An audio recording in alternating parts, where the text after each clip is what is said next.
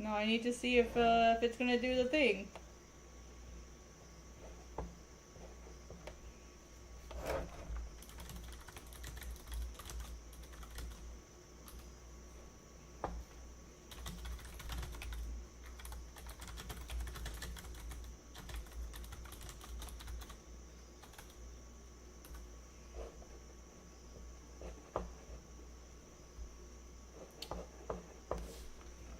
Need to... Why is it so tiny? Oh my gosh. Why are you doing this to me? Need to... I swear to gosh, you guys. I've just about had it with streaming lately. Nothing goes right. Why is it so small? That's what she said. Oh my gosh. Okay, I need to look at my YouTube channel on my phone and see what is going on, because this is redonkulous, you guys.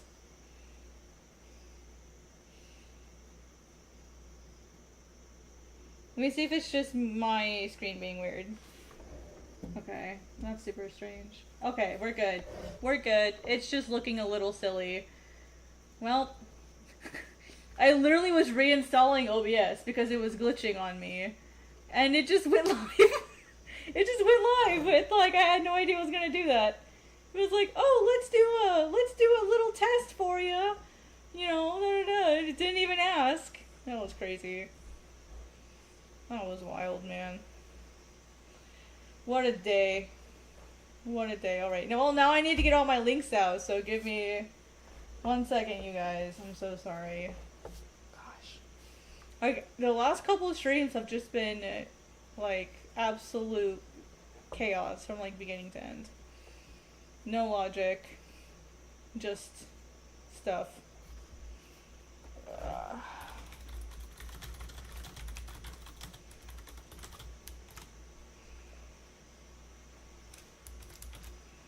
Okay. Well, Twitter's out. That's all I'm gonna do. I guess Discord misses out today. I don't even know what's going on half the time anymore.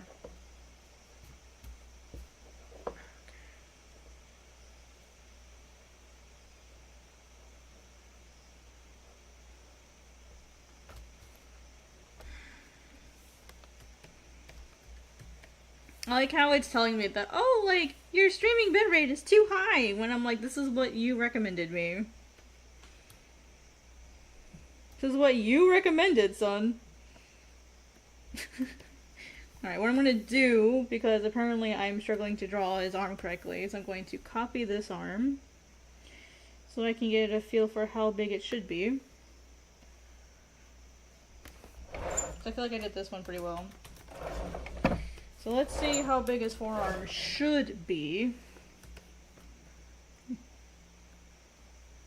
Yeah, it is a little short.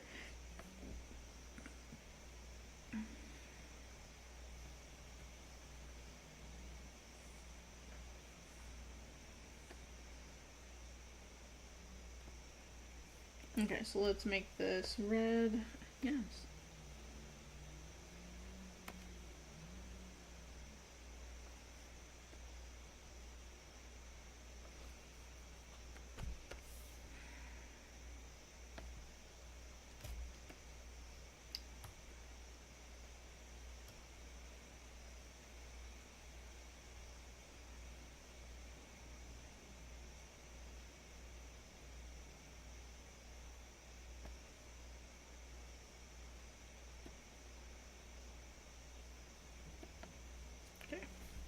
Right now I need to make the hand match.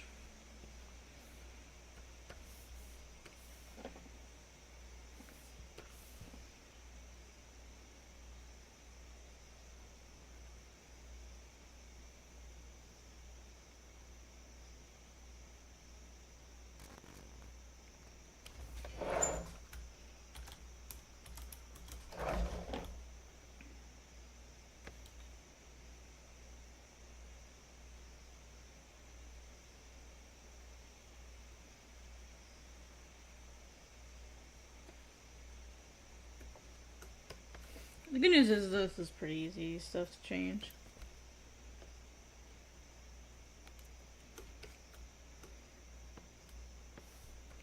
I just need to make it look like a cohesive piece. Alright, and then I changed this to go all the way up here. It still looks like way too long.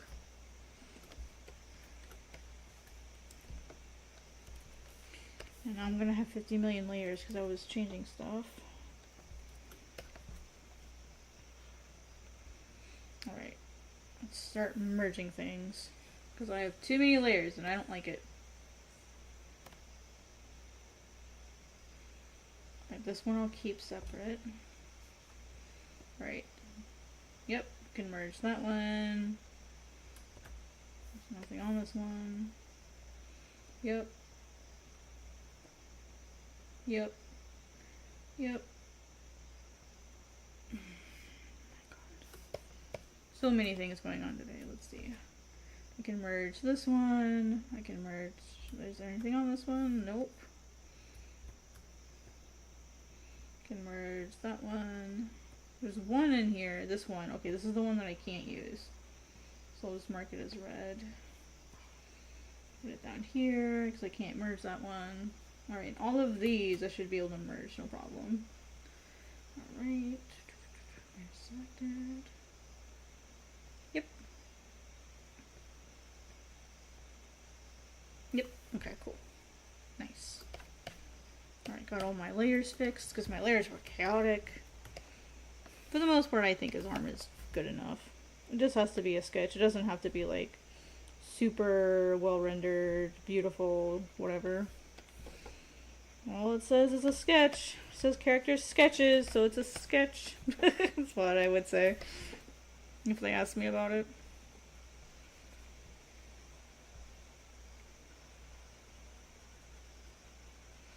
Well, you did say character sketch.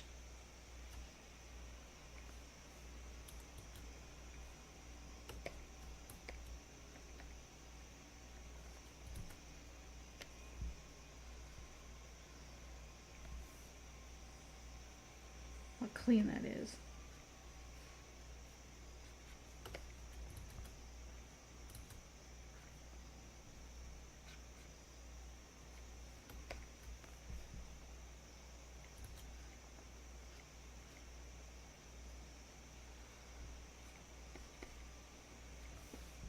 Clean this up.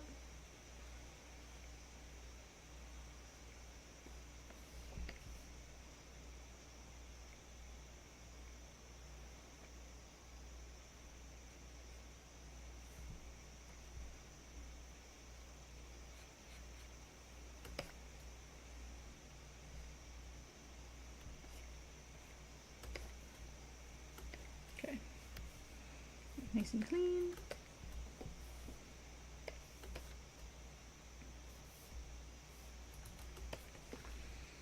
Alright, I gotta clean this up here.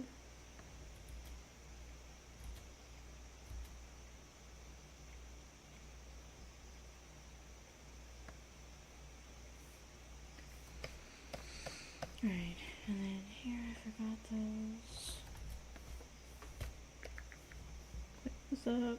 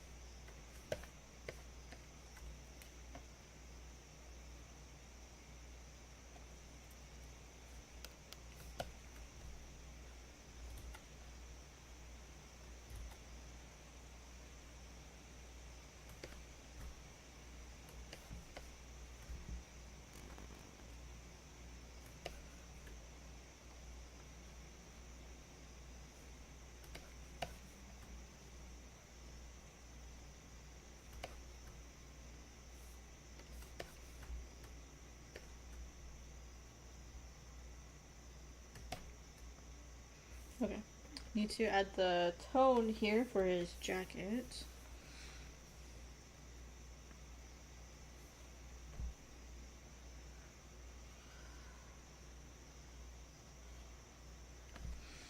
Alright, this is a new layer. Let's see here if I can find the tone that I picked for. I need to like make a folder for all the tones that I've picked.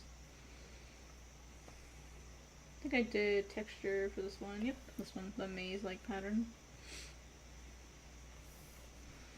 Alright, I had that pretty small.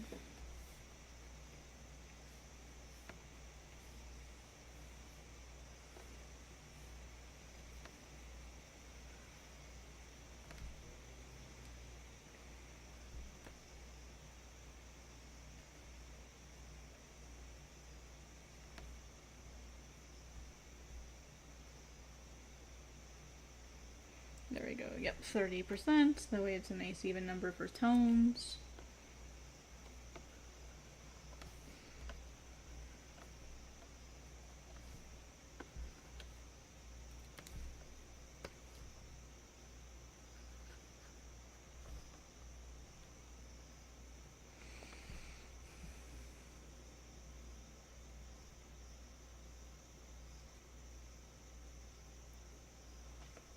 Dun, dun, dun, dun.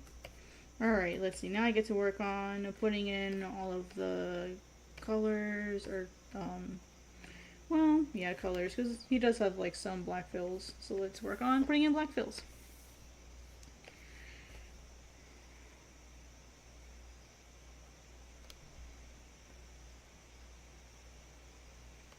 Some of these, I don't know what this is.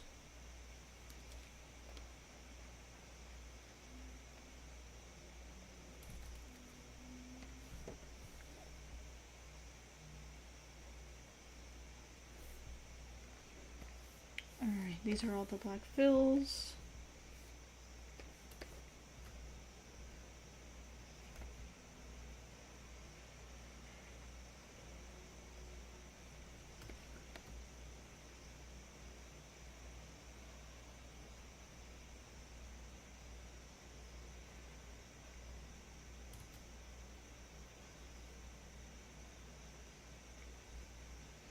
I guess actually all of this could be filled in.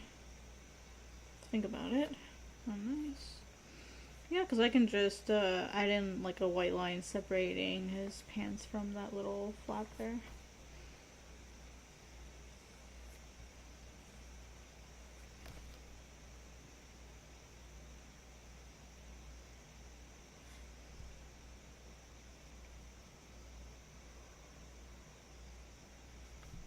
Okay.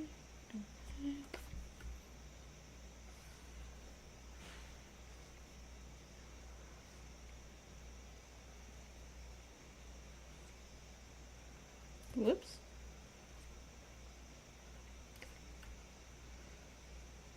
Wow, I'm such a bad tracer. Maybe if I zoomed in better. I have better control. Let's see.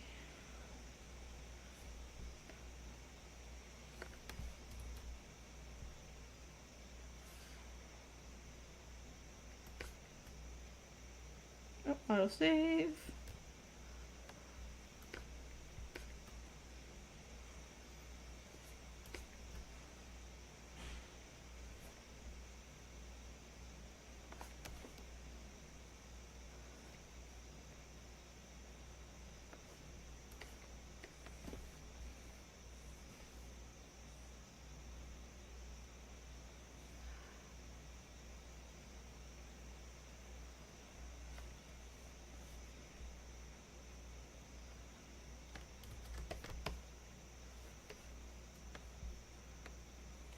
Oh, I just remembered something.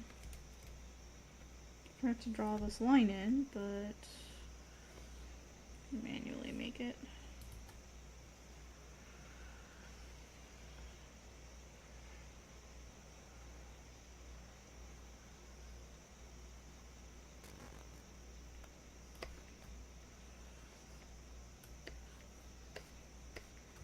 Okay.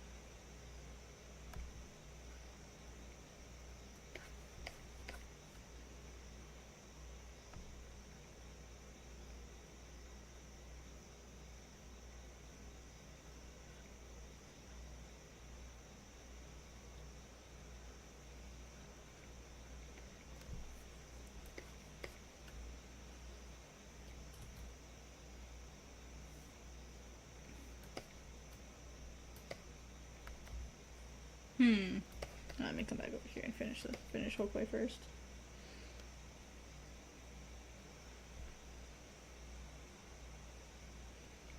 I like how I said let me finish Hokoi first, as if the other characters aren't Hokoi.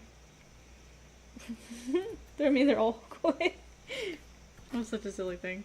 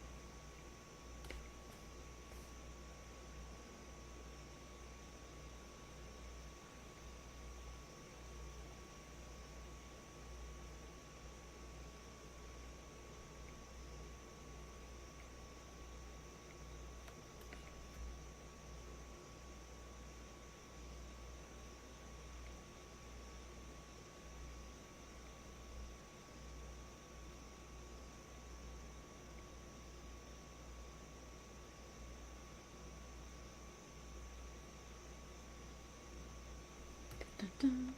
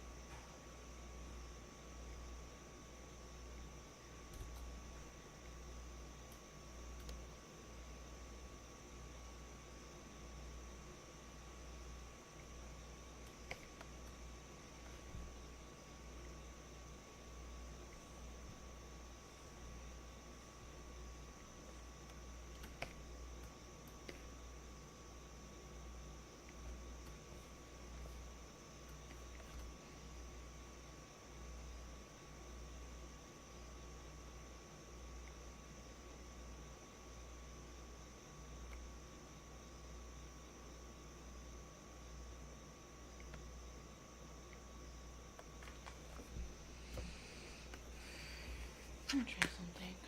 I've never had a stream that had nothing before.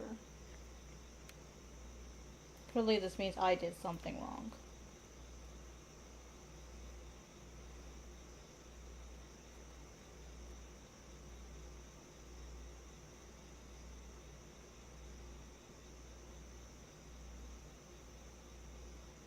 No, it works.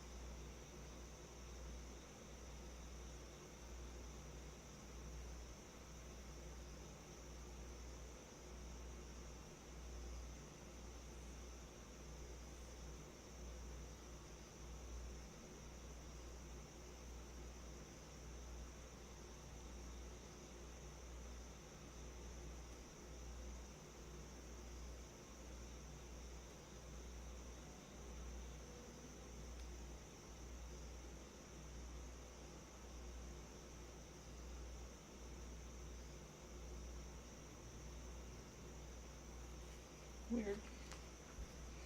Just one of those quiet nights, I guess. They happen. They happen to us all.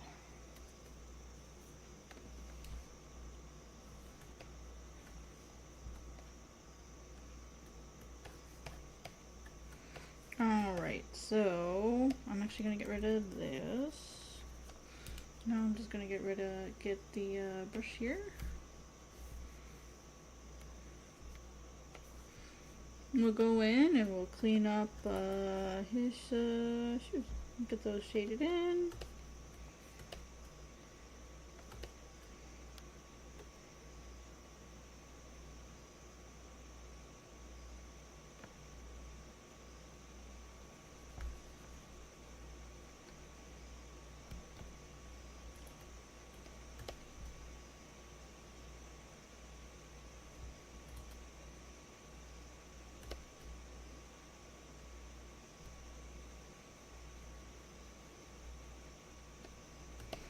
Oh yeah, and I gotta get the other patterns in on that other one.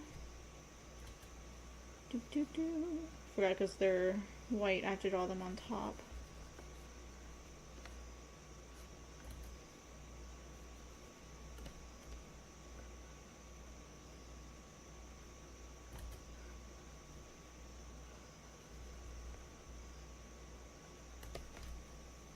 Okay.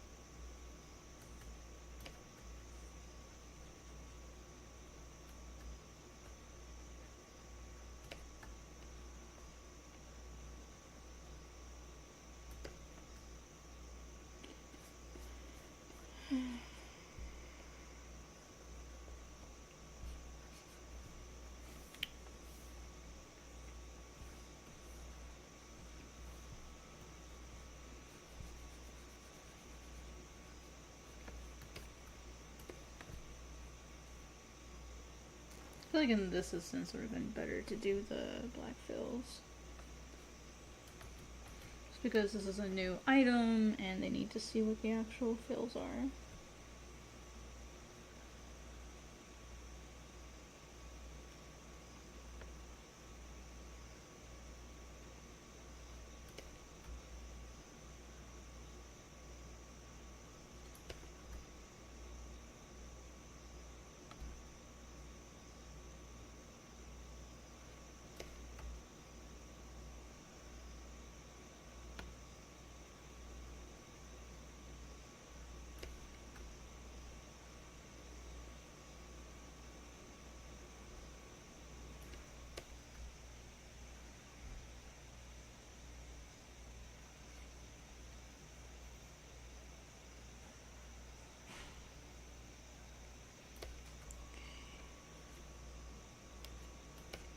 Alright, almost done with this. Then we can get to throwing in some of the whites on top.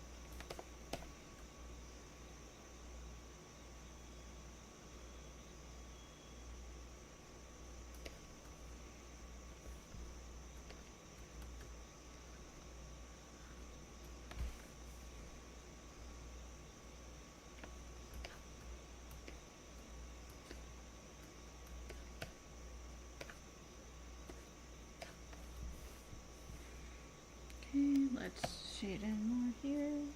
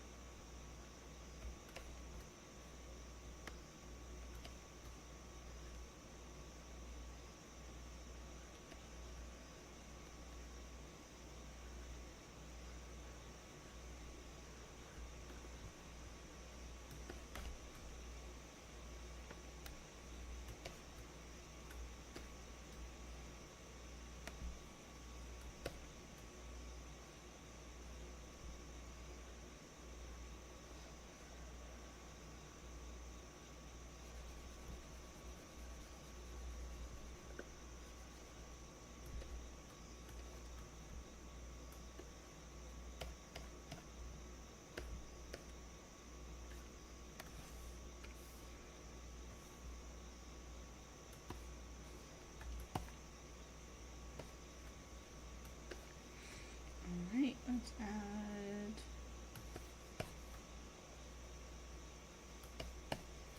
Okay, we'll add the white corrections next.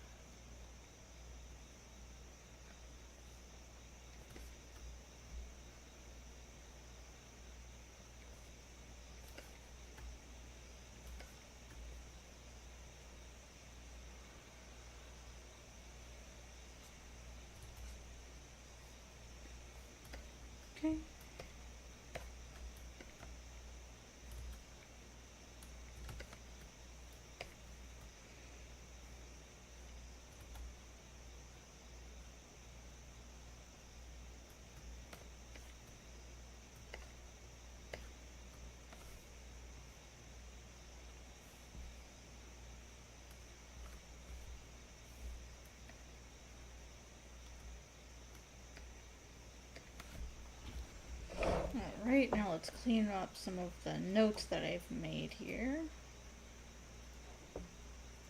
That way it like looks nice and isn't just like my random scribbles.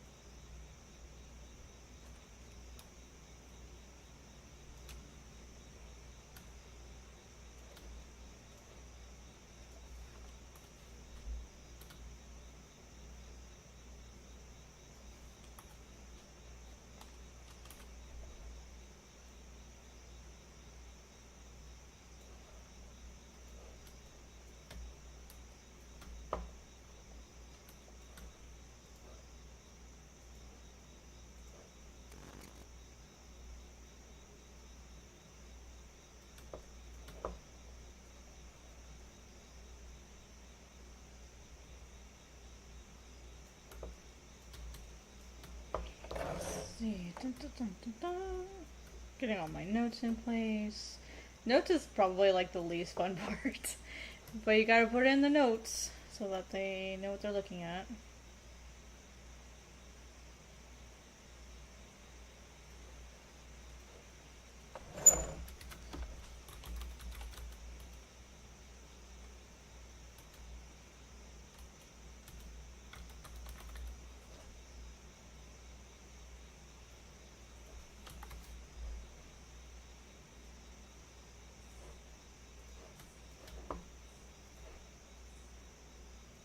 I don't need this here. Don't need this either. Get all this cleaned up so that it looks nice. Guess I can move this down a little further so it's not sticking up so much.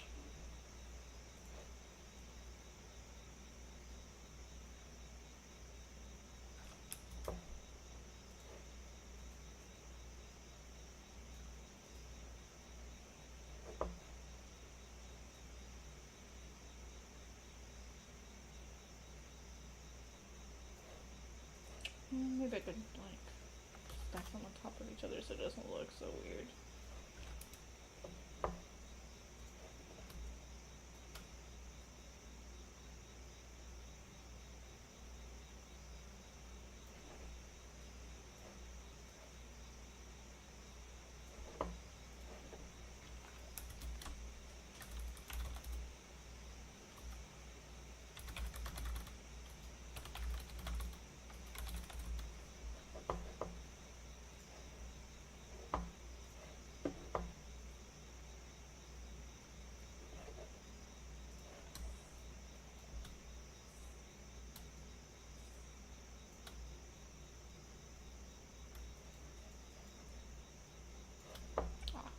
this one.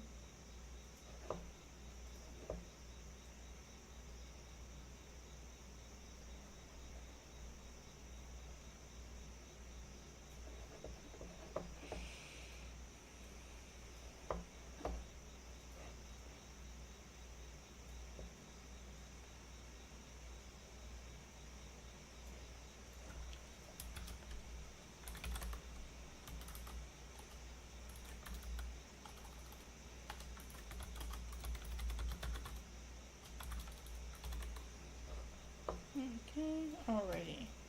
Cool. Oh yeah, just gotta add one more note and then we can start working on this one. Yay! Getting there.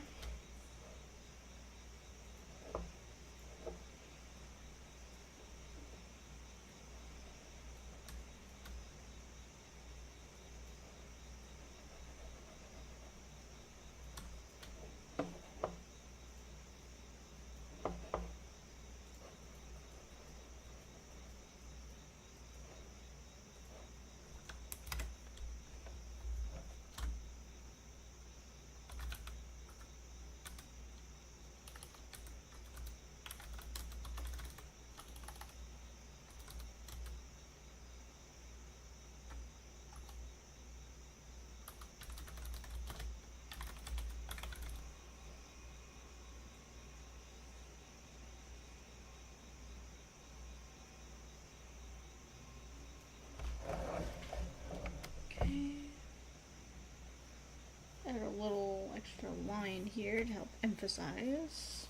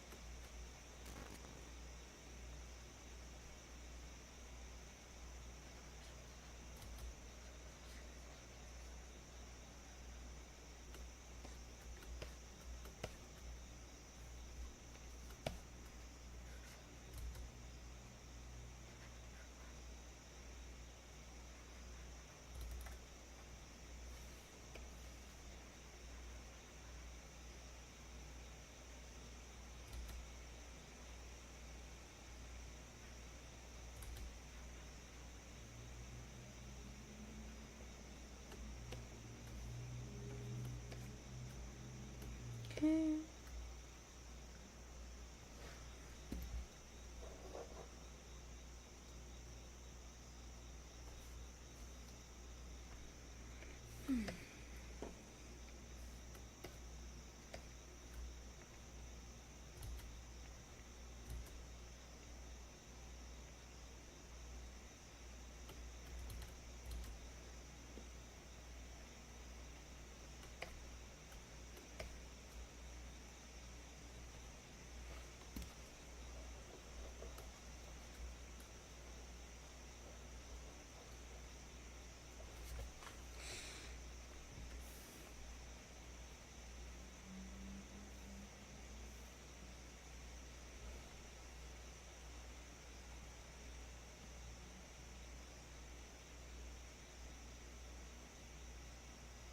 Okay, here we go. Here's this layer. Alright, let's get back to work on this guy.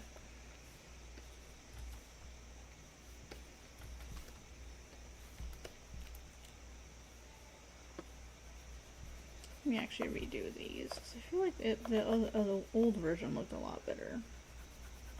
So let's try this again.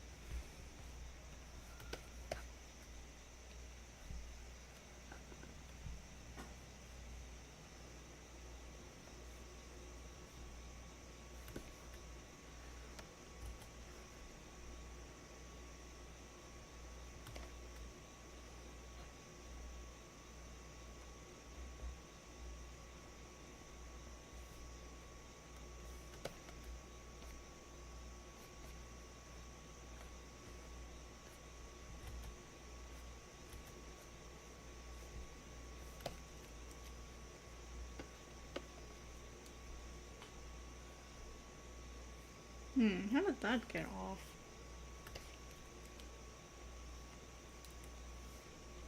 Let's fix it. It doesn't have to be perfect, it just has to be like a reasonable sketch.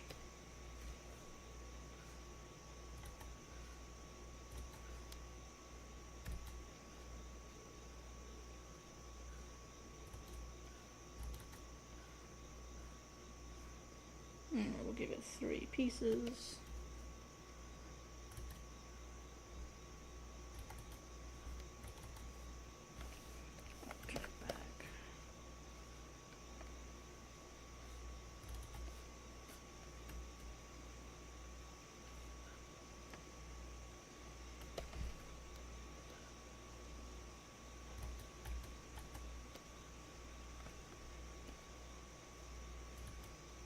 See, hey, no worries.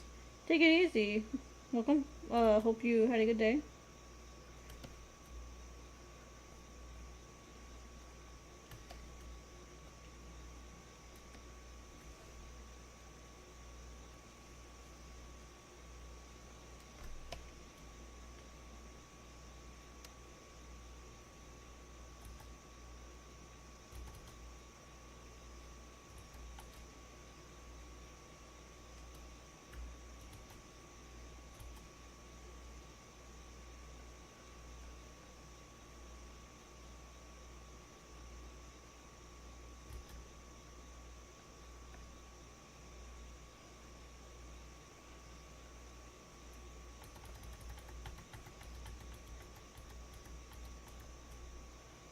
Never pictured these guys having like huge claws or anything. More paw-like than anything.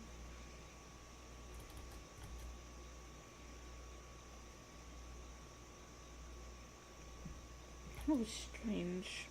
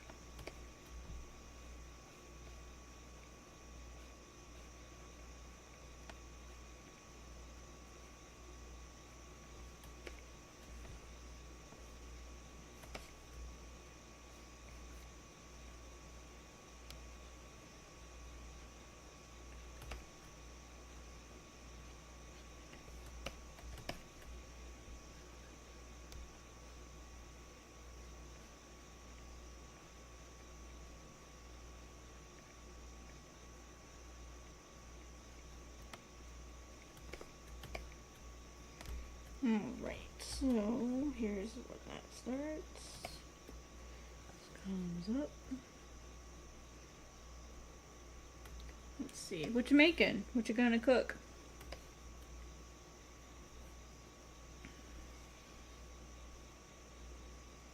Alright, I need to grab a reference super fast, so let me bring that up.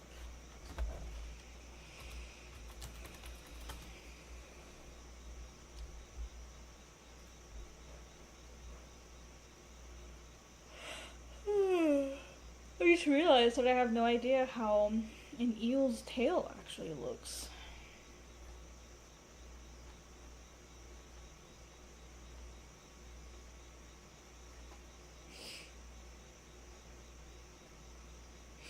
I guess it depends on the type of eel now that I'm looking at them. They're all a little different.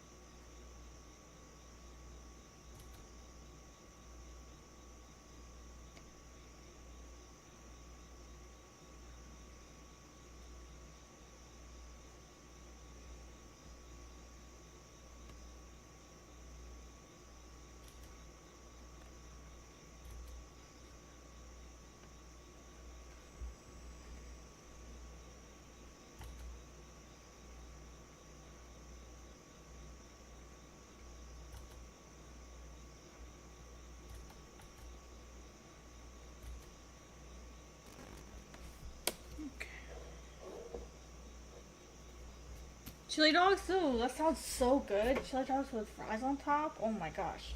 I just had dinner and you're gonna get me hungry again. That sounds great.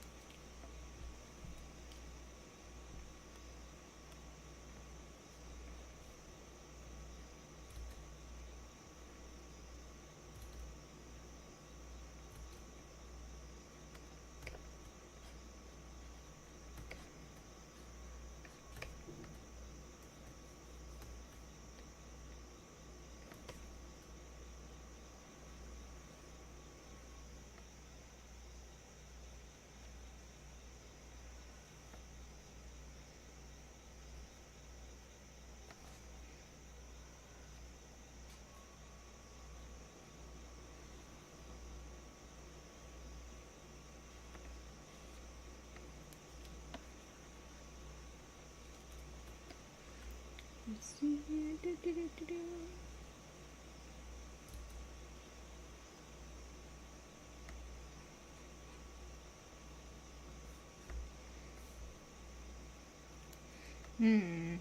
I guess it could get wider as we get back to the body. That would make sense. Yeah, but then it narrows, so let's make it more consistent going all the way down.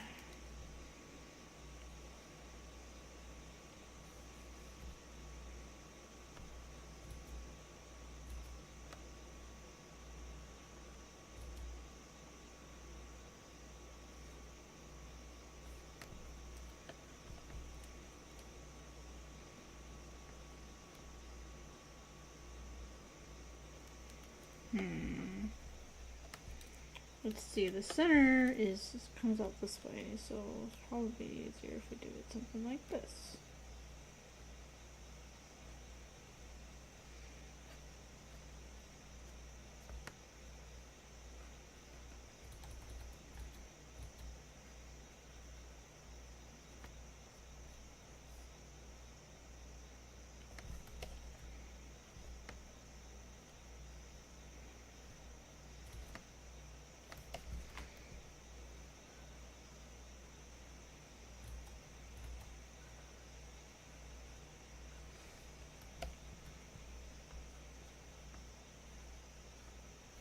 Okay, hello. No worries, no worries. Like I said, I'm here to draw whether people come here or not, so no worries. Take your time. Just doing some dragons. Eel dragons. It's Hokuei's ancestor, so...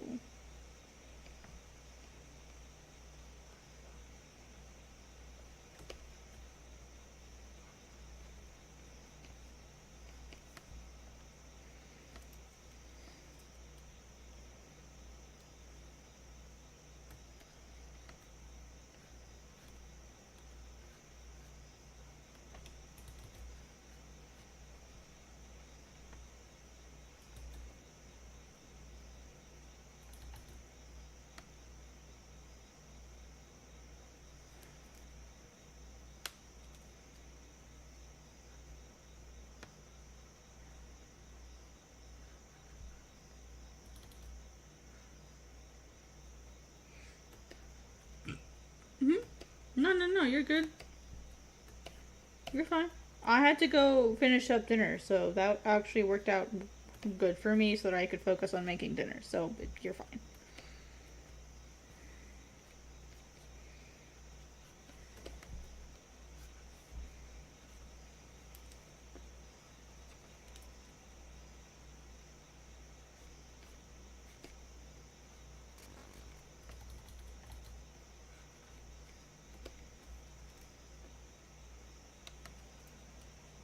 Yeah, look at me. You, Misting, you might recognize these. The Pegram Cray. I don't know if you remember those.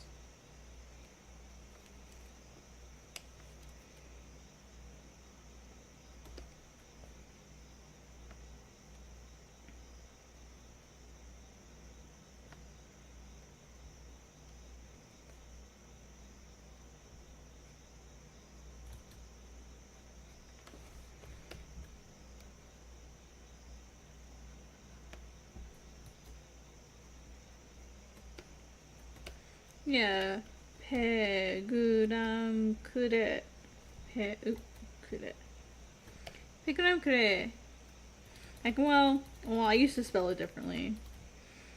So they were actual. It was written like this. I feel like this would be like its original name. However, in the manga, I'm calling them Pegura. Pegura. So yeah. I feel like it's too easy for people to like mess up the name, so I figured I'd simplify it down and just make them Pegura. And I figure like Pegram Kre would be like a local word that they would use, like the official word. And maybe Pegura would be like the modernized version of that word. So yeah. Something easy. Something easier to say.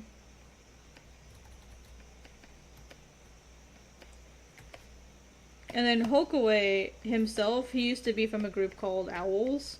But I realized that AOL would be kind of like a funny thing to use. So, I gave them sort of like a similar name. So, Kuagura, which, you know, people will probably just call them Kuaz or Quaz or maybe something. I wanted to have Gura in both of them. So, yeah. Well, it's a fake language, so there's no one I can ask. There's no one I can ask. So, but yeah, I feel like it would work, like, because there's other like outsiders moving onto the island, so they're gonna be simplifying words that are hard for them to say, and Pegurankre could be a harder word. They may want something easier, so they may just go with Pegura. Or Pegra, and I didn't want it to look like, it can be silly, I didn't want it to look like pregnant, because I was watching this video the other day, and it was all these spellings of the word pregnant, and like one of them looked like the word Pigramkre, and I'm like, so I'm like, dang, I picked a bad word for this.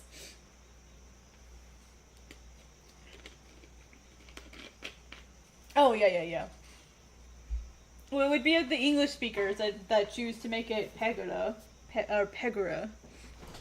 Like, it would be the English folk that would change the word.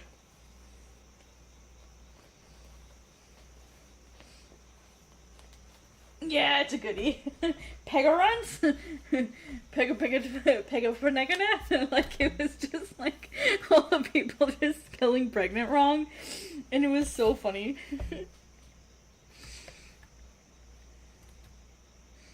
In addition to the questions just being utterly ridiculous, yeah, it's a goodie. It's an oldie but a goodie.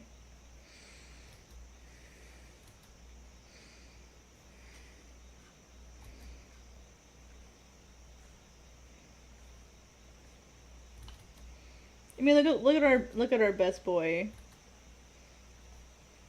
dragon boy.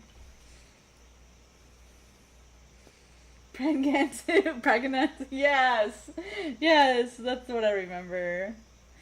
I also happened to come across the one that was like pronouncing words incorrectly.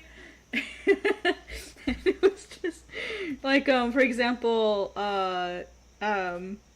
here. So like this one, instead of saying comb, he'd say combi, combi, or something like that. I was like, what? It was like, yeah, it was just really funny. Like grape was garape. Like garape. Like stuff like that. And I was like, it's so funny. It's literally one of the best videos on the internet. You can, and he starts, like, you can tell, like, the more he does, the more he starts having fun with it, and he gets really, really, really fast with some of these, and so I don't know if he, like, sped it up, or if he just, like, sat there and, like, got the video and then, like, practiced it at home and, like, stitched it all together, but he did a really good job. It's one of my favorite videos on the internet. Because, like, he says the word, like, he says the word, and your brain just goes, wait, what? And then you look at the word, and you're like, oh my gosh, that could totally be pronounced that way. This shows you how messed up words are. It's so funny.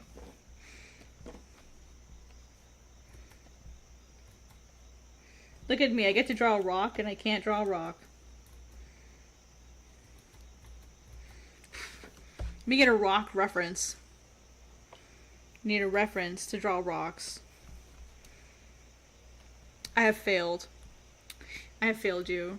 Need a reference to draw a rock. I have suddenly forgotten how to draw rocks, you guys.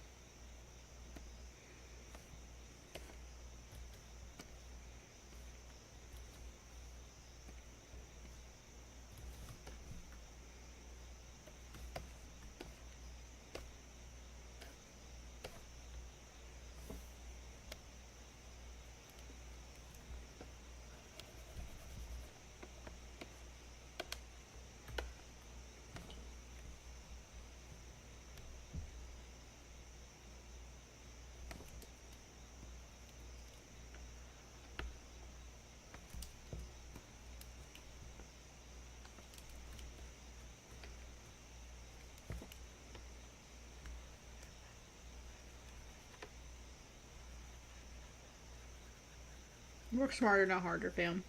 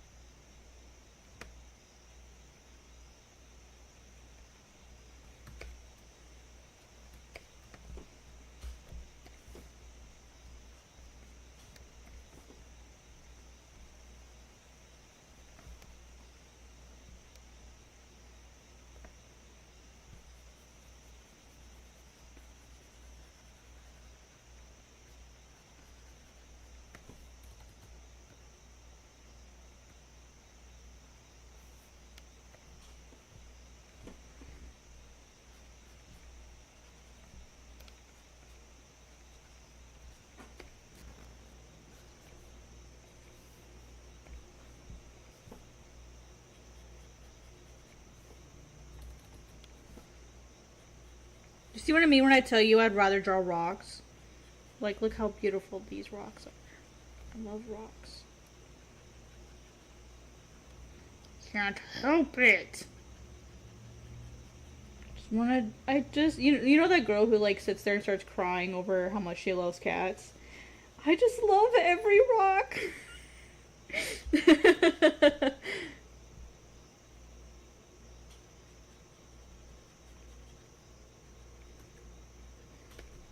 Just want to hug every rock.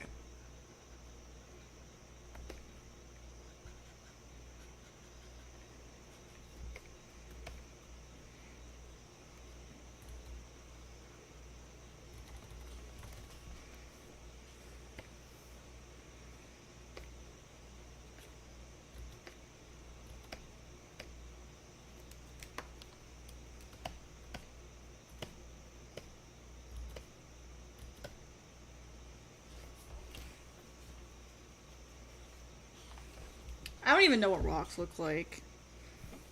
I don't even know. I just BS it. Sometimes. Sometimes I'll go in and like draw them really nice, but usually I don't. Not anymore. I ain't got time for that. Nobody got time for that. You got time to draw rocks?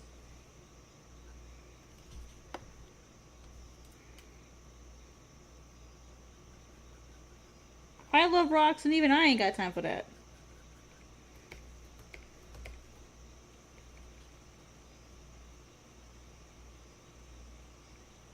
Alas, we shall be together another day. Someday. Somewhere over the rainbow. I love the rocks. Big ones, small ones. Even the ones that are blue. I don't know what that was.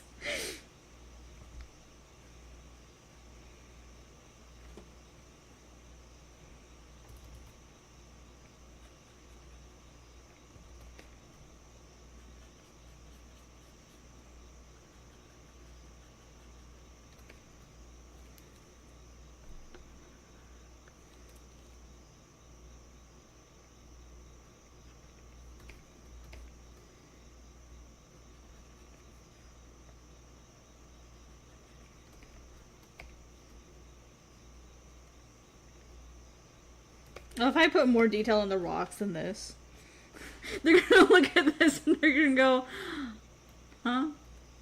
Brain went wee. I was thinking that his tail looks really cool, and then I thought about the updated Spinosaurus. They updated it again? Really? That's crazy.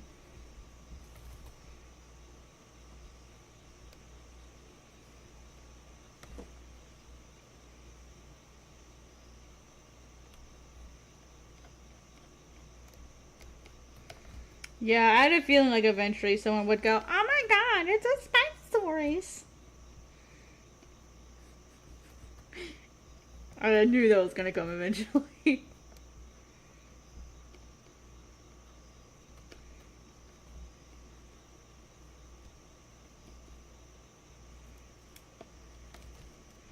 What layer is this?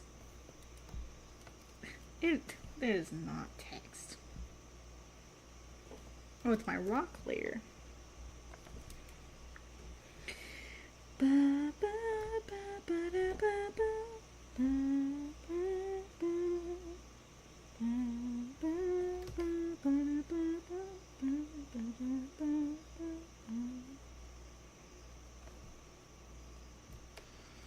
update where they found it had a paddle tail. I did not know it had a paddle tail. I missed that one.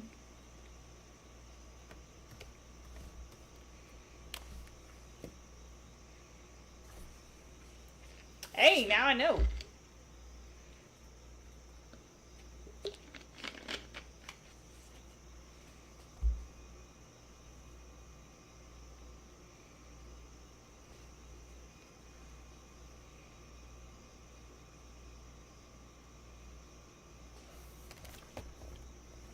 Yeah, I'll have to do that. Alright, and then some mirrors in here. There we go. This is what I need. Shows how big Hokaway is compared to it.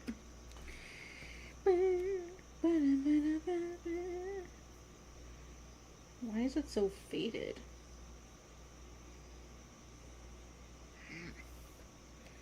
And I can fix that easy, but...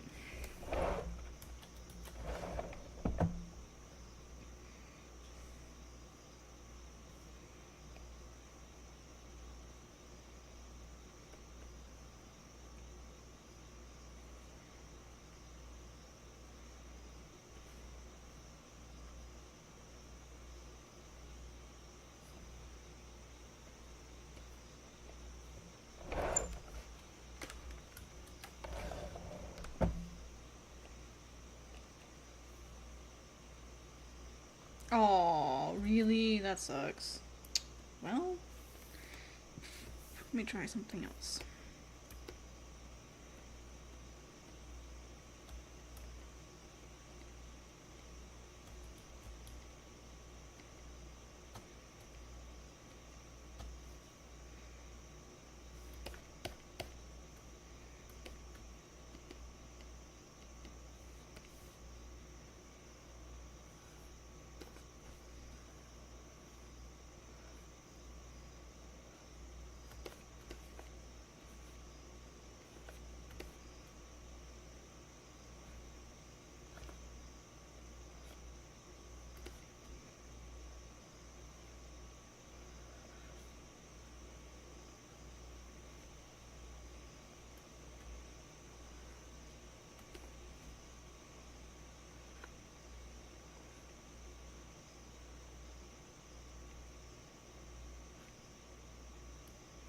Meh, I'll just get rid of it. And I'll just make a new one.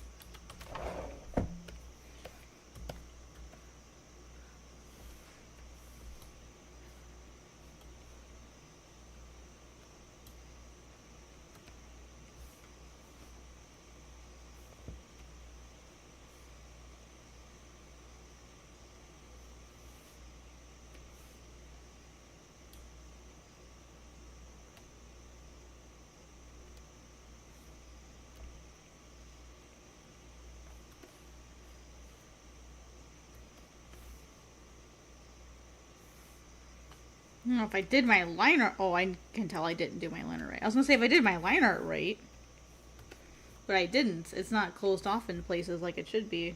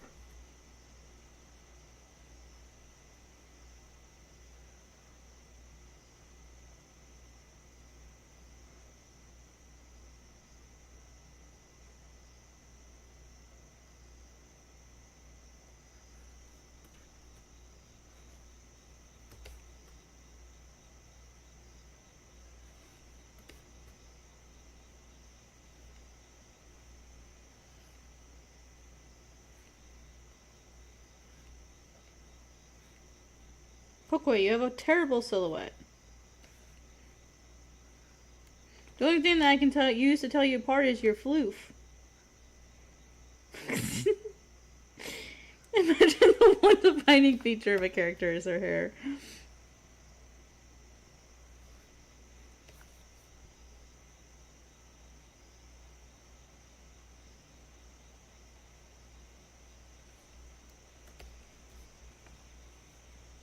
No worries, you're good.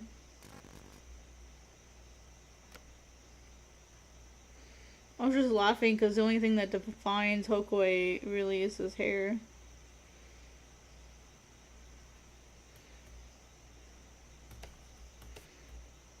His weird skirt. Like, it looks like a skirt in the silhouette. It looks like a skirt.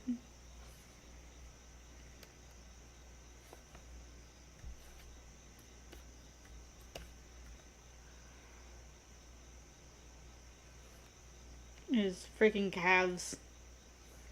He's a runner, okay? He runs.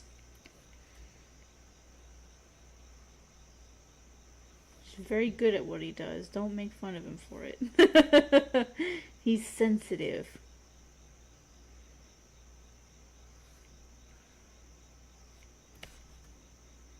He is sensitive. He's like the resident crybaby in this story for a while.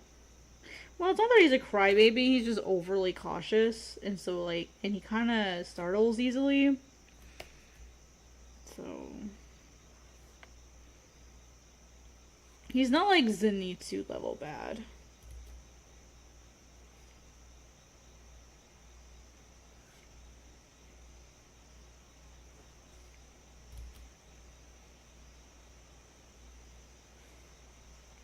I thought that was pretty funny, though. Like, that kind of, like, character that just, like, is terrified of everything. I thought that was kind of funny.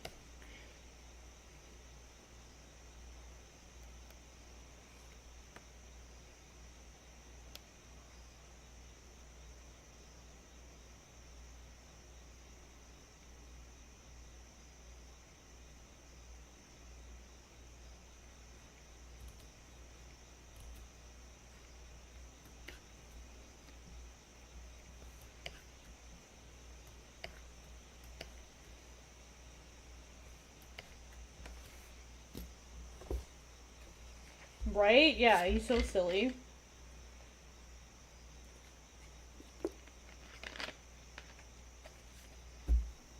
I need to get my pretty overlay back.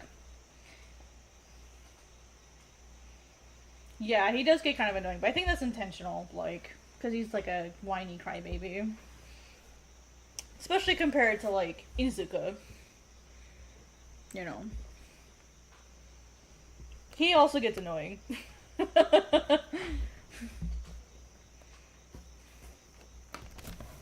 He's just like, go, go, go, go, go.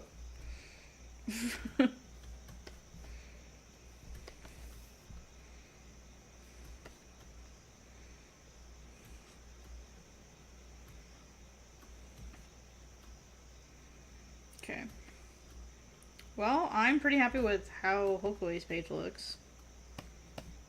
Now I get to work on one of the hard ones.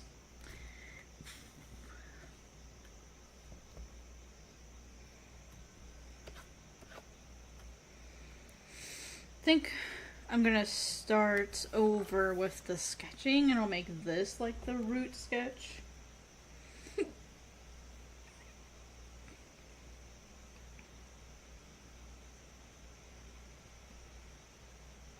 Okay, we can merge these. Okay, merge this one.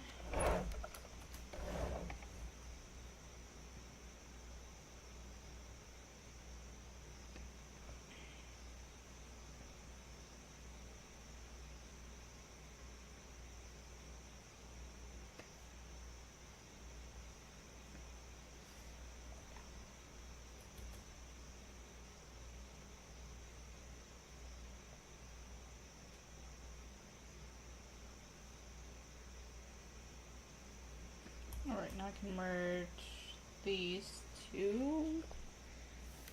I'll merge these three if I can count. Merge selected. Okay.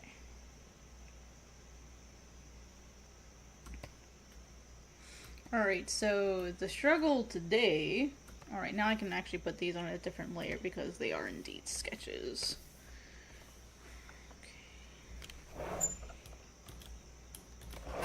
Alright, and then these will be Hiji. Yeah, these will be Hiji. Okay. Alright, I don't need these sketches anymore.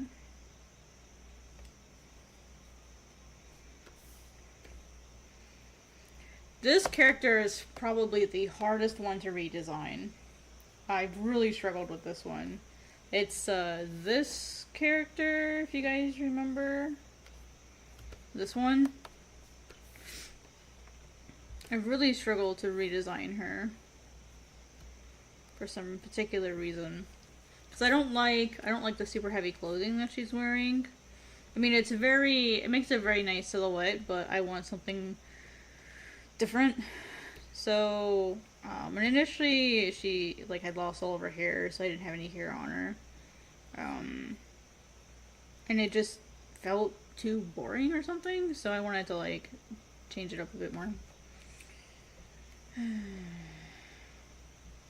So I'll probably keep the original version over here, just so that I don't lose the vision that I had for it. So now I'm going to make this blue.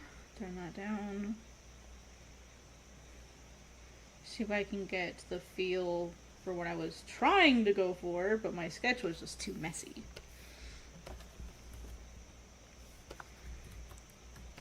So whatever I do up here, I'm going to have to change down here. And then I also decided to introduce her, like all like healers have sort of like an animal that works with them. And for Zai, it's Hiji, who is a sort of weird tiger thing. He's a spirit tiger, okay? He doesn't have to look like a real tiger. He also lost his tail, so...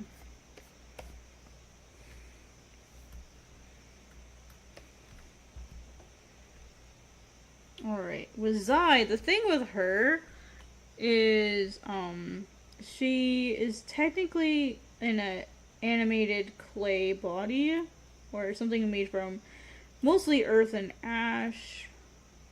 So she needs something, that, because souls by themselves, they have to be in a vessel of some kind. Yeah, he actually got his tail cut off, or bit off. A moth, like the big evil bird, ate it. He ate it. He ate a bunch of his tail. So he normally would have a nice, like, pretty long tiger tail, but it got eaten. He doesn't get to keep it.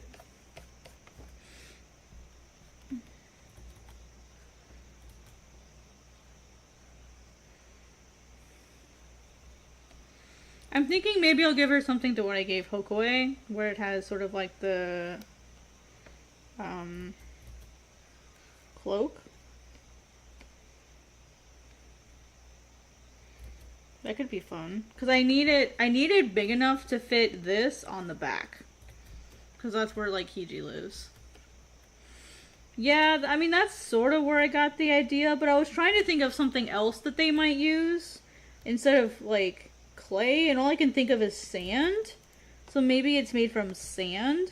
The problem with sand is when you heat it, it turns into glass. So I don't know if it's like a mixture of like ash, sand, clay, like I'm not sure like what else I could use. Because I also keep thinking of pottery, and most pottery is made from clay. So, and the body only lasts a short period, and it can break. And there's a couple times where, for her body does break. So I wanted to try to think of, like, something that I could use for that. And all I can think of is, like, clay or sand. Ceramic? Yeah, I could do that, yeah. I don't know if ceramic pottery was a thing in this area. Maybe. I need to like really do some research on it. I just know it's made from earth somehow. So I need to like figure out the logistics of that. The other thing is her body needs, the reason why they have that vessel is her body needs to stay out of the sun. If it goes into the sun, it can like, for lack of a better... No, I don't think brick, no.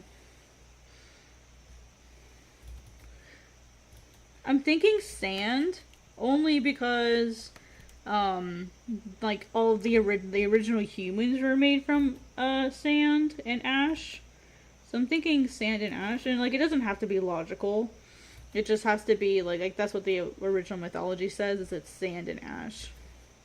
So that's why I thought about going with that, but But part of me was like, oh, that doesn't make sense. Like, you wouldn't use sand because it's not a reliable material. But then I was like, well, like, sand is actually, like, not a good material to bid with. So maybe it does actually make sense as to why the bodies break down, is because that's the best material the god can use. So...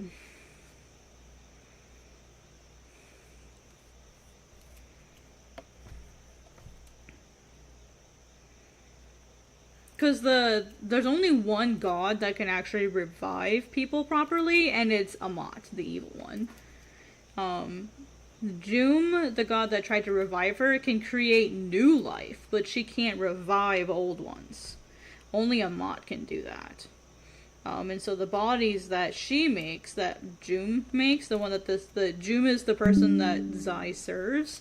Jum can only make bodies for new people, new beings. And she makes new life. She can't, like, create something that's already existed. That way she's not god-modded. Because if she was god-modded, she could just make a new body for Zai, and then Zai would win. And so I didn't want that to be that easy. So I had to think of something that would make it harder for them to win. I'm like, well, what if I limit them so that the God of Life can only create bodies for new people? You know, like, if someone dies, then they can't create a body for them anymore. And if they do, it's only temporary. It'll break after a while. Like, it's just a shell. And what's worse is if the shell breaks and the soul inside gets exposed to sunlight, it damages that soul. Like, souls are not allowed to be in sunlight. If they're outside their body.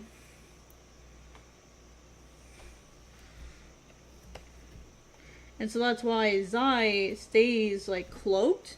Just in case her vessel breaks, she's still shaded. So, like, there's a part where she gets an arrow to the head, basically.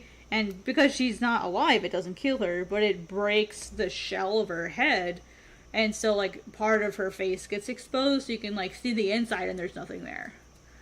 There's just nothing there.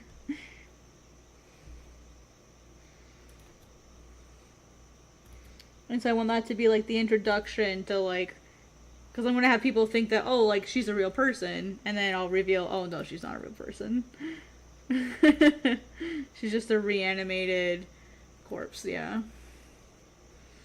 Yeah, and the original line that I had, Rin's the one who did that. The original line that I had was, come on, Aros, you don't have to listen to that clay corpse. Because I liked the sound of clay corpse. But yeah, everyone's like, oh my gosh, just like Inuyasha. And I'm like, no! Like, everyone hears clay corpse and they think Inuyasha now.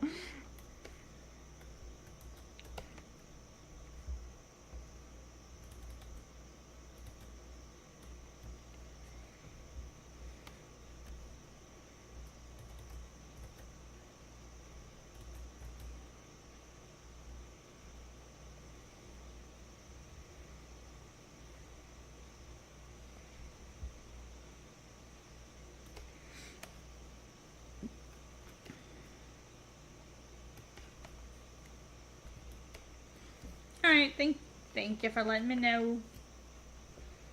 Oh, I don't have any music on. That's why it's so weirdly quiet.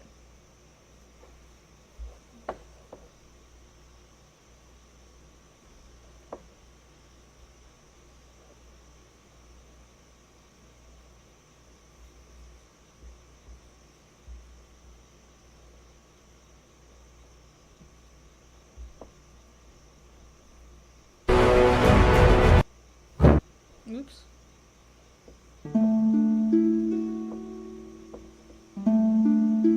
Hopefully that doesn't get me pinged by the copyright machine. I played like half a second of something.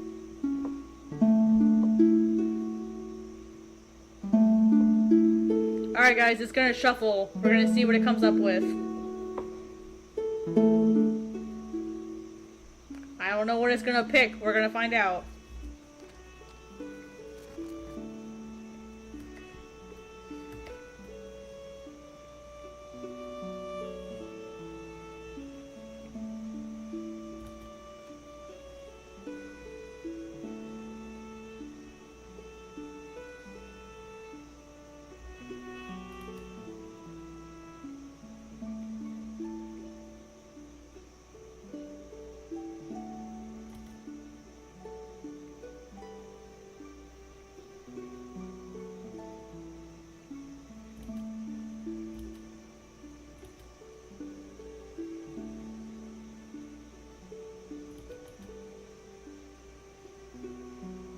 I still liked this part.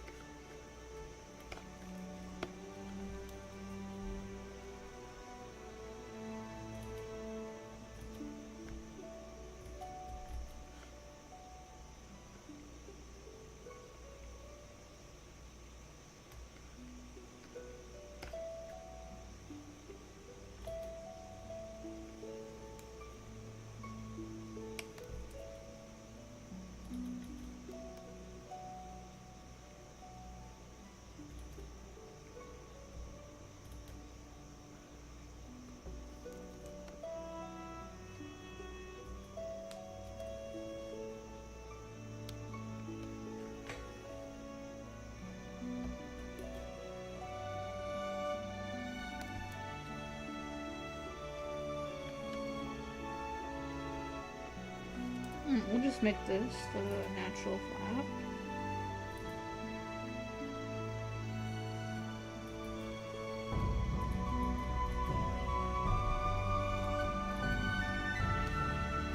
It's really loud.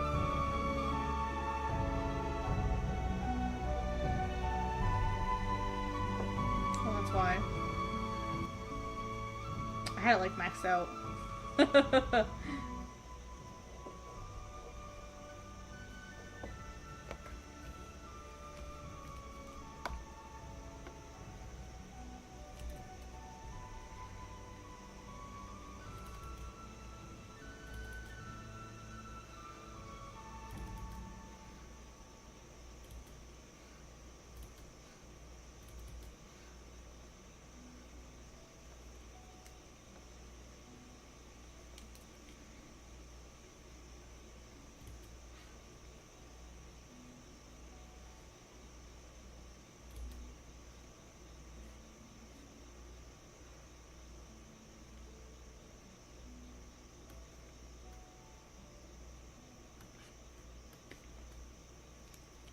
Make the split down here smaller.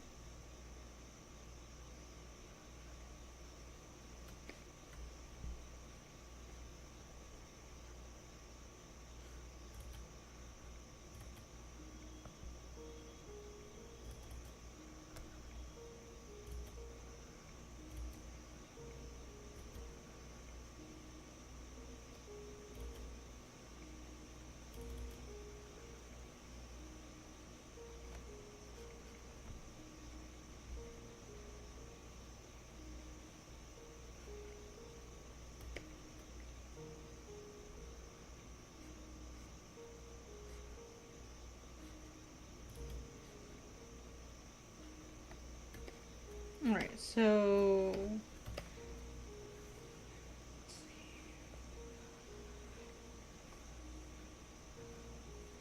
me see how I feel about it once I get it in here.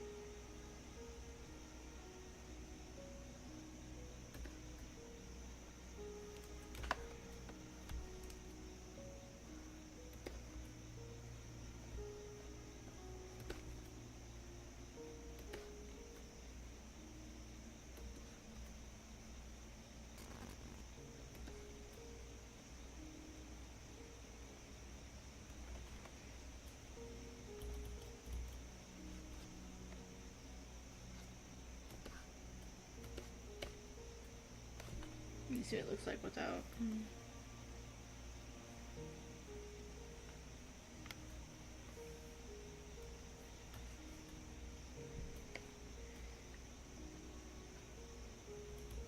It's a very, like, squarish figure.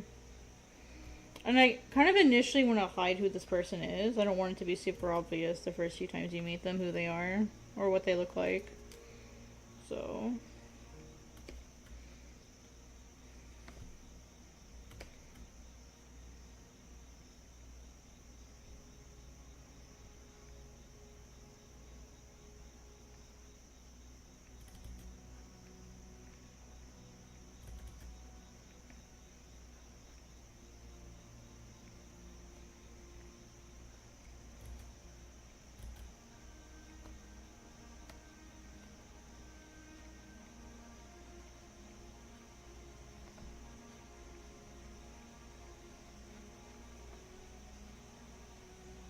Right, and then these, just so I can see them for myself. This goes down and around. This is here. And this comes down and goes up.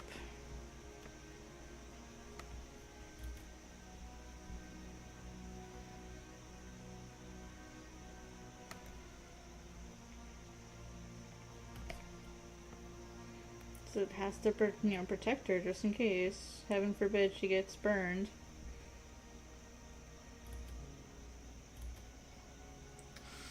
Spaghetti, spaghetti. I'm trying to think of like how that person said spaghetti because it was so funny.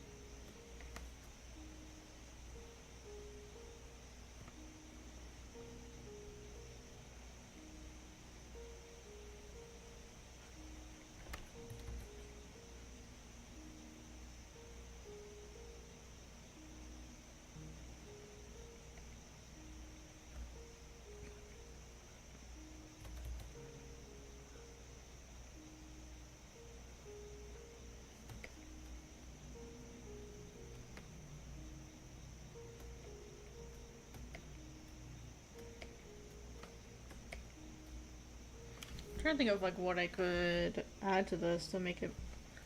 Let me bring up the reference that I built for her. I have this amazing program called PureRef. Oh my gosh, I love it so much. It's so cool.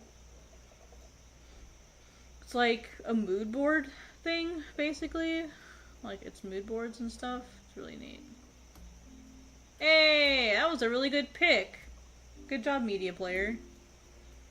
You actually picked something not lame for once.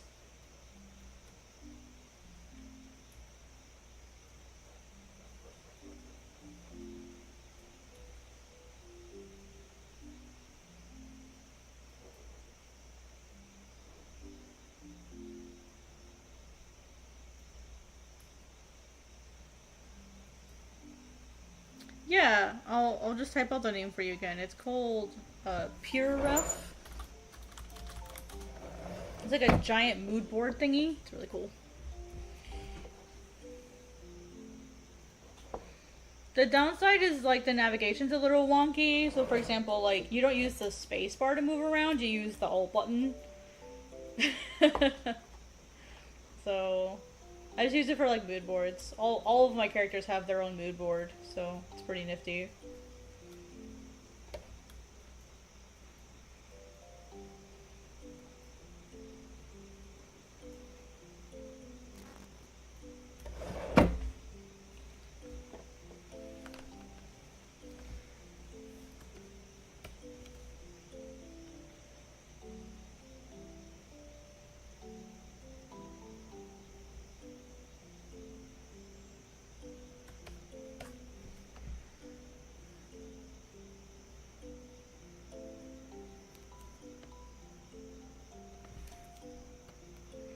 Yeah, the downside for me is like I don't do fashion, and so like it's really hard for me to come up with ideas.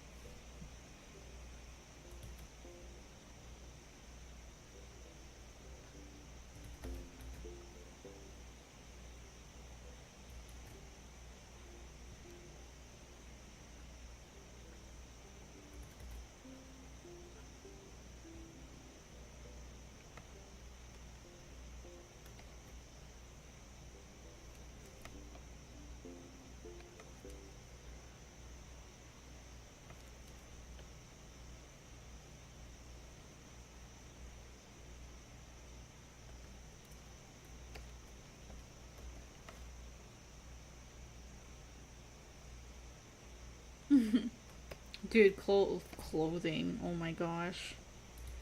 What even is clothing? I have some cool stitching here somewhere. I just gotta find it.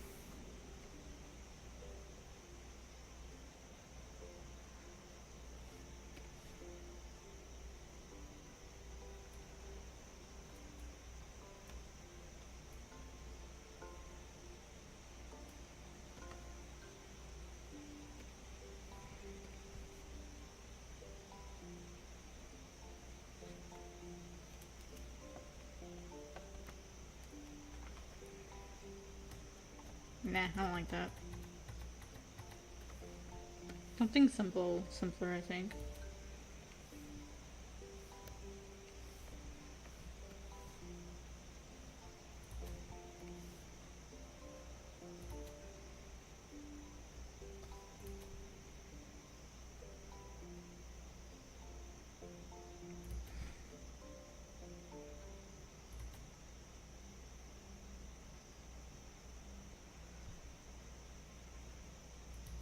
No, it looks bad too. I just have to manually do this one. It's fine.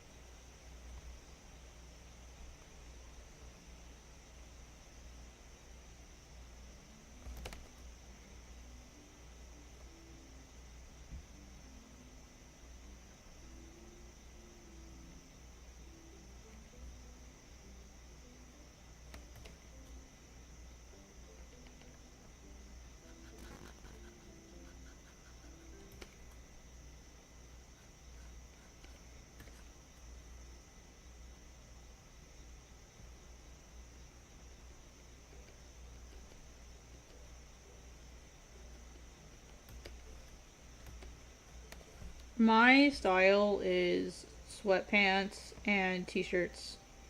Or sweatpants and tank tops. That's my style. I wear almost nothing else. Unless I'm like traveling for work. I don't wear anything else.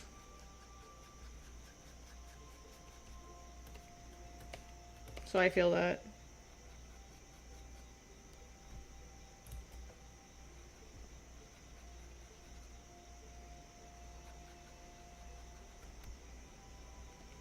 I feel that way too much.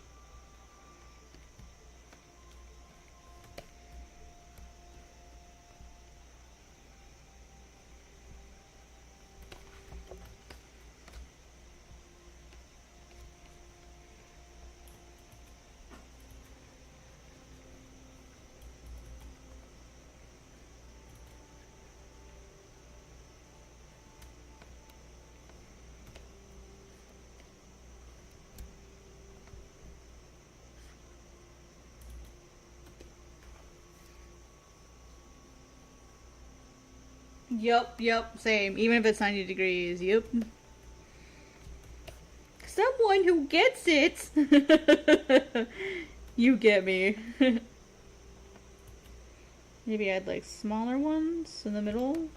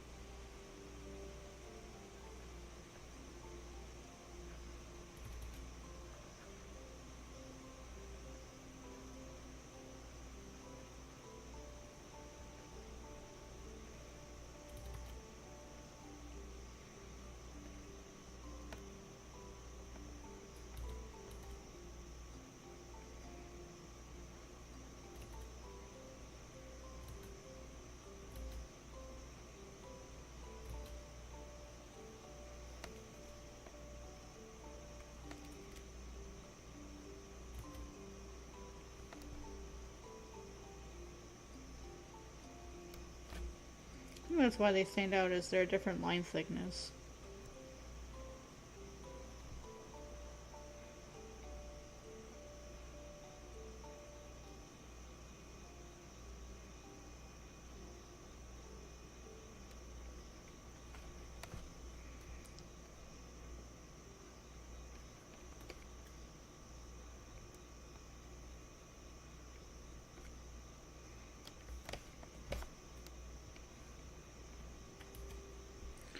Autosave. Stop interrupting me, buddy. I know you're just trying to help, but dang.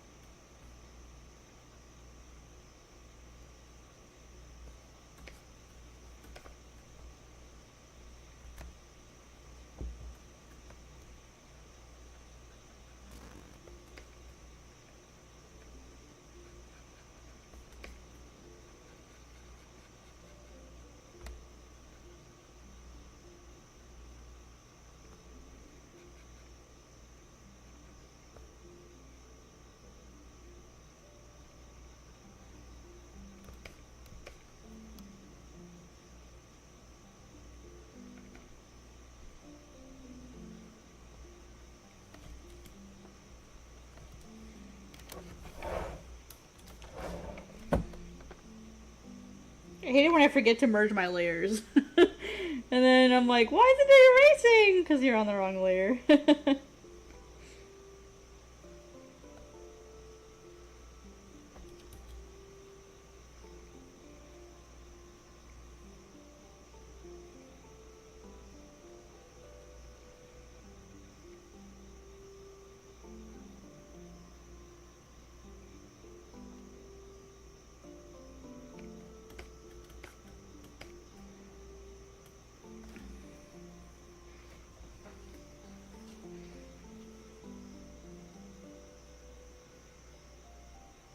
And these giant discs, or these discs that are almost like, that like fit in her hand, I imagine they all have a purpose. What that is yet, I don't know.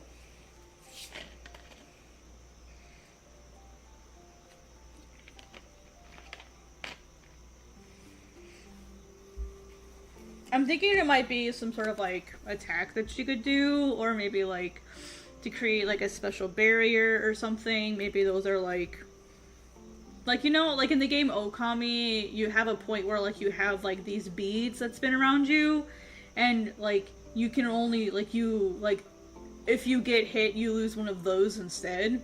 I'm thinking maybe these could be something similar.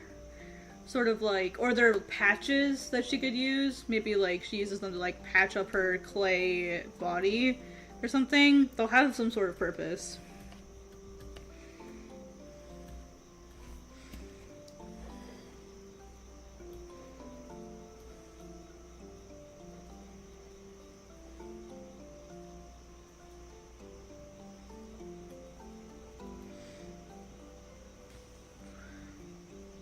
Yeah.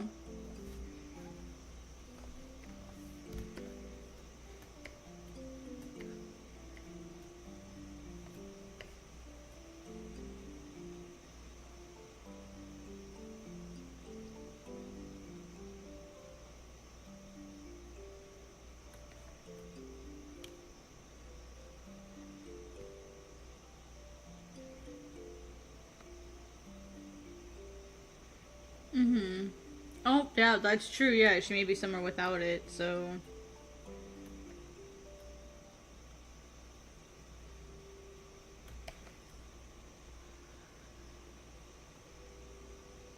It's a really good... Yeah, that's a good point.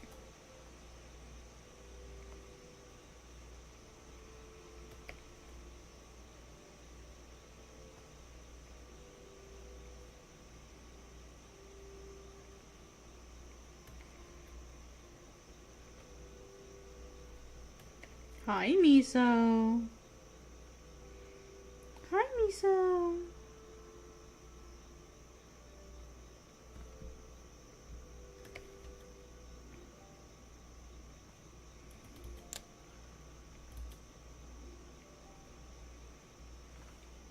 Miso, you're fine. Hi, Miso. How's my girl? Did you have a nice nap? No, you can't lick my hair.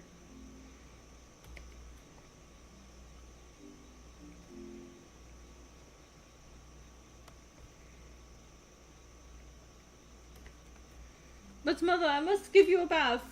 No, please don't. Miso, Miso, Miso. Do you wanna sit in front of me? Are we gonna do our little deal where you lay in front of the tablet? Are we gonna do our little thing? Come on. Come on.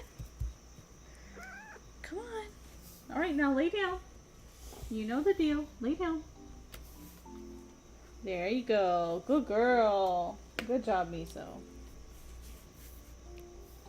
We have this little thing that we do now. So remember how I was saying I always get frustrated with Miso because she like...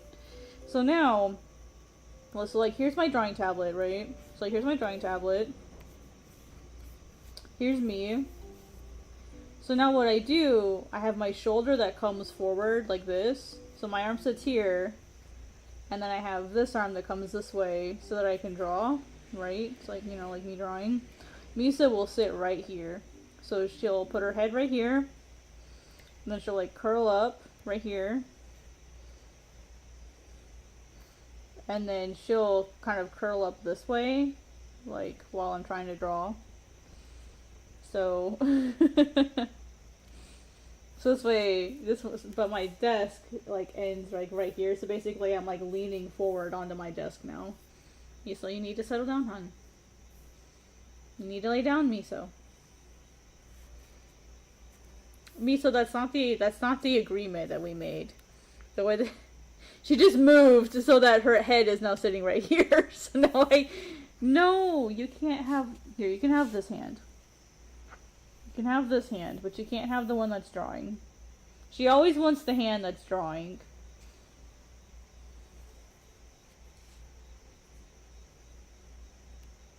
Or she wants both my hands. Maybe that's what it is. She wants both my hands. No, Miso, you can't have that hand. Do you want some pets? Should we take a quick little break and give Miso some pets? Oh, baby Miso. Come here. You're fine. You're okay. Lay down. Lay down. You're fine. I'll give you pets.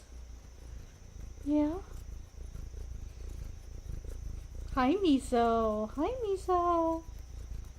Skus, skus, skus, skus, skus, skus. Sorry, guys. I'm taking a break and petting my cat.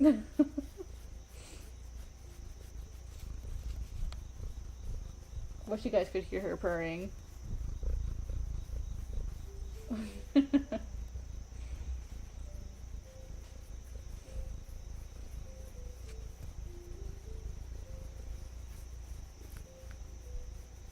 Let's see if I can like tilt my mic so you guys can hear her.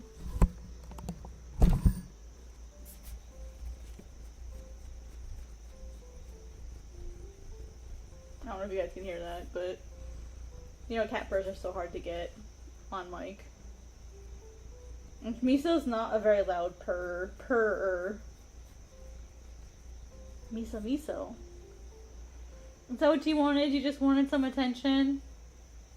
Miso, Miso. Can I go back to drawing now? No? No, I can't? Okay. Sorry guys, Boss Man says I'm not allowed to draw anymore. She's so silly. You're so silly, Miso. Yeah.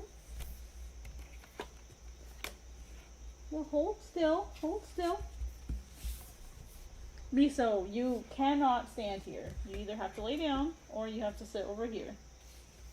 It's like those are your two choices. Because I need to keep getting work done, babe. Do you want to sit here? Is that what you want? Do you want to sit over here?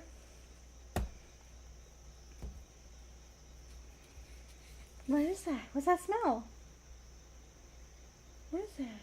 No, you cannot lick my hair. No. It's too long for you to lick. You always get it stuck in your mouth, and then you drool all over me because you've got it stuck. If my hair was shorter, I wouldn't care. So, the reason why she tries to lick my hair is because I used to let her do that. And now that my hair is too long to lick, I don't have bangs. My hair is just long. Like, even my front hair is, like, down to my shoulder now. And she tries to give me baths, which is adorable. It's commendable. But my hair is too long for that. So, I can't let her do that anymore. There was one time, I'm like, you know what, I'll let her have it, and then she almost choked on it. So, no, we're not doing that anymore. Yeah, she is concerned. She's a very loving cat. I'm very lucky to have her.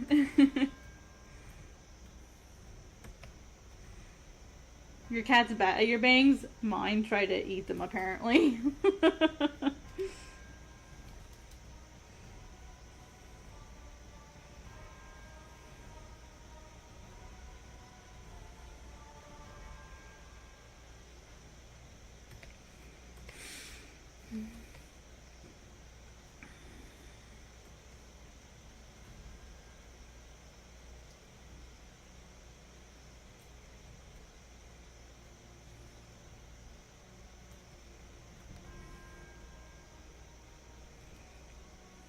I think I'll make this the eye, just because that's what it's always been. And I'll make this little one the moon and sun.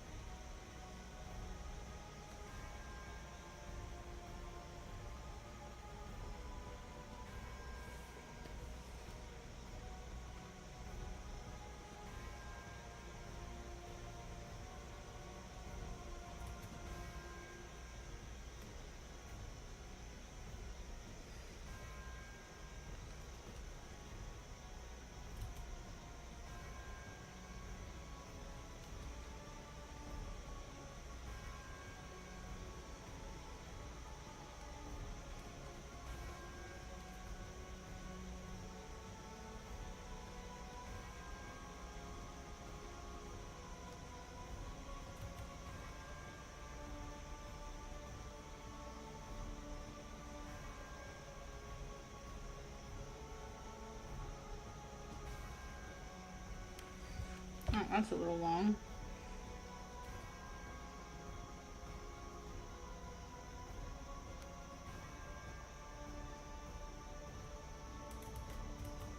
How you doing, Lychee?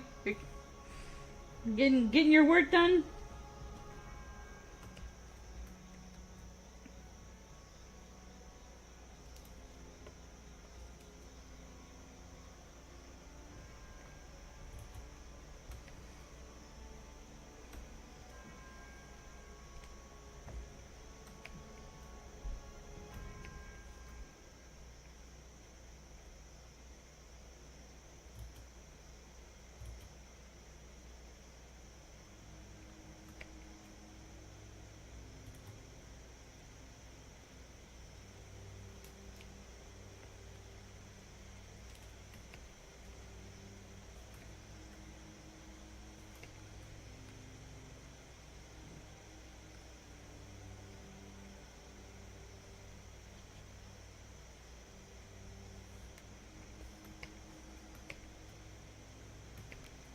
One, two, three. guess I could try another level. See how it looks. Because with her, 3 is like a thing, so she tries to like have things in 3s.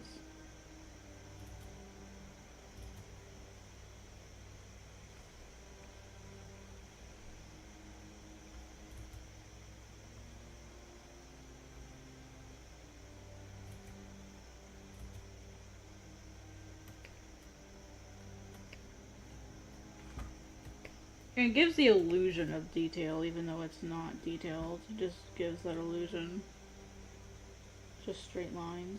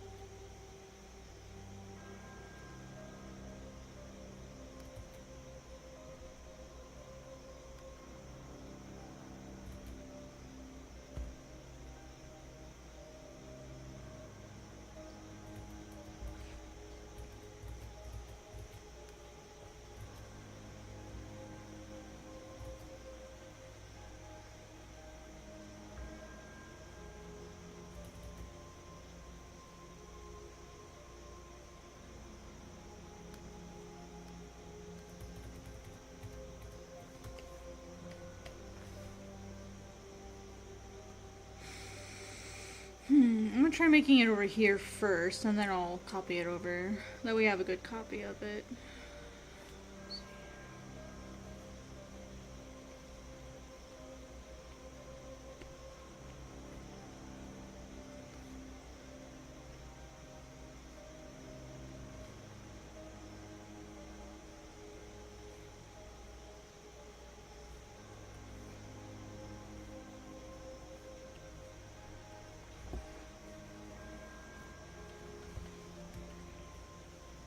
Oh, I need a symmetrical ruler.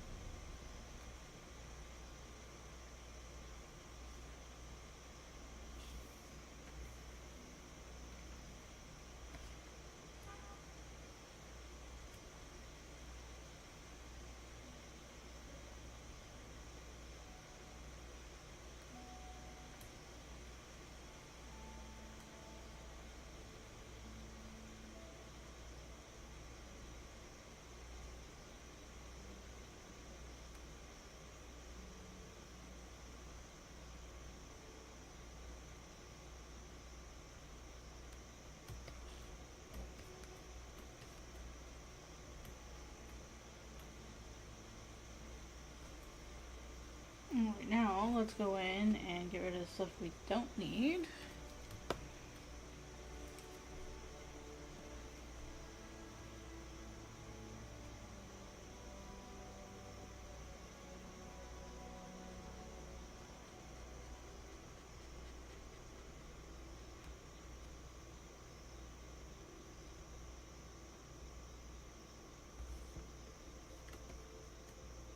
I wonder if I can get away without these at all. Or maybe I only need the first ones.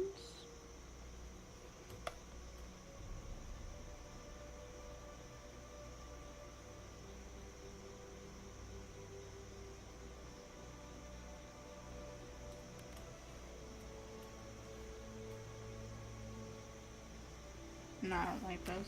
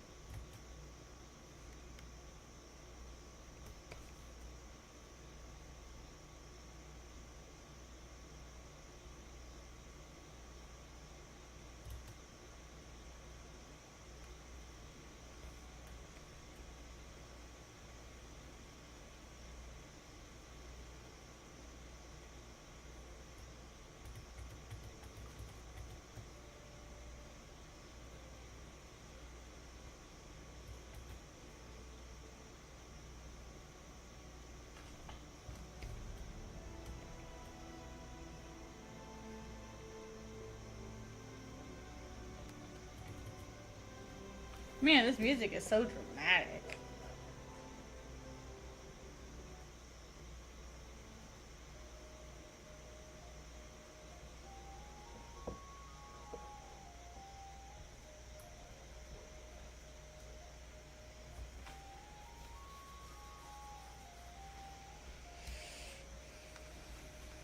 It's all Adrian von Ziegler. Ziegler?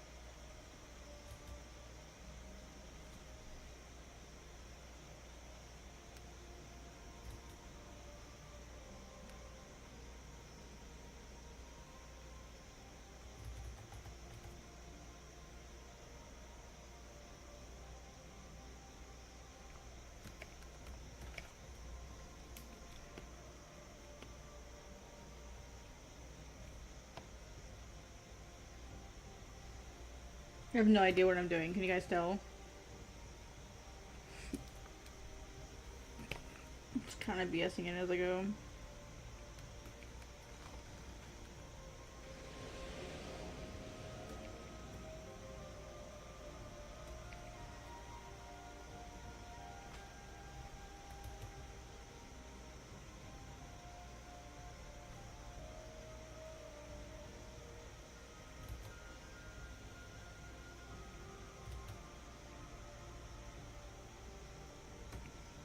Hey, Chauncey, how you doing? Doing pretty good.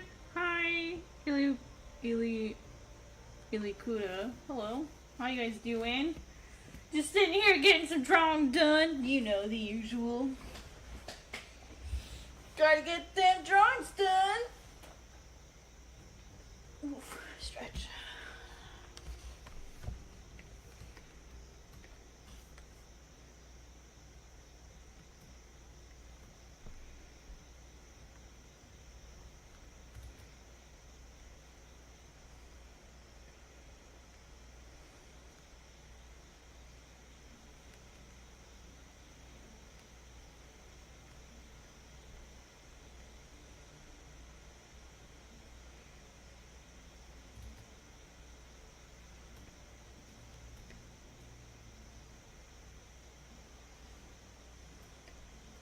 Really? First time hearing my voice? Oh, well, I hope you like it. You will occasionally maybe hear my cat as well. Caught me in the middle of a yawn. I think I'm pretty chill. I think so. I mean, sometimes I'm not, but I usually am. I'm like a little dog. I can very easily get excited, but the majority of the time it's a good thing. Not always, but usually.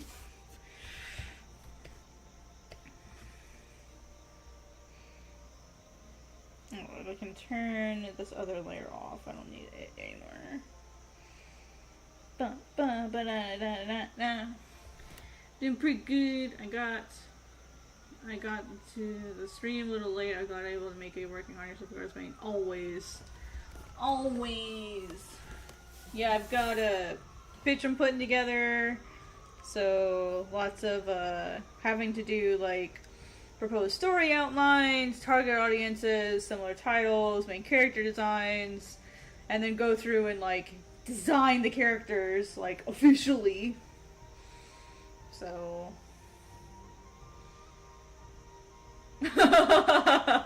I'm glad. Yeah, I can be a little stuffy when I talk sometimes. And I think it's because of the customer service voice that I'm always having to put on, because like my job is community, right? So like sometimes when I'm in the Discord, I can be a little, ooh, I'm going to talk super formally because it is my, or let me bring the customer service voice out. Hi, my name is ArtCrumbs and I work for Global Comics. How can I help you? Like, I'm doing pretty good. I got to stream a little late, but I was glad I was able to make it. Are you working on stuff for Godsbane? You sound so professional and mature in the Manga Plus creator server. Wow, I forgot what NPC stood for a second. And you sound like IDK, a happy fun person.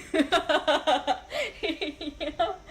Hi, my name is ArtCrumbs and I work for Global Comics. How may I help you today? Like, yeah, I can sound like really customer servicey if I want to. I mean, that was a little like lighthearted customer servicey, but I can do it if I need to.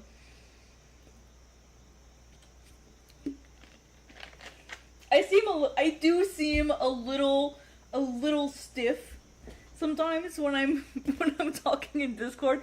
I mean, it's how I type. Like, how I type and how I talk are different. It's so wild. It's funny because people will be like, wow, like you're not the first person to do this. Like, don't feel bad. That's what I'm saying, is it's funny that this is like a thing. Yeah. I'm a very different person. I think it's because I'm in like my space, like my personal space, versus like in a Discord server. And I tend to be quite honest with you, I tend to take myself a little too seriously sometimes.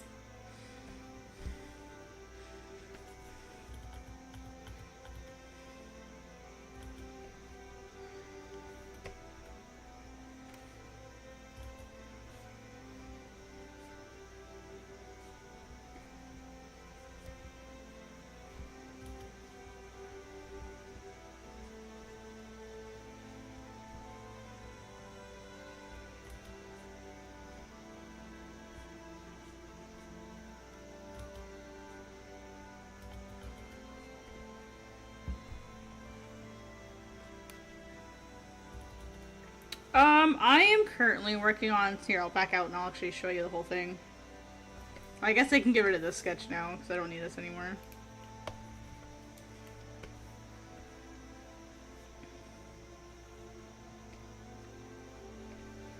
Alright, so what I'm working on is I'm currently working on some, I'm gonna turn the music down a little bit. It's really loud for me. Sorry, guys. I'll turn it up for you, but I'm gonna turn it down for me. It's really loud for me. There we go. Hopefully you guys can still hear it. Of course, literally as I turn it down, it gets to the quiet part. I'm working on some character designs. I'm getting a pitch ready for Viz Media. I had a really good portfolio review at San Diego Comic-Con, and so I'm working on some character sketches. I have Aros here that I finished. I think I finished, probably, maybe, most likely finished. So that I worked on, and then I have Mao here, which is sort of like his Miape self. It's not like a demon self, but it's kind of, sort of. So I have that I worked on, and now I'm working on the next set of characters, which is Hokue. And I just have the font in red just so that, like, it doesn't distract me. Well, I figure, so like, what happened was, it's like, at the portfolio review, I'm gonna be, like, super completely honest. Like, I went to the portfolio review, like, expecting to, like, walk away with, like, nothing. Like, I went just to get the experience, to be completely honest. And it worked out, like, way better than I actually thought it was gonna work out. So, yeah, that was the thing that happened. And at the end of it, like, to put it really shortly, at the very end, they gave me a business card, and said, please follow up. So I was like, oh, you want me to follow up? Oh, oh no, oh yes, but oh no. So I'm like, well, what am I gonna do now? So I sent them an email, and they asked me a bunch of questions, and they're like, so, like, you know, I'm gonna give you feedback. What do you want feedback on? Do you want feedback on a pitch? Do you want feedback on the characters in general? Do you want, like, what do you want feedback on? And I'm like, everything. Everything. And they're like, okay. So, like, go ahead and, you know, if you want to send in your stuff before you officially pitch it, like, that's okay. So that's what I'm working on. Is I'm getting sort of, like, my initial, like, drafts. So, like, for example, here's Aros. This is, okay, before I go too much farther, I have to say, when I went to the portfolio review, I had the wrong portfolio, right? So, like, here's how dumb I was. I went to this portfolio review expecting to have a general portfolio review, right? So, like, I had a portfolio put together, like, but I only had it in, like, in my, like, I made a version of it in Clip Studio. And so I was like, oh, like, it'll be fine. Like, I'll just take it, I'll just put it on my Samsung tablet, and I'll go to the review, and it'll be fine. No, all was not fine. Because as soon as I... I'll show you, like, the whole thing so you can kind of see everything that's in it. As soon as I got to the portfolio review, and I'm sitting down, and I'm waiting for my turn, like, you had to, like, sign up and hope you got picked, and I ended up getting picked. So, like, wow, this is great, I got picked for a review, this is amazing, I got really lucky. And so I'm sitting there, and I'm like, wait a minute, this isn't the right portfolio. Because I'm like flipping through it, trying to like get familiar with it so I can present it. And then my brain goes, oh my gosh, this is the wrong portfolio. Oh no. So, and I'm like, oh man, I don't have time to like go back to my laptop and go get I had the wrong portfolio. And so I was like, oh snap. And then it got worse. Bro, it got worse. So on top of that, like, I'm looking at the panel who's giving out the reviews. And I recognize one of them as one of the original editors. Cool, I know who that is. The one man I didn't recognize, and unfortunately I didn't get his name. And then the third guy, the guy sitting in the middle, I'm like, I know who that is, but I don't know who that is. But I know that I know who that is. So I'm like opening the Viz Media LinkedIn, and I'm like scrolling through the employees. And I stop, and I look at one, and my stomach just drops. Like, you know, like these feeling of impending doom. And you're like, oh God, is that who I think it is? And so like, I look at the guy next to me, and I'm like, is that Sasaki Hisashi? She's like, oh yeah, he was at me and Maxwell, yeah. And I'm like, oh God. For those of you who don't know, the uninitiated, Sasaki Hisashi is the former editor-in-chief of Weekly Shonen Jump, and he was at his portfolio review, and I had the wrong portfolio. I wanted to just cry and just go, oh my God. And I wanted to run away. And I honestly wanted to throw up, to be completely honest with y'all. So I was like, this is not bueno. Sorry guys, I'm gonna go back to drawing while I talk. So like, this is not bueno, right? So I'm like, you know what? It's fine. It's fine. I would just tell them when they call my name and I sit down, hi, I'm dumb. I brought the wrong portfolio. Are you willing to look at what I have? And they were. Like, they were. Like, they called my name, and, like, I told the editor, named Julia, she's super sweet, she's super awesome. If you ever get Julia at a portfolio review, you're good. She's awesome. So, like, I let them know, hey, I have the wrong thing. I accidentally brought the pitch of what I've been working on. Like, that's all I have. I don't want to pitch this to you. I understand that's not what this is for. Can you judge this on its artistic merits alone? And, like, not on, like, its pitch quality. Like, can you just look at the art by itself? And they're like, yeah, sure. Like, yeah, we'll do what we can. We'll do that. That's fine. So, as they're like, so I show them the cover. They like the cover. Like, wow, that's really nice. And, like, I did the quick story synopsis just to be like, I don't know if it feels like that's what the story about, but that's what my cover was supposed to talk about.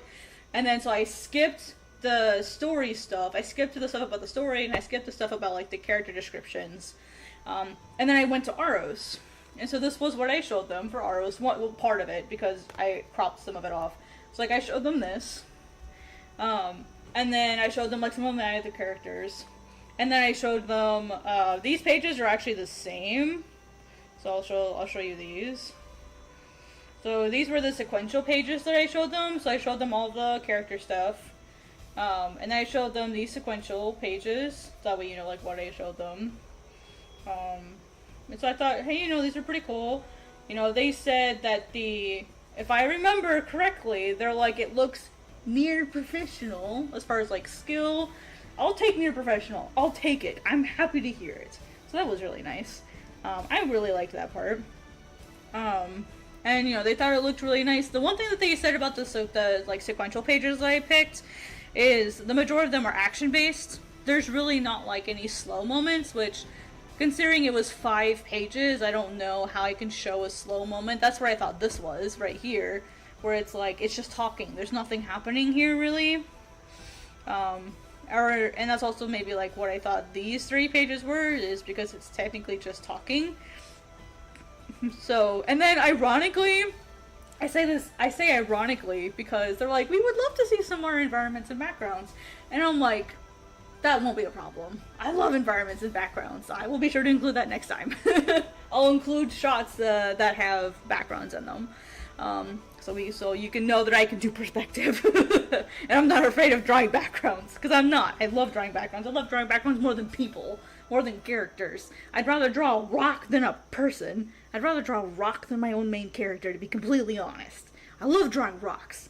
Am I good at it? No, but I like drawing rocks. No, there's a lot of us. There's a lot of us out there. There's a ton of us out there. It's just there's a lot of people that prefer drawing characters over backgrounds. They may love drawing backgrounds, but they still prefer characters. I think I'm one of the few that prefers the backgrounds over the characters. But yeah, so that was really cool. So basically what I've done is I've gone in and like edited all of these character designs. So we'll start editing these. Aros is the only one that's done. Amat, I still have to do the redesign for, but I'm saving him for last, because he's going to be the hardest one, so I'm going to save him for last. I've got Hokoi and Zai, and so these four, Zai, Hokoi, Amat, and then Aro/Mao, those are the four main characters. And then I have like Fale here. She's sort of like the object that Aros is trying to revive, and then Moriri is another character that you'll see later, and then you have Coco, and Ak here, and then like a sheet for like miscellaneous characters, so that way they can see, oh look, I can draw a wide variety of characters. I can draw humans, I can draw animals, I can draw wings, I can have like nagas and hands, like I can draw all kinds of stuff. And then I'll have sequentials, and I've actually started a new set of pages, so I can show you guys if you want. Actually, what's really funny, these are the new ones, right? So like with the old designs, the part of the feedback they gave me was that my pages looked too much like the art style of Rumiko Takahashi. You know, like Ranma, Inuyasha, Urusei Yatsura, Mei-san Ikkoku. Like they said that like my art looked too much like hers as far as like the way the character designs are, so I had to change them a lot. So the ones you're seeing are the new versions. So these are some of my new pages. I need to update this cover though. Yes, they do care. Yes, absolutely. Even with mine, like it's not obvious. I feel like I do a pretty good job of it, like not being obvious, and they still were like, it's too much. Like if we can tell, the way they phrased it to me was like, if we can tell who your influence is, it's too strong. Like if we can tell just by looking, it's too strong. So, which is completely fair. So I'm gonna have to change the cover to match Aros's new design, which will be, I think, pretty easy. I don't think it'll be that big a deal. So I need to edit this so that it includes this new design. And then I have to edit this so that it also has this new design. So I have to edit both of those. And so these are like the new pages here. I don't mind showing them because I've done them on live before, so it's fine. I don't mind showing them. You can see I'm experimenting with fonts and stuff. So I have a new chapter 1. And then, so this is one spread. So instead of it starting with like the future, I'm having it just start at the present. And I'm not having it go to the future and then come back to the present. I'm just having it start straight in the present. Because the biggest piece of feedback that I got on the pages of the original chapter 1 was that there were too many characters introduced and just too much going on. So I'm keeping it really, really short and simple, and the new chapter 1 is only focusing on Aros, Mao, and Ren to establish their relationship, and like what they're doing, like what their ultimate goals are. So that's all chapter 1 does. And then there's a chapter 2 that's kind of like a middle chapter that will sort of connect to where where the original chapter 1 was, where they're getting ready to like go attack the West Village. So basically what I'm doing is I'm taking apart the original chapter 1 and I'm putting 2 smaller chapters before it. So I'm kind of like rearranging a bunch of stuff, and then it'll proceed as normal for the most part. just so that I can have like a really nice, strong beginning. And because like the biggest piece of feedback that I got from a different editor who was helping me with story was like, it's just too much going on. So once I get in, what happens? I don't know. So the way they said, so me talking to them doesn't mean that they're interested in Godsbane. All it means is that they thought my art looked nice, and they will be willing to hear a pitch. Anyone can submit to them. That's the thing, is anyone can submit to them. So them wanting to hear a pitch from me doesn't mean anything. However, when I was at the portfolio review and I got a business card, that means that they might have something for me to do in the future. Basically, like, we'll keep you on file, basically. That's all it means. We'll keep you on file.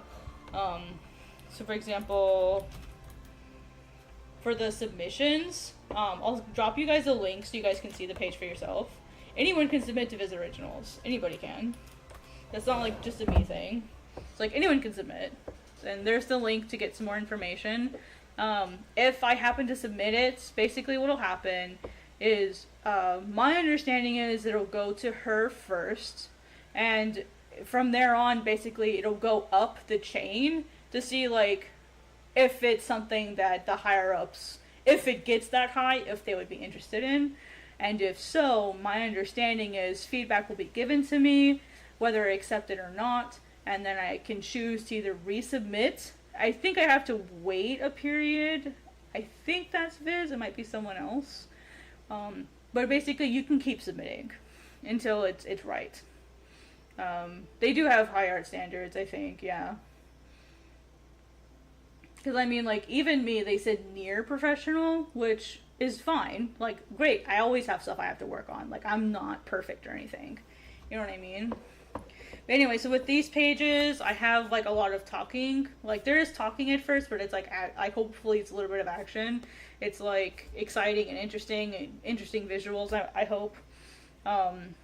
So, background, really nice, like, establishing shot on the third page. I was going to put the establishing shot on the first page or second page, but I thought it would be easier to do it on the, on this page, just to kind of show, hey, like, I'm leaving, and where they've been standing. And then, like, Aros, basically this person is saying, you're being a coward, Aros, like, you're not doing anything to solve this problem that's going on. And Aros is like, it's not that simple. And the hunter leaves, and he's going to go after Rin, which is, like, Aros' partner, basically. But they don't know that Aros is working with the Miape. This guy doesn't know that, yet. He will by the end of the chapter.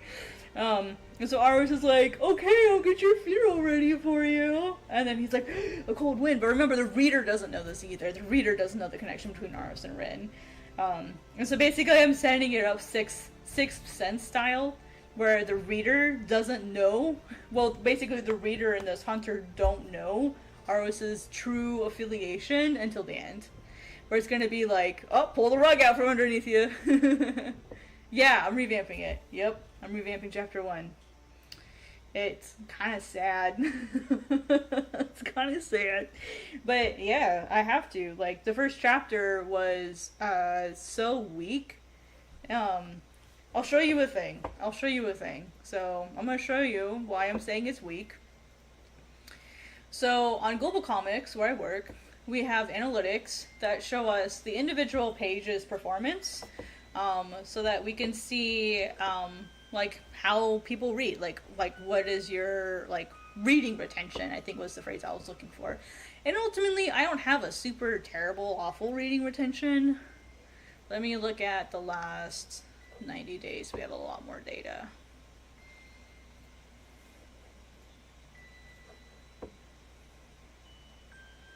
Okay, we'll do 6 months, because that's a lot more data. That's 16,000 reads. That's plenty of data. So, let me grab a screenshot for you guys, and I'll show you what I'm talking about. So this is how I knew that Godsbane needed a revamp.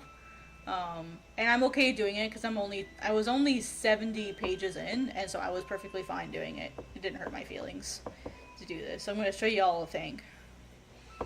Okay, so these are my analytics for the last 6 months on Godsbane.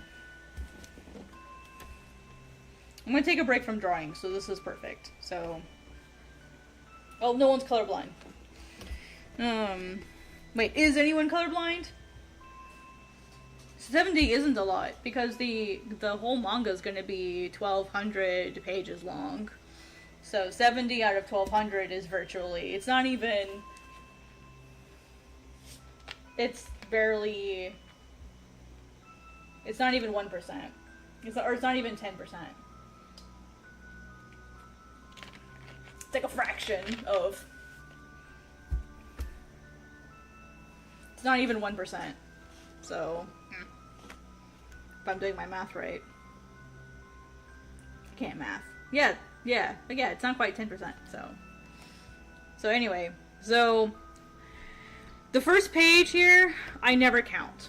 Because the first page, even Shonen Jump has said this, they have a really cool editorial blog.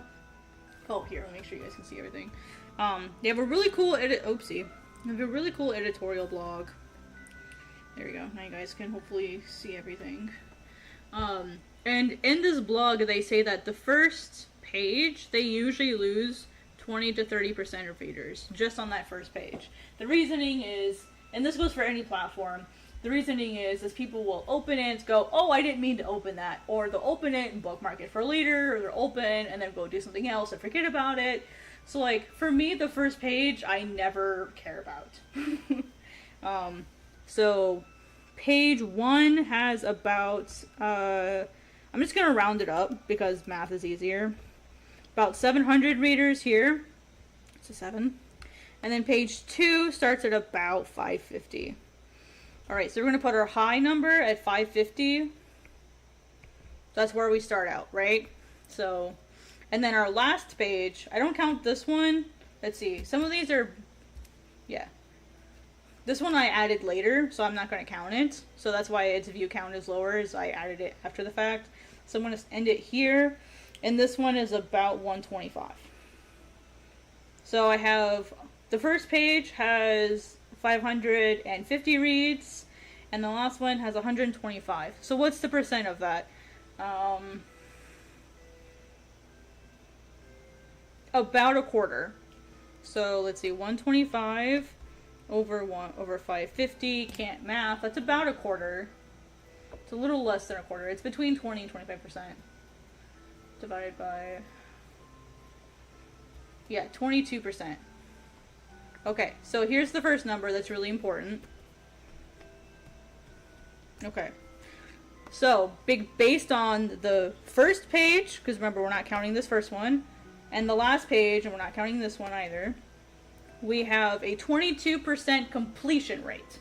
Okay, that means out of the people that started it, 22% of people finished it, which is average, actually. The average completion retention is 20 to 30%. If you can hit a completion retention of every episode between 20 and 30%, you're actually doing pretty good. You're actually doing average. And I'm on the lower end of average, which is fine. That's a lot. That's a lot of pages. That's 48 pages. That's a lot. That's okay. Actually, wait, no, I don't have 70 pages. I have basically 50 pages. So I only have 50 pages. So that's all I have done. So for 50 pages, that's a pretty hefty, like, wait a minute. Chapter 1 and 2.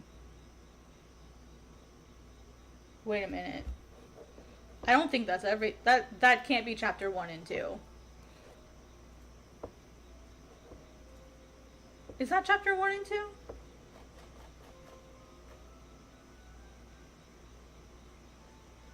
No, that's only chapter 1. What? What happened?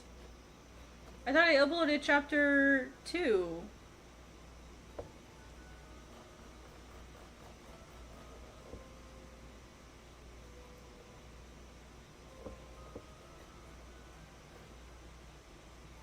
I was gonna say, chapter 1 was 48 pages by itself. Oh, well, I need to add some pages then. Holy crap. I didn't realize I didn't have them in there. Well, how big are these pages? Because they need to be the same size. Wrong button. 2,000 by da. Alright, can I add them? That's super weird. I wonder where they went.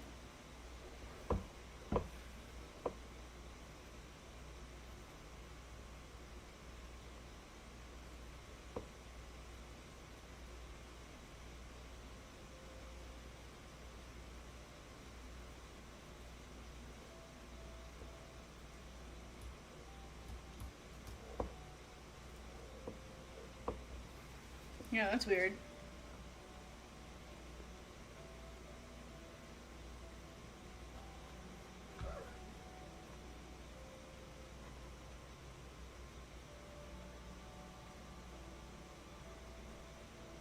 Alright, so those two are going to be together, these two are going to be together, these two. Yep, looks like the line, it looks like everything lines up properly. I'm glad I did this, because now I can check. Make sure my pages are correct. There we go.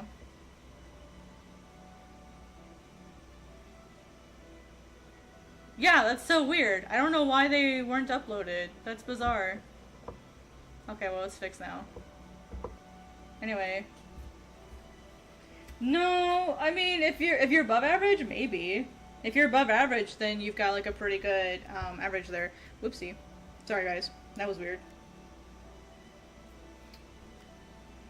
What? That's weird. Okay, sorry, my button's being... It looked like it wasn't maxed out. But it is maxed out. That's super weird. Anyway, so the other thing you want to look at is page-to-page retention. So basically, like, as you're going down, are there, like, as it falls, are there any places where you have an unusually high gap? And I do have a couple of those. I have one right here between pages 5 and 6. And then I have another one right here between 35 and 36. So what I would want to do is I would want to go look, oh, and here's another one right here where it falls a little bit higher than average. So this is what I do. I talk about manga stuff.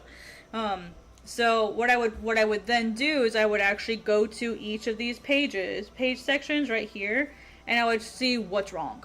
What's different about these pages, like right here, versus something else. So I would need to go find that out. So yeah. I hope that makes sense. What I look for is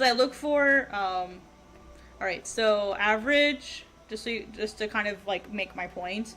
Average completion. You guys can't read that. My handwriting is awful.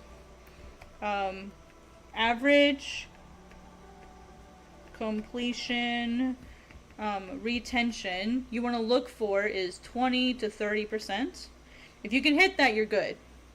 And then Shonen Jump has when they have their Jump Plus titles,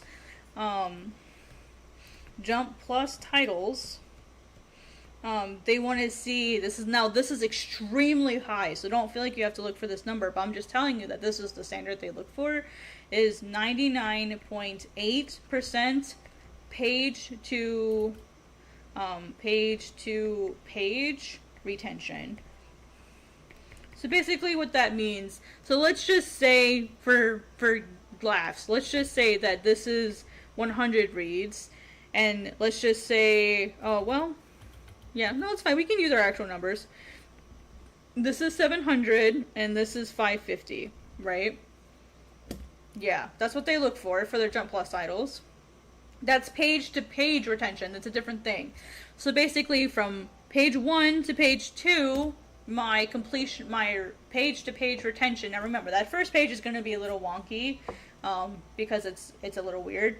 So basically I go from, let's see, 550 divided by 700 is from here to here. I had 78%.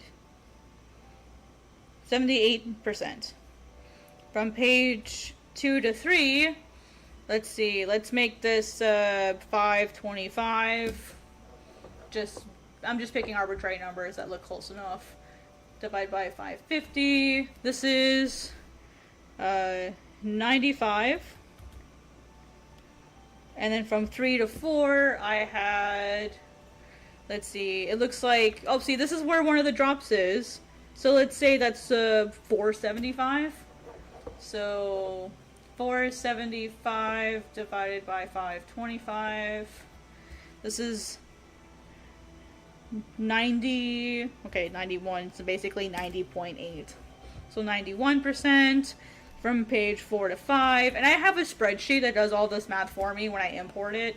So this is stuff that I track. I track these numbers. And I know people hate math, but this is why math is important. This is why being good at math is important, is by having good math skills, you are able to more easily judge things like this. So let's say this one is maybe 460. So 475 to 460 to, yeah, 475 to 460 would be, so 97%. So you can see how you can look for hotspots. On average, my retention rate, let's see, last time I checked, my retention rate, looking at my documents, my personal average is 96%. No, 96.3%. Page to page retention. Now, that adds up over time so that my personal, like, completion retention is only about 22%. So I'm average. So even if you have a really high, like 96% retention, page to page retention rate, you can still lose like 80% to 75 to 80% of your audience by the end, depending on how long something is.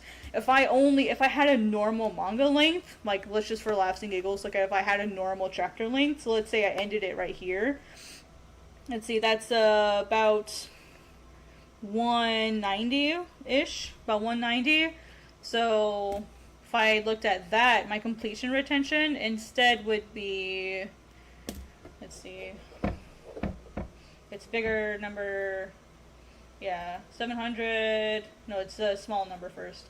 190 divided by 700, or no, we do by 550 because we don't count the first page. So if I look at just this number and this number, that gives me a new retention rate of 34.5%. And then technically I would be above average. So that's why I'm not worried about it, is I look for, okay, if I had a normal chapter length, like how would I do? So now I look at the next chapter length and I'm like, okay, cool, I had 190. And then by the end here, I basically had like 110. So the retention rate for this chunk here is 34.5, because that's a normal manga length. For here to here, it's really good. 110 divided by 190, 58%. And then here, I have a much higher retention rate. It actually goes up very slightly. So yeah. This is the kind of stuff that I look at when I do my analytics. And I have a spreadsheet set up so that it does all this math for me. I just have to plug in, like, basically all I have to do is I go to each of these pages and I plug in what the page count is, and then it does everything for me. Because I don't want to have to do all this math manually every time. I mean, you can see that I know how to do it, but, like, I love math. This math is fun for me. I like doing my budget. I like doing my taxes. Because it's a game to me. So yeah.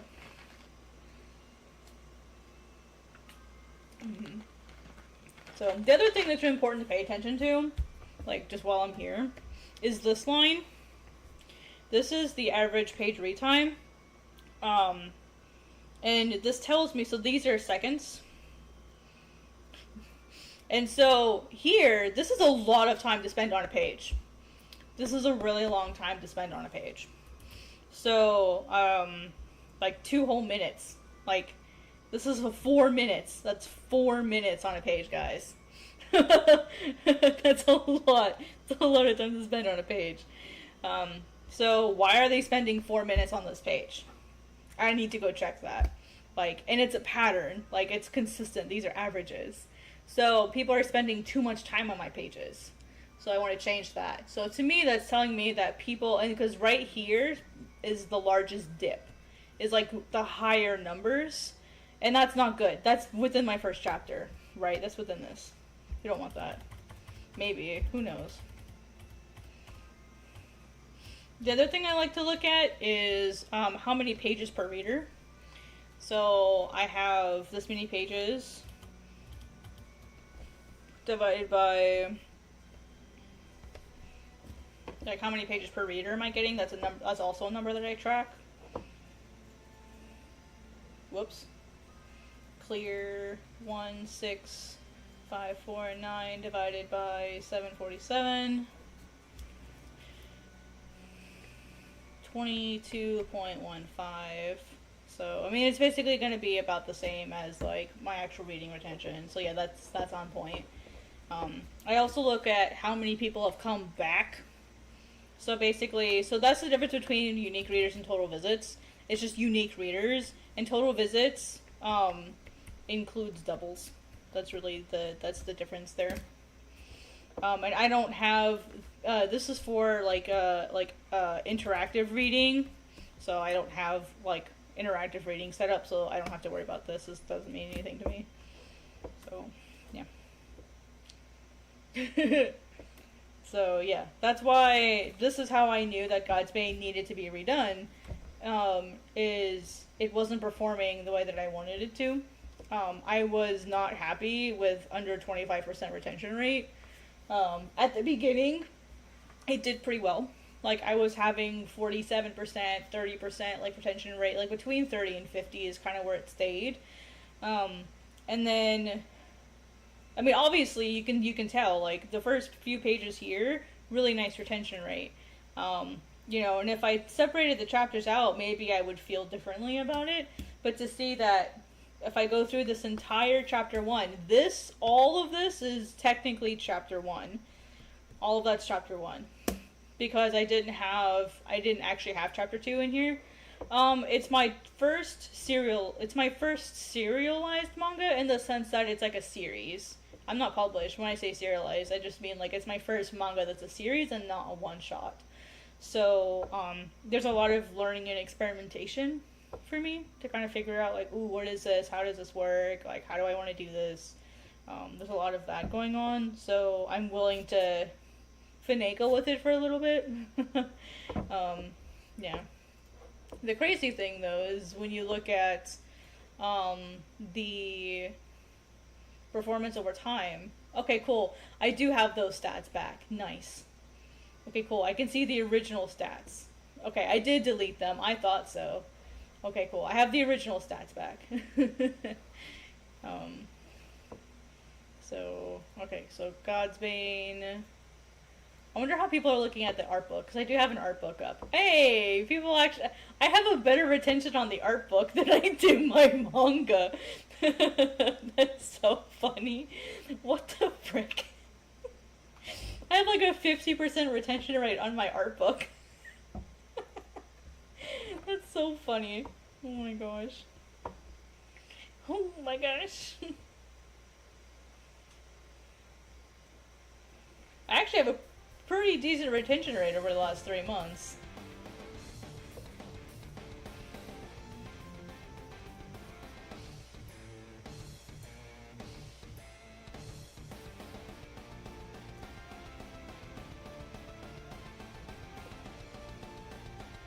Look at just the last week. Oof. Ooh, that last week's stats are looking kind of rough. Yeah, that's not bueno. So.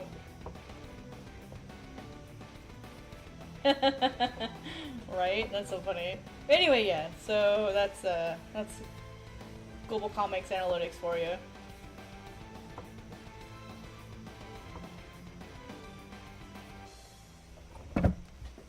Hope that was an interesting and educational interlude. You're welcome.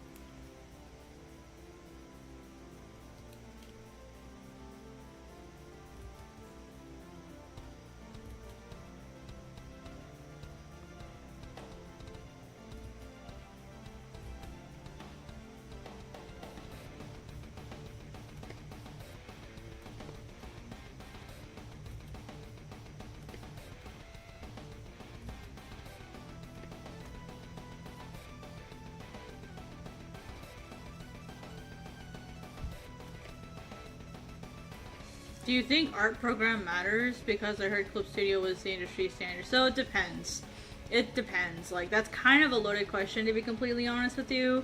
So, like, in the sense of, does it matter, will I ever get a job? No, it doesn't. However, if you end up working on a team, most likely you're going to need to use what they're using. So, you know, if the team you end up being on in a professional setting uses Clip Studio, you're going to need to learn how to use Clip Studio. Now, does that mean that you have to use it right now? No, it doesn't. If that's not something you can afford right now, that's fine. A lot of times in art studios, or teams, like, they're fine with you learning a program, because for the most part, most art softwares are the same, in general. Like, there's really not a ton of difference between them, other than, like, specific tools that can make your job easier and faster. So, like, if you want to work on a team, then yeah, you probably should learn Clip Studio. If your goal is to work for a mangaka or work on a team someday, then yeah, you probably should learn how to use Clip Studio. But if you're gonna end up working by yourself and Medibang works for you, then do whatever you want. Just don't be surprised if you end up wanting to work with other people if you end up having to learn a different software. Because if you're not the boss, you have to do what people tell you to do. And some teams are picky about that. Some teams don't care. Some teams don't care if you don't use whatever software they use. The reason why they care is because, like, as far as I know, Medibang can't open Clip Studio files.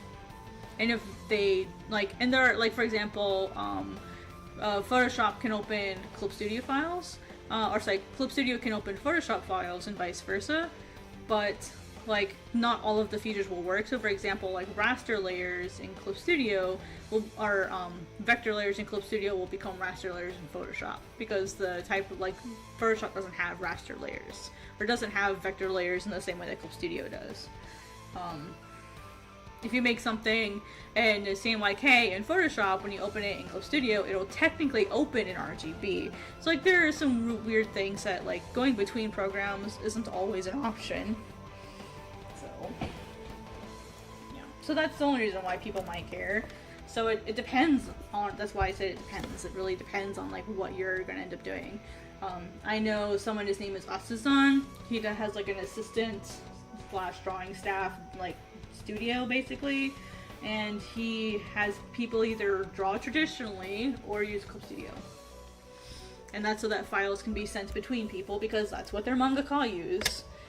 He sort of, like, divvies out assistants, basically, and the majority of the mangaka use Clip Studio, so you have to know how to use Clip Studio. Or work traditionally. So, yeah. As far as I'm aware.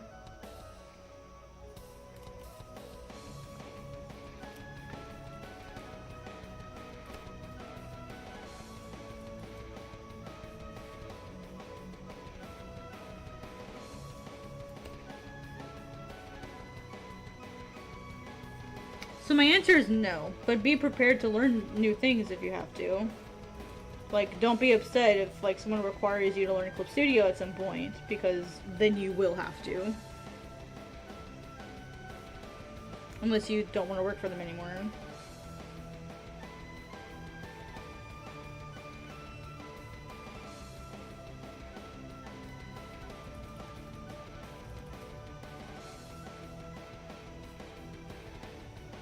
So, for example, like, I can use Photoshop. I know the basics of using Photoshop. I know the basics of using a lot of different software, but I still use Clip Studio as the main one that I use. And if someone were to work with me, I would require them to use Clip Studio. Like, unless you are, like, super massive, because I don't want to have to waste my time converting my files for your Photoshop, you know what I mean? Let's see. Do you consider your art level as pro? No. No. No. And the main reason is I feel like I still rely a little too much on, things like models. There's still a lot of things that I struggle to draw on my own, in the sense that, I can't, like, look at it with just a reference. I still need help using, like, a model with certain things. And I don't feel super comfortable using, like, certain perspective, I don't want to say tricks, but like there's certain parts of perspective that I can't do without having a guide in front of me. I feel like once I get a little bit more comfortable like using them, then I'll consider myself a little bit more of a pro. The other thing is I still struggle with people a lot. I still find them really difficult, and I feel like that's a really basic thing that you need to be able to do. So I don't consider myself pro yet.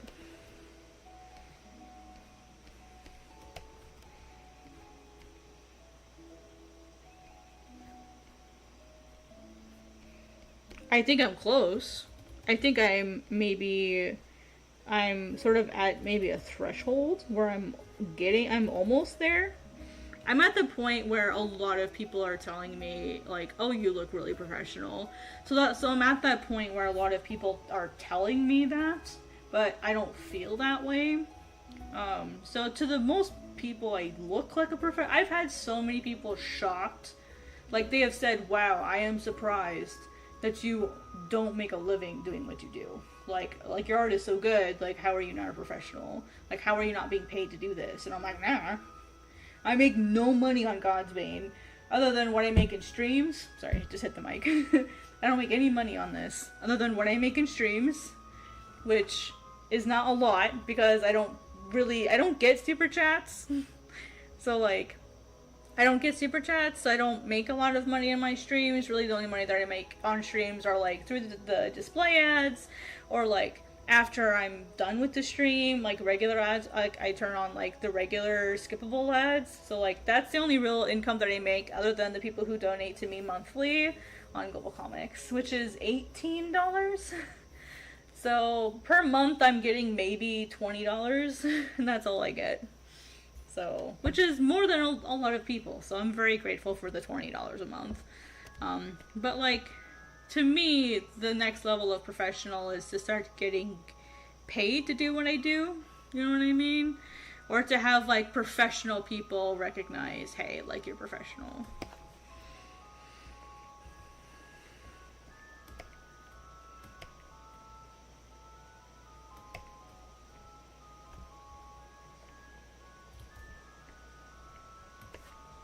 Alright, what did I decide to do up here?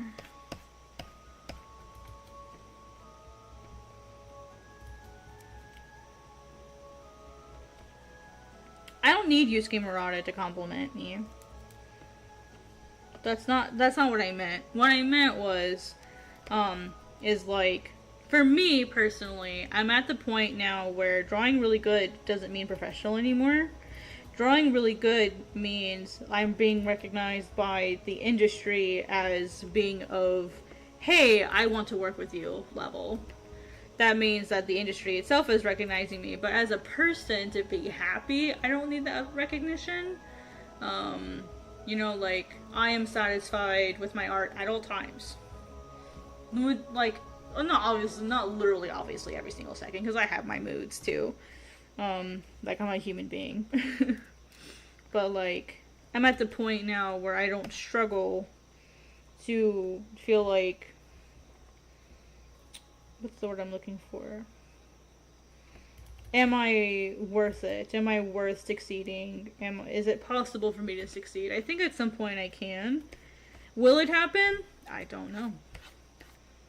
Let me move the head so it's up there. Will I ever succeed? I hope so. If it doesn't happen, if Viz rejects me, am I gonna be okay? Yep. Yep, I will definitely be okay. I'm not gonna, like, have a heart attack and die of depression if they reject me. I'll just either decide if I want to try again, depending on what the feedback is. And if I decide I want to try again, I'll just do that. No big deal. If I decide I don't want to try again, that's fine. I'll move on, and I will focus on, like, getting God's Bane to be doujinshi level professional and move on with my life. You can be like that today if you wanted. Because honestly, like, one of the things that I've learned, I think one of the biggest things that I've learned lately is, unless you are happy with your art, no one else will be. Like, And the reason why I say, well, let me, yeah, I said that right. So like, unless you're happy with your art, nobody will be. Because here's the thing, like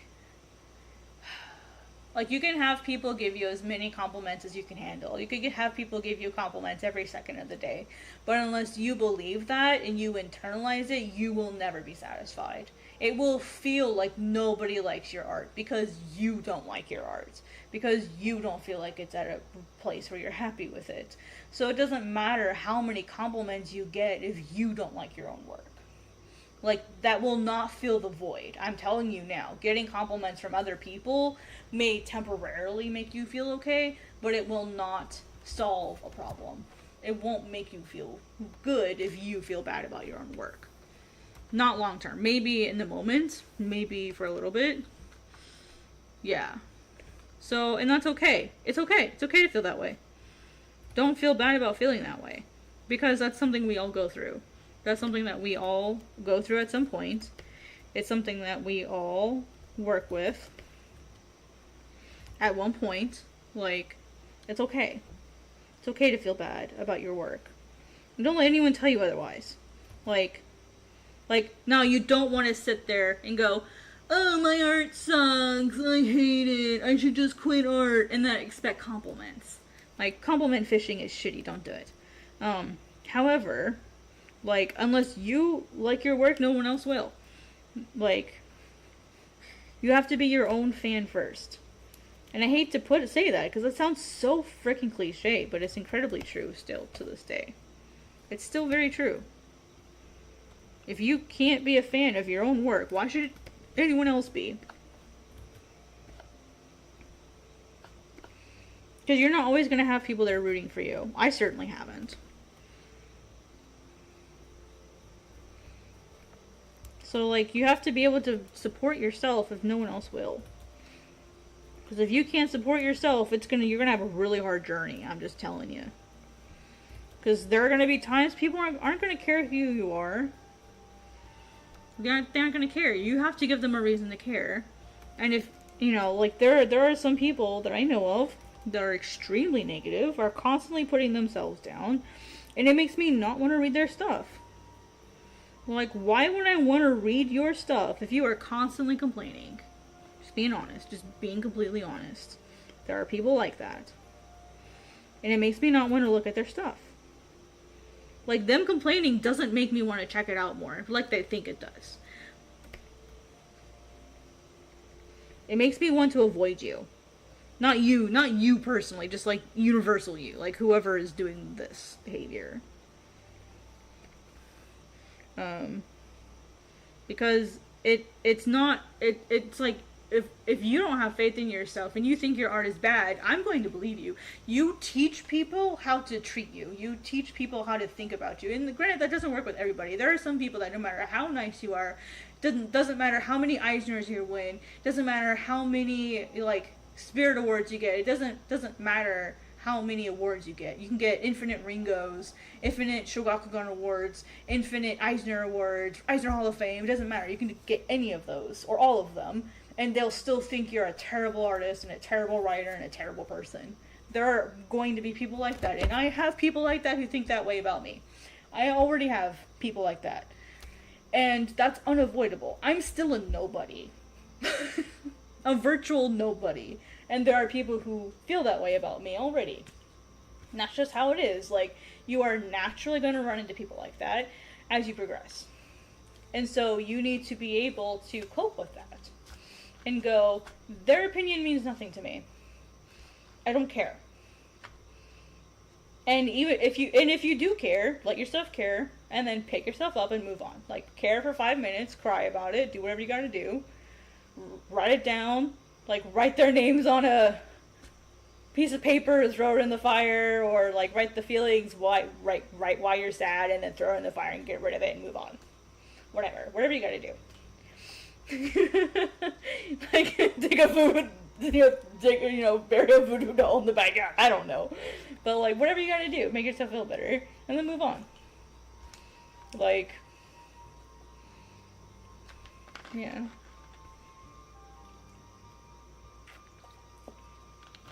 What are my goals? I just want a printed published book. That's all I want. A printed published book. I don't care if I am the only person that buys a copy. I don't care. If I'm the only person that ever sees a copy of that book, that's going to be a great day. It's going to be a fantastic day. It'll be the best day of my life. So, like, but if I end up getting published, if people want to buy my book, if I have a Kickstarter that does well, fantastic. That would be amazing. But I don't feel like I would feel less achieved. I don't feel like I would feel less accomplished if I was the only one that ever bought a copy of my book. That's fine. There are some people that feel like they have to get published, or they have to be published in Japan, or like they feel like they have to do certain things. I'm just saying theoretically, like.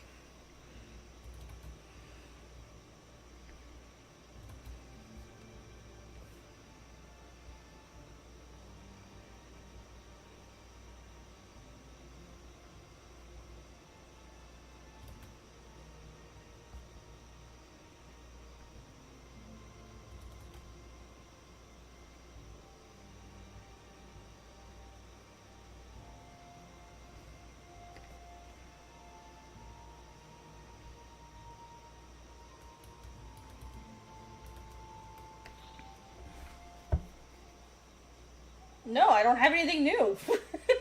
I don't have anything to publish. I'm not making new pages as far as like continuing God's Bane what it is now. There's literally zero reason for me to keep talking about it. Hi Miso, that's my cat. Like, I'm not publishing new pages. I did chapter 1 and I did chapter 2, right? So like, I'm not making new pages. As far as like, I have nothing to post. So there's literally zero reason to talk about it.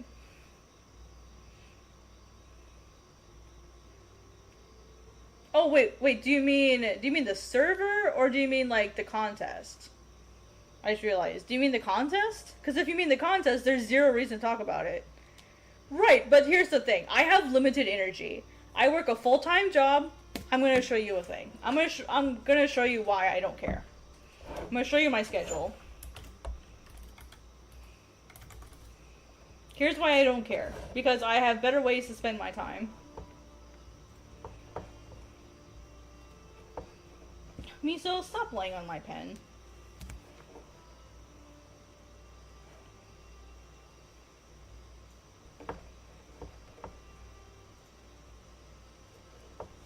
This is my schedule. This is my weekly/daily schedule. This is what I do every day.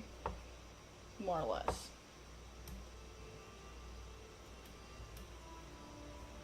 I do not have time to care about Manga Plus right now. I don't have time, okay? I am up at 8 a.m. every day. I have to get myself ready. I have to wake up. I have to feed my cat. I have to feed myself. And then I work for Global Comics until 6 p.m. And then I have time to eat again. And then I gotta get to work on getting my stuff done. Okay? Whether it means I'm streaming, whether it means I'm doing God's Bane work, whether it means I'm starting working on another project, because I am going to be starting working on another project. I don't have time for that. There's no purpose for me to promote Manga Plus right now because I have limited energy. Like, it is more worth my time to focus on YouTube promotion, or to stream something, or to be moving another project forward. Because promotion, for me, doesn't take a lot of time. I do spend 2 hours a week looking at possible promotion and marketing that I can do, but for right now, that time is spent on analytics, because I'm looking at where are the weak spots, where can I improve God's Bane, what went wrong. That's what I'm focusing on right now, instead of promotion. I haven't promoted God's Bane at all, even for Global Comics. I'm not promoting it. I've not posted anything new. I have purposely not done anything as an experiment. I'm not talking about it. Any promotion that happens is because I'm streaming, or maybe I'm talking on social media, or like people ask me about it. But I'm not going out and saying, hey, go read God's Bane. I haven't done any promotion at all in the last 30 days. Done none. Like, there are no brand new UTMs, no new links, other than, I think there was one maybe, like maybe for, it was, like, Work in Progress Wednesdays for Global Comics. I think that's all I do. Like, their Twitter, like, when they post about Work in Progress Wednesdays, that's all I do. If that. Or if, like, it comes up in conversation in the servers, I'll talk about it. But, like, I'm not going out of my way to go do promotion because that's not the best use of my time. I have limited energy. What is the best way to spend it? So, just like today, like, I have wasted an hour talking about stuff. That's an hour that I could have been drawing. But it's okay because this is a valuable teaching moment and I'm going to use it. Plus, I've been drawing since, like, 6 p.m. I'm tired. I needed a mental break. Technically, I have 20 minutes left in my day, and then I'm done. But I might go longer. So, yeah, like...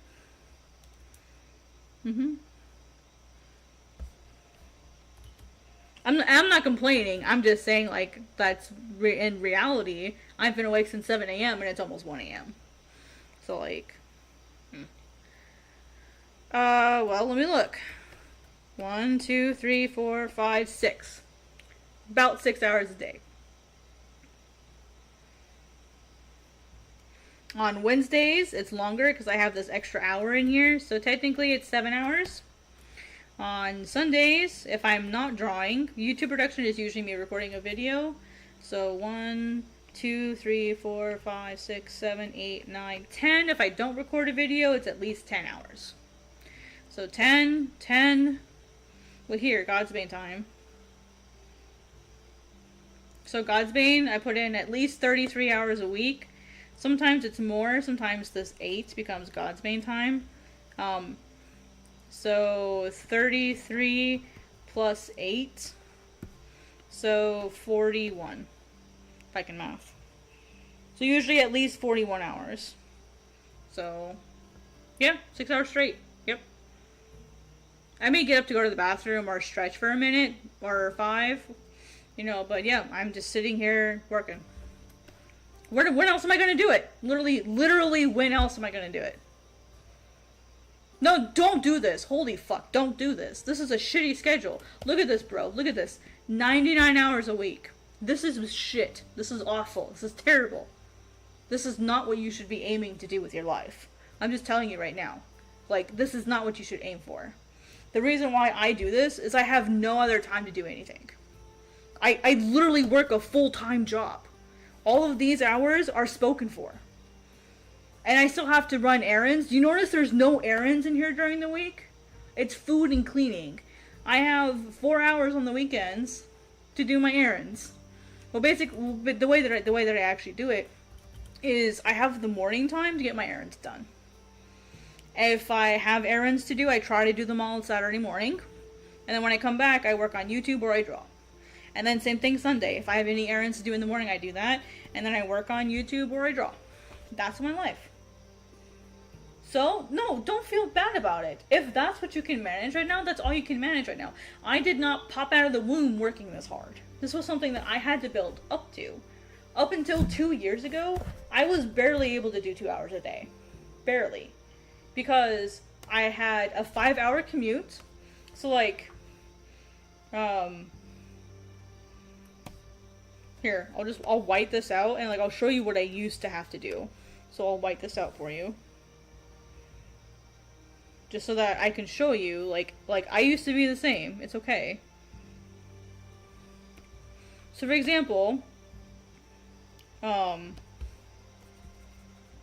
my day before started at 6 and 7. So actually it started at 5. So I woke up and then I got on the bus. And then I was on the bus until 9 a.m. So then I worked. And then I worked all the way until 5. And then I got on the bus. And then I didn't get home until 8. So now I'm home. And so I only had... And I still had to eat dinner. So then I had to eat... Oopsie. Had to eat dinner. So I had an hour for dinner. And to, like, clean, shower, do whatever. and then draw and draw. And then if I went to bed at 12, I got 1, 2, 3, 4, 5 hours of sleep. So I only had 2 hours a day to draw, and that was only getting 5 hours of sleep. That 5 hours of sleep, this time period of my life, was hell. It was hell. That 2 hours was all I could manage. No! My health is awful. My health is terrible. I have an arm that barely works half the time. Like, I'm 300 pounds. Because I'm so stressed, my body just keeps everything. Because I don't eat like I should. My body is like, hey bro, where's the food? So what I do eat, it keeps. Like, I don't eat, I don't exercise, because at this time, I didn't have time to exercise. My exercising was walking, because it was a mile walk to the bus stop, and then when I got to work, it was another mile walk to my workplace. So I was walking 4 miles a day, so I didn't fucking need to do any more exercise. That was my exercise, was walking 4 miles a day. Plus whatever I was walking at work, because I was on my feet all day. Like, I easily got, 7 to 8 miles a day, every day at work. Like, between work and walking before the bus. So, I was fine. I didn't need any more exercise. It was awful. It was awful. Now, it's much better. Because look at what I have now. 1, 2, 3, 4, 5, 6, 7. I get 7 hours of sleep every day. Every night, I get 7 hours of sleep. I'm very, very, very picky about getting my sleep, because I need it. Otherwise, I cannot function the best that I can. But what that means for me, I'm not telling you that this is how you should think. I'm telling you that this is how I use my logic. I get 7 hours of sleep usually. Well, 6 to 7. I'm perfectly fine on 6 to 7 hours of sleep. I feel great. I would love to increase it as time goes on and I get more efficient at drawing. But streaming is not efficient for me. When I stream, I don't get a lot of stuff done because I'm talking. I'm talking too much. But that's okay because I'm building an audience. I'm networking. I'm educating other people. For me, that's a form of self-promotion that I am okay sacrificing a little bit of productivity on. That's why I stream every day to make up for it. Or I draw every day because I need focus time, That's why, these periods of YouTube anything, it just means I work on YouTube. Whether I'm streaming or whether I'm, promoting myself, promoting my videos, I can do that, or I can just have focus time. This time is optional. I don't have to necessarily do anything there. I can do whatever I want there. But I make sure that I get 6 to 7 hours of sleep. Because I need to function. Could I work more? Yes. In terms of on-cosplay. Do I want to work more? Yes. Yes, I do. Yes, I do. But that's not feasible. That's not feasible. It's not safe. It's not healthy. I also have an arm that doesn't want to work. Because I drew with it dislocated, and I damaged the hell out of my joint, and now I'm paying the price for it forever. So, no. And this is manageable for me. This is manageable for me. This is okay for me. If drawing 66 hours, if drawing 33 to 40, that's about what I put in every week, minimum, this is my minimum, this is what I'm okay with. I'm willing to suffer for this. However, if that is not what you are physically capable of doing, do not do it. Do not. You do want to push yourself to grow. So maybe 2 hours every other day. Maybe focus on doing an hour every day, or maybe do 2 hours every other day and add 1 more day. So let's say you're doing, 3 times. Let's say maybe you're doing 3 days at 2 hours. Maybe do 4 days at 2 hours. Or you can change it up so that you're drawing every day, but for less time. So if you look at this, your total time is 6 hours. Your total time here would be 8 hours. Maybe you draw 1 hour per day. That's 7 hours. That's more than this. That's more than what you would already be doing. But you're doing it in a different way and making it more manageable with smaller chunks throughout the week. Maybe that will work better for you. you know, you have to figure out. That's why I have this schedule that goes by hour. This is my ideal schedule. I don't necessarily have to keep this. I don't necessarily have to keep this schedule to the T. This is an estimation of how I want to spend my day. It is not my God. It is, hey, like, this is what I would like to be able to do. Right, but that's a skill you work on. Being able to work this long, you don't run a marathon if you've never run in your life. When you build, drawing this length of time is something you need stamina for. Because it's mentally exhausting. It's physically exhausting. You need to be exercising. You need to be working out. Like, you need to keep your body physically fit to be able to sit for long periods of time. So, like, plus, mangaka have assistants. Mangaka have assistants. You don't. There are not a lot of mangaka that are professionally published that do not have assistants. At least one. So you cannot and should not compare yourself to professional mangaka who are able to put out a chapter a week when they have assistants and you do not. That is not a fair comparison. Like, do you know what I mean? But here's the thing, not every mangaka publishes every week. There are a ton of mangaka that do every other week, or once a month, and they're doing a standard-sized chapter. Like, you cannot and should not use Shonen Jump as your, like, goal for what is acceptable. There are so many different magazines, there are so many different ways to be professional, and, like, dojinka, people who make dojinshi, like, they are considered professional as well. It's not like here in the United States where they go, oh, you're self-published, you're such an amateur. That's not how they see it. If you publish a manga, whether you're selling it at Komiket or it's freaking in Shonen Jump, they don't care. You're a professional. That's what I've been told. So, like, if that's... What is dojinshi? You don't know what dojinshi is? Dojinshi just means self-published. Dojinshi has two categories. You have, like, fan comics, and then you have, like, original works. Fan comics are also called, like, secondary creation. So, like, a fanzine or a fan comic is considered dojinshi. Or something like hentai could be considered dojinshi. Or something that's completely original, like Godsbane, in its current state would be dojinshi. It's an original manga that's self-published. Yeah. Yep, everything there would be considered dojinshi. Well, not everything on Global Comics. Global Comics, we also have professional publishers as well. But as far as, like, individual creators, yes, that would be considered dojinshi.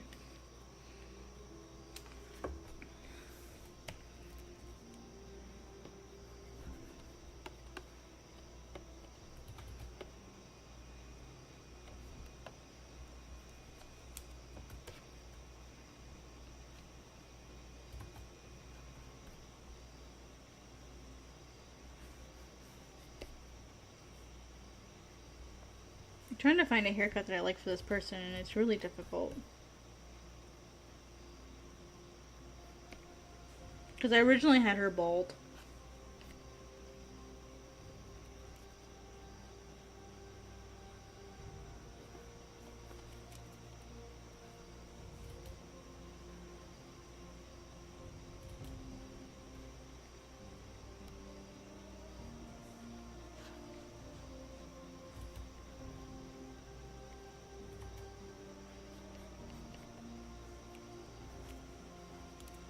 Oh, I like it with her half.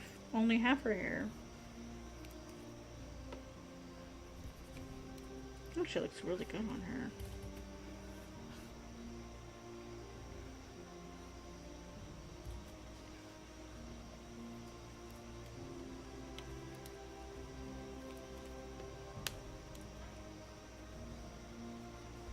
That's true. Yep, that is definitely true.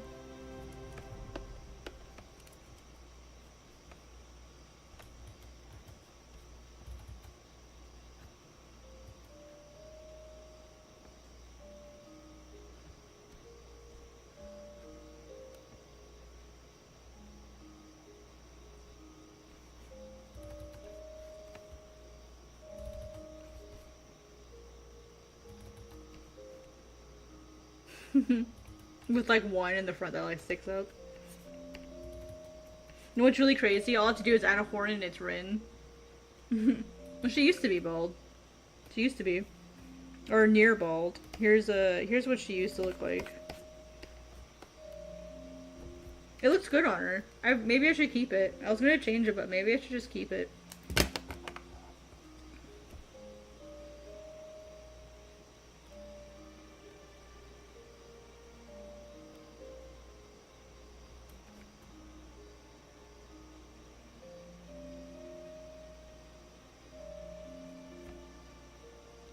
What do you think? Should I just keep it? Like, she had like just really light hair. She didn't have like a whole lot of it. Okay. Yeah, she's really the only one like that.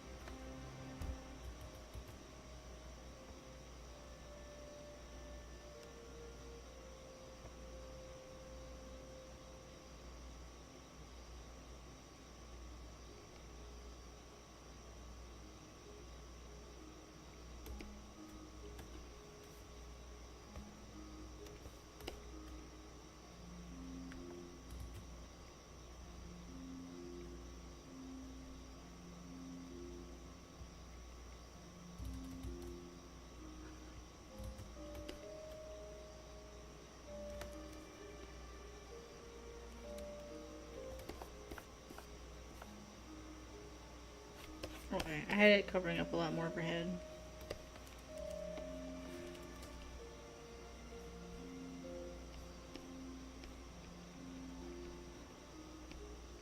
Suddenly forgot how to draw her.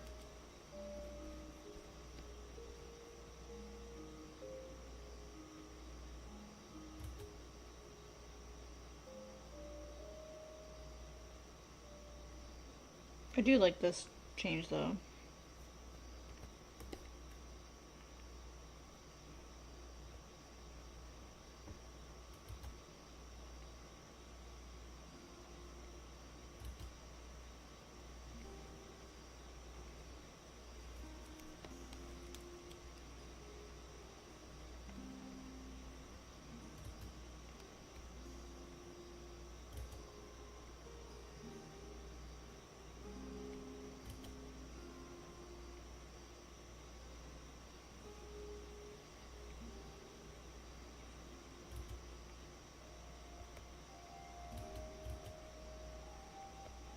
She has like these really short little eyebrows.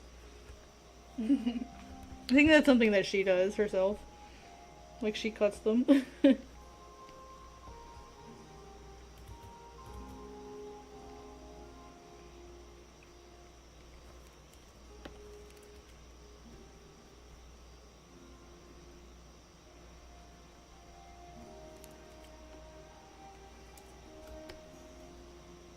Let's see. I got an interesting question for you. Is there such a thing as a manga feel when it comes to making a manga? It's just black and white comic. It doesn't have that manga feel. Oh, absolutely. I think that there is something to be said about that, in terms of like the manga feel. The problem with that though is what people assume is manga is what they see in Shonen Jump or Viz or Yen Press or Seven Seas. Like that's what they assume manga looks like, especially the shonen crowd. Like if it doesn't look like frickin' One Piece, or if it doesn't look like frickin' Dragon Ball, like if it doesn't look like a common manga, or like a common manga style, especially shonen or super obviously shoujo, like the stereotypical type of shoujo, that like stereotypically like the bad version of stereotype shoujo, like if it doesn't look like that, they think it's not manga. Manga is incredibly diverse in Japan. Like I would say like comfortably that the majority of manga never makes it over here, and so the amount of manga that we are exposed to as Western like folk by default is extremely narrow window of what manga is capable of being. And so I feel like the majority of people do not know what manga actually is. They assume what manga is because they see stuff like One Piece, Naruto, Dragon Ball, or like Fushigi Yugi or Inuyasha, like, or Sailor Moon. They see that, and that to them is manga. If it doesn't look like that, then to them it's not manga, and they're one, effing stupid, and two, effing wrong. So like there is no limit for what manga actually is. Now there are certain things that separate manga from comics. For example, one of the easiest ones is one of the easier ones is like your margins, which I'll show you using this. Like that's one of the easiest ways to separate like manga from comics, because there are things that manga does that comics do not, and that makes them really easy to tell apart if you're trained to know those things. So for example, give me 1 second, I need to do some color stuff.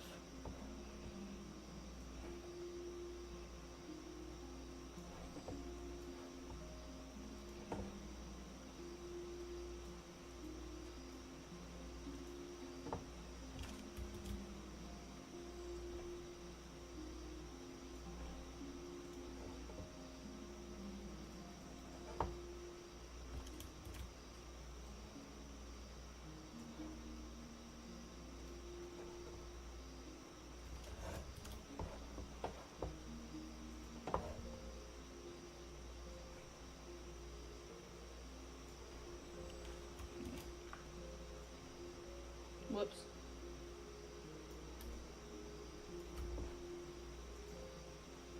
Yeah, I guess technically this would count too. Technically.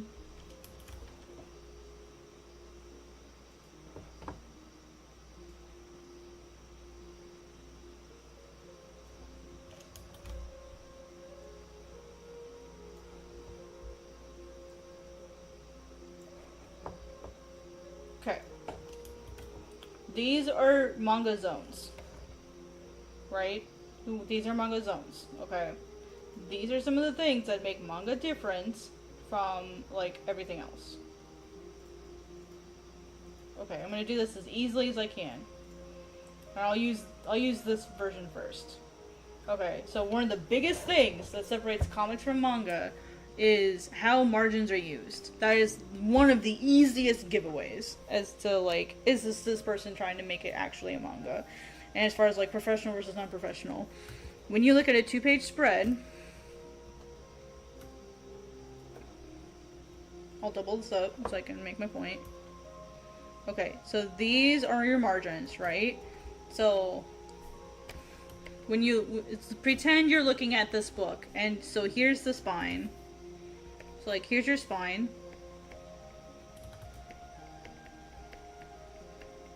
Right, so here's your spine. Okay. When you are reading a book, I dare you to open up any manga and look how many times this line is crossed. Okay. So this is, this is the edge. This is edge. This is your edge. Okay? So, like, your panels should not cross this line. They do not cross that. They end right here.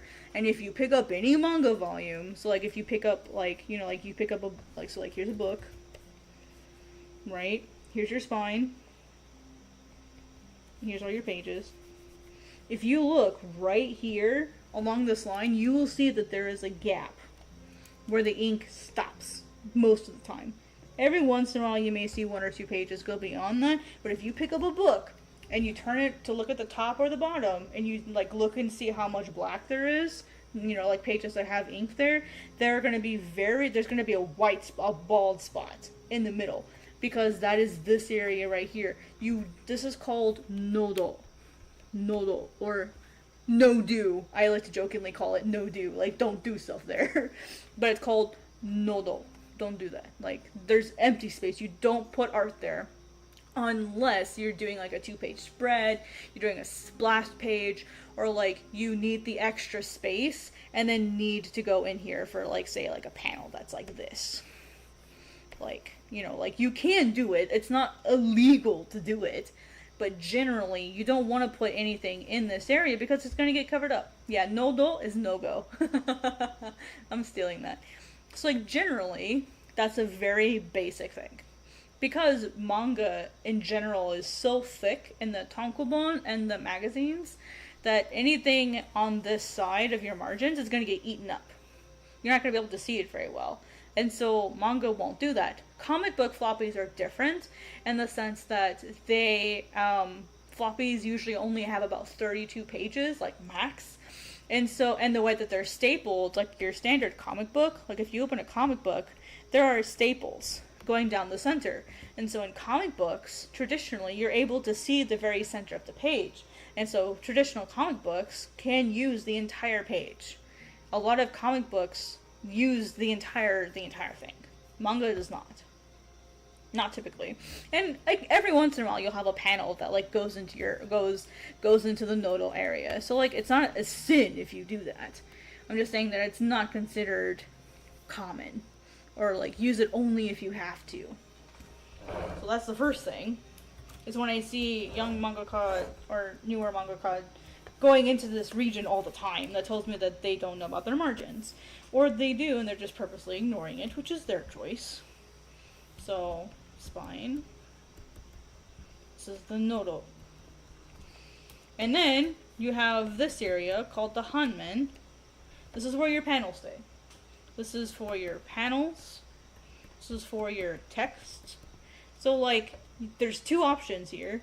Your panels either stop at this line, or they go all the way out here.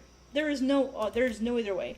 Either panels stop here, oopsie, here, or they stop here, all the way out here, past your bleed. This is your hanmen, or for English words, live area, trim, and then right here, this is called your bleed. That's why I marked these in different colors. Where the printer will cut is where these lines meet. That's why you see these lines extend out. That tells you where your printer will cut. So it's really important that you know where that line is. You never, ever, never, ever, I swear to God, I don't know how many times I have to tell people this, never, ever end a panel in here. Never do it. Unless it's like time passing. So for example, if you have time passing, you could do this, and then, boop, here's your beautiful panel. This is the only time it's okay. And even then, I don't like it. I don't like seeing it. This is me personally. I see people do it all the time. But like, this to me is one of the only times I actually see people break that rule. And I don't like it. Usually what I would do is I would do this. that way it's either or. So like, that's an example. There are people who will do panels like this. And I'm like, bruh, why? Why would you do that? In fact, if you look at manga like Naruto, a lot of the times they never go beyond this box. Or they very rarely go beyond the box. Naruto is a good example. Naruto, Dragon Ball, the original one, the original Dragon Ball, a lot of the times they stay inside this margin. Who's another mangaka that does that? Inuyasha. Inuyasha will also do that. So, like, that's another possibility. Like, look at manga and start paying attention. Do they stop at the Hanmen line? And where that line is varies publisher to publisher. So, the proportions here, and the proportions for Shonen Sunday, Shonen Jump, Viz, Yen Press, Kodansha, every single one will have a different set of margins as far as, like, how thick and thin things are. Every single one of them is going to be different. So I would just do whatever you feel comfortable with. I just use Clip Studio's default until I learn different. What is it called when a character is fully drawn out of a panel?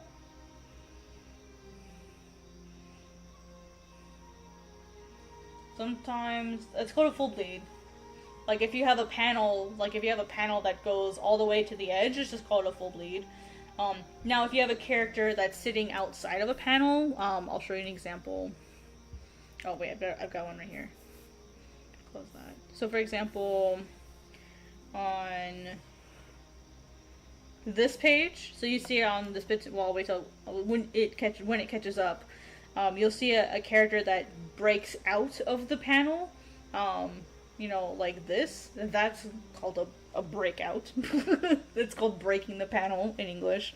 But if it goes all the way to the bleed, these don't, just because they were already trimmed when I put them in. So these particular ones don't. But normally you would make them go all the way out to the. They go past the trim. You always go past the trim, past the bleed, because you don't know where your printer's going to cut. So always, always, always go past the bleed. If you want something to go all the way to the edge of the page, go past the bleed. Always go past it. Like it's better that than to like stop it at the trim line and risk this little tiny white line. So, yeah. So like breaking a panel is a thing. I have another example of it. Well, yeah, I've got one right here where like the hand like breaks out of this panel. I actually really love breaking panels. I do it all the time. I have another one here with Rin. This one's more psychological because I want her like invading his space and I want him to feel really small within this giant panel that he has. So like I did it intentionally. But yeah, so like there's reasons you can break stuff out of a panel, you know. And like text, for example, like this doka, like this is an example where like it's okay to like have text that goes outside of the hanmen. It's a sound effect. I want it to fill that whole page and go doka, like it just hit the bamboo, you know, like that's what I want it to sound like. So I want it to be really strong versus this one where it's like like it's like, you know, like the bow is being drawn, you hear it creaking a little bit, creak. You know, like I wanted that to be a softer sound, so it's smaller and it fits within, see that little line right there? It fits within that line. So, yeah, and then this one is like goal, like it's, oh yeah, goal. It's like burning, it's really loud, it covers up the artwork, it's in your face. You know, so like, it's okay if the sound effects go out a little bit.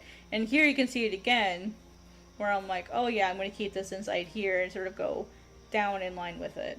You know, so like, yeah. I'm not always like super consistent with the text roll, but I do my best. Yeah. Anyway, so going back to the thing.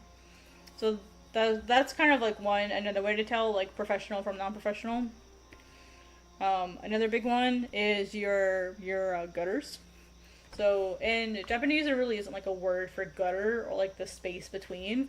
But one thing that's really obvious is the panel spacing. So for example, here's our first panel. Here's our second panel.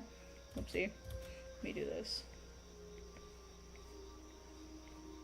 And I'm making this extremely extreme just for like display purposes to make it really obvious. Like what's the difference here? Well, let's do this. Make an example. So what's an example here? Like, do you see how this is really, like, this is wide? And then this here is really thin. This is also really normal. And this is also extremely normal. Because what this does is these are grouped together, these are grouped together, these are grouped together. Because they're separated by the space. What that does is that helps with pacing. In Western comics, normally the gutters are either consistently, they're a consistent thickness all the way throughout, they're consistently spaced, or there is no rule, there's no logic, it's just willy-nilly throw the panel wherever the fuck they want it. That's what they do in Western comics. There's no rules there. Or, and the rule is basically, like, put the panel wherever you want, but if you're not gonna overlap them, or have like an inset panel or an insert panel, depending on like what you want to call them. Like an insert panel, for example, would be like if I had a panel here, and it had like, oh no, and then like here's what they're looking at, and it could be like, you know, like, rawr, you know, like, well, that doesn't look scary. You know, rah, you know, like, oh no, that's what we're looking at, big villain, boom, explosions. Like, this is called an inset, or insert. I've heard different words. You know, like, yeah, so, like, this is considered really normal in comics. This is not considered normal in manga. Like, this is not really a normal thing. It can be done, but it's not a normal thing. So, yeah. The other thing that, and actually I was just talking about this with another mangaka friend of mine, is balloons. In manga, we see balloons like this. And you don't see balloons like this in Western comics. You don't see this. You'd see it like this. The only reason we see it like this is because this is how they're done in Japanese, right? Because the text goes this way, right? So that's how they're used. Hang on, autosave. That's how it's used to being done. And so our aesthetic when we see manga is vertical balloons. If we write it like this, to us it looks like a comic. Because that's not how we see manga. That's not how we're being exposed to manga, is with these horizontal bubbles. And so what a lot of Western mangaka will do is they'll make their bubbles like this. Even though it's originally in English. It's in OEL, an original English language manga. So, like, that's another kind of weird quirk that we've all kind of noticed that a lot of Western manga creators will do. Yeah. See, I can go between them, no problem. I have no problem going between Western comics and manga. I mean, part of it's because my job is to read comics and manga every day. So, like, I'm just kind of used to everything, which is both good and bad. You know. And the other thing is reading direction. Like, manga does not have to be right to left. It doesn't. Anyone who says so is stupid. Comics, okay, I'm gonna stop you right there. Comics can have any limits. Comics can do anything. Comics can do anything. There's literally a comic out there called Warcorns. It's about, like beefy battle anthropomorphic unicorns. Okay, like, I do not see manga about battle-ready anthropomorphic unicorns. I don't see it, okay? Like, manga has not even attempted such a thing that I'm aware of. So, like, don't even start with that. No. The thing is most people think of Western comics, they think of superheroes. They think of vigilante justice. Or they think of silly little, like, I made a silly little webtoon comic. Or a comic strip. That's all they think comics are. And comics are just as diverse. Indie comics are just as diverse as indie manga. Like, no. The other difference is writing format. So, manga uses something called kishotenketsu. Usually, not always, but usually. And then West, there's a whole host of things, but a really common one is the 7 plot. 7 plot, or the hero's journey. I spelled heroes wrong. Or another version of this is the Harmon cycle. Those are extremely common. or your three-part act. Kishoten Kets is a 4-part act. And traditionally, Kishoten Kets, right? Yeah, War Horns is one of my favorite comics. It's so freaking hilarious. I love it. But anyway, so like, manga tends to be done in Kishoten Kets, which is a 4-part act. The other thing that's really, and this is actually going to be one of the videos I'll be making in the coming weeks, is about Kishoten Kets. So with Kishoten Kets, there's like, it's a 4-part act, but it doesn't rely on conflict. In the West, 90% of our story structures rely on conflict, whether it's internal, whether it's external, whatever. There's a conflict or an opposition in some way that's needed for the story to function. It needs good, bad, good or bad, light and dark, black or white. That's what it needs to function. The majority of Western plot structures. In manga, you don't need a conflict. You don't need opposition for Kishoten Kets to work. Because so instead of having, your beginning, your middle, or your beginning, your climax, and then your end, you have over here, you have the intro, develop, develop, twist. North does the climax. This is twist, and then result. Result. That's what I call it the result. I don't know what its technical term is. I just call it result, because all a twist it means is it's something different. It just means a surprise. It doesn't mean that something bad happened. It's just a surprise. Something unexpected. That's all it means. No, it's not resolution. Resolution means something completely different. Resolution, traditionally in the West, means the solution. It's how the problem is solved. It's fixed. Like, that's how I was taught what resolution means. It's here's how this thing ended. Like, here's how we fixed the problem. With the result, it's just the result of what happens after the twist. So, for example, I go to the store, I buy a box of cereal. Like, I'm hungry. I want to eat cereal. Develop, I go to the store, I have a hard time picking brands, and I pick a brand.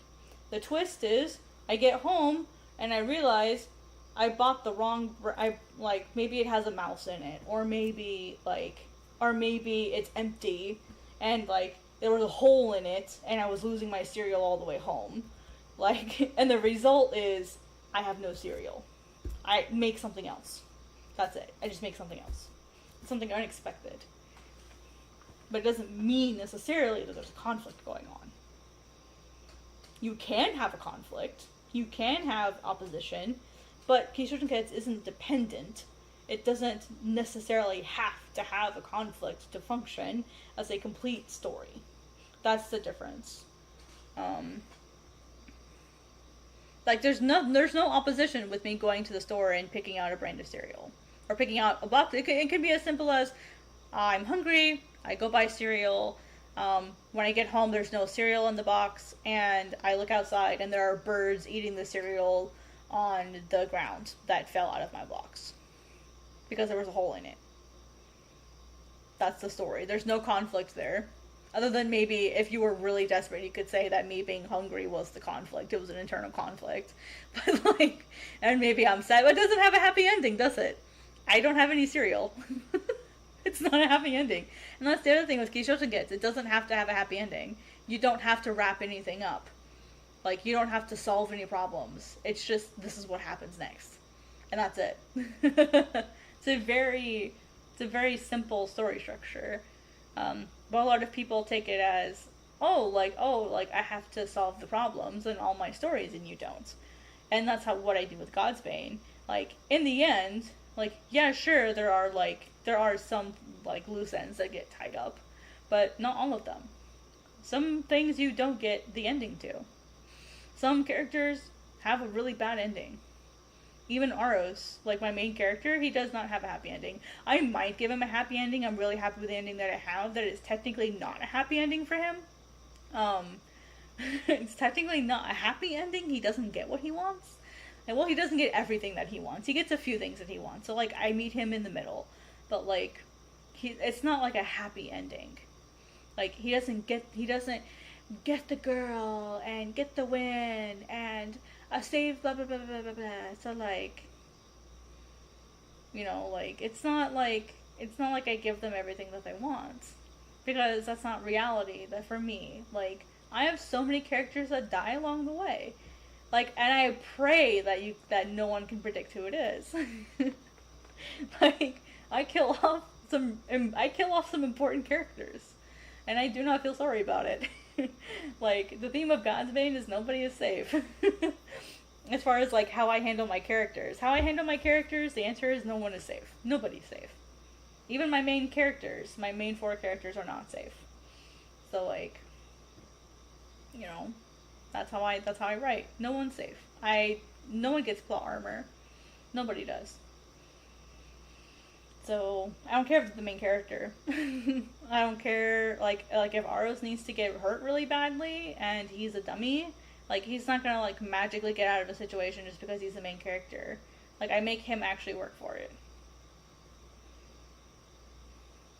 Oh yeah, I would. Yeah, I would. Yeah, I'm like gleefully waiting to see like my readers' reactions as I kill off their favorite characters. I'm looking forward to it. Especially once they realize who it is. Let's see, just off the top of my head, 1, 2, 3, 4, 5 characters, all secondary or main characters that die.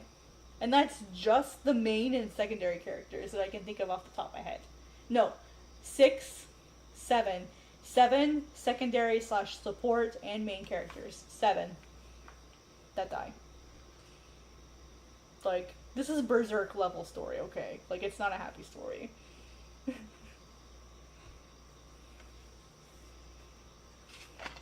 Oh yeah, there's characters that deserve it, and there's characters that don't.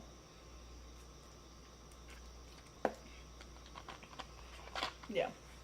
No one is safe in God's Bane. Now see, I'll also disclaim that death is not necessarily permanent. I play with the idea of death.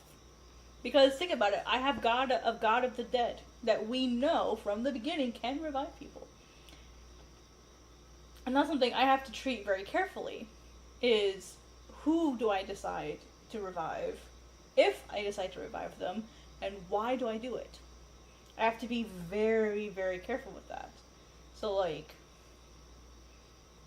I have to be very mindful of that, because that's a very fine line trope to walk. So I would love someone to do that. I'd love to sit down with someone and just be like sitting here smiling because I know what happens next, and to have people just sit there and speculate what I'm gonna do.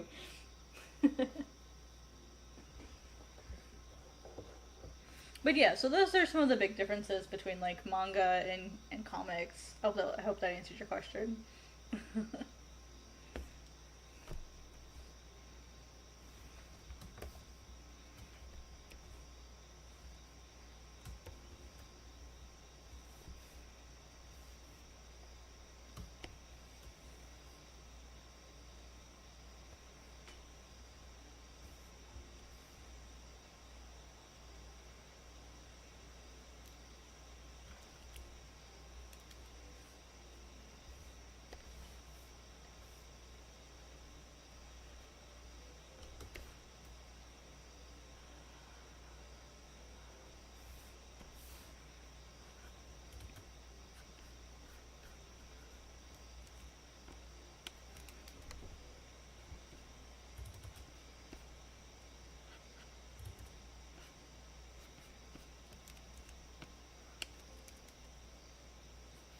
I'm not really drawn Zai that many times.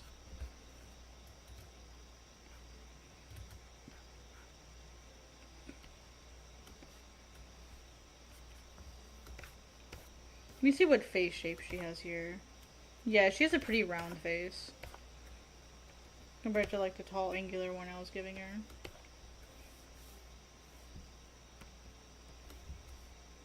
Her eyes are too big too.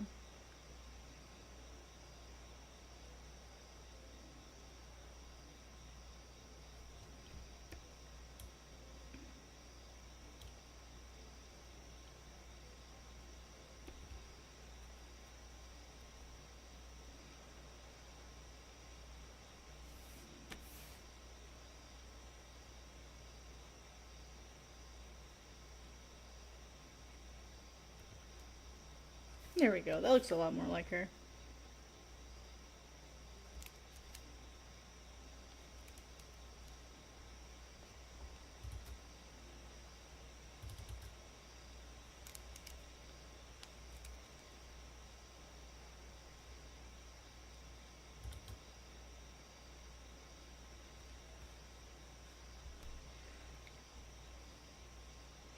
So the sad thing though is if you kill a character, you probably won't draw them again for a while. So like if Aros was really injured, you're gonna show him in pain and stuff instead of like someone else take over the story. Oh yeah, he would just suffer.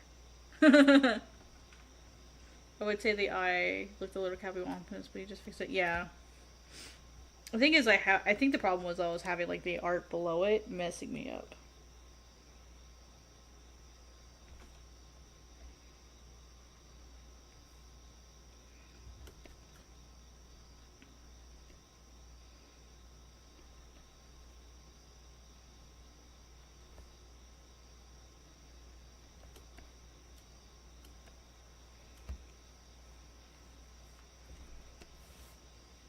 Oh yes, thank you.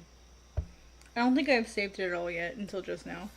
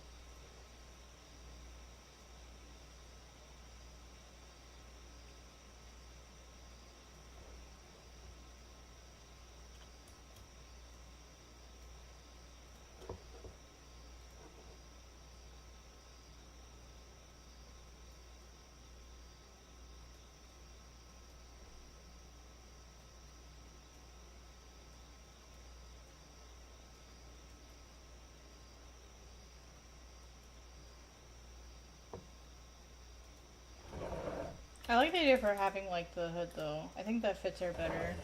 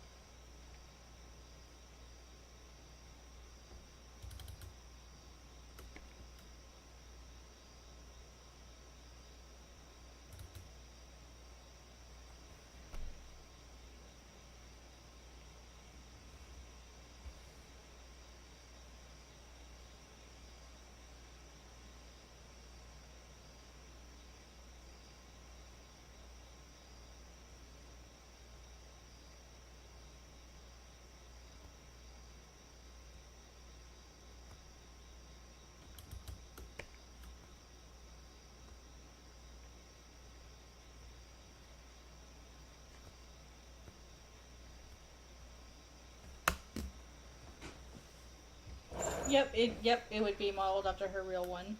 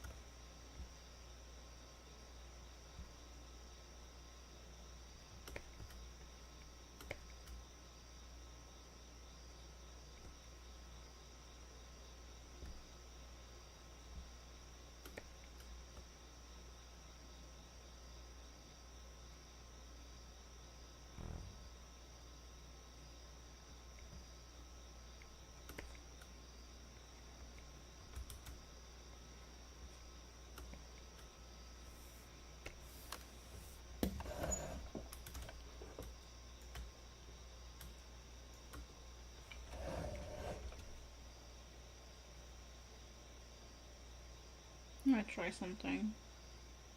This might look really cool or it might look really bad.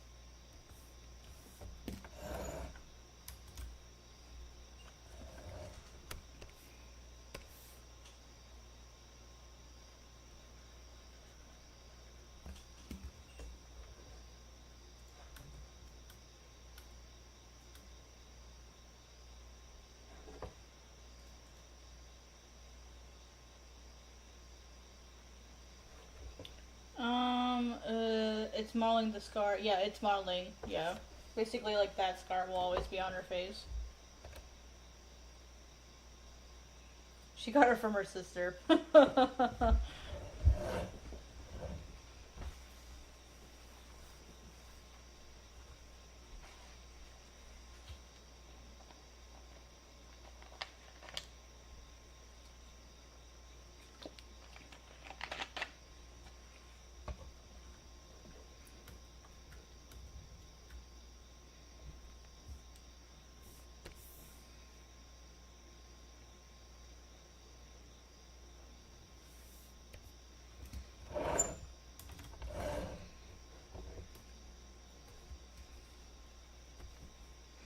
What if I made these gray instead?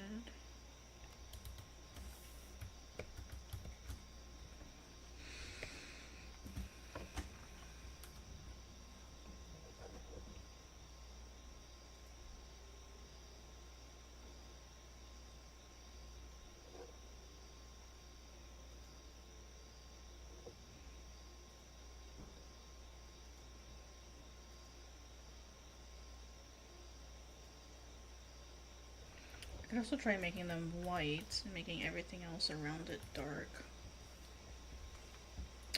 Yeah, she killed her sister.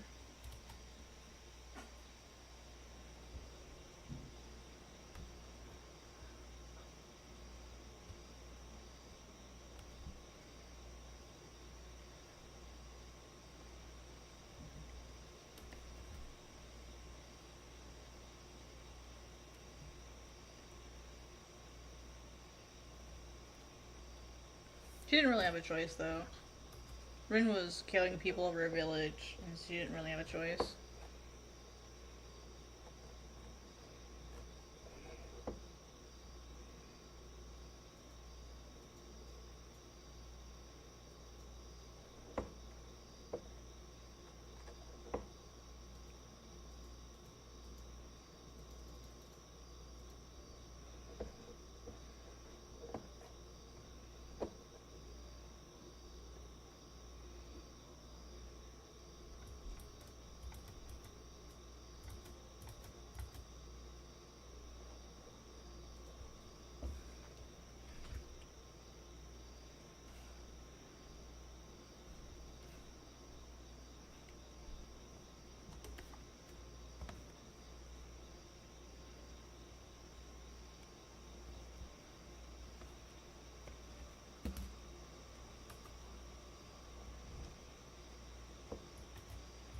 Thinking for high contrast, it's best just to leave it as it is.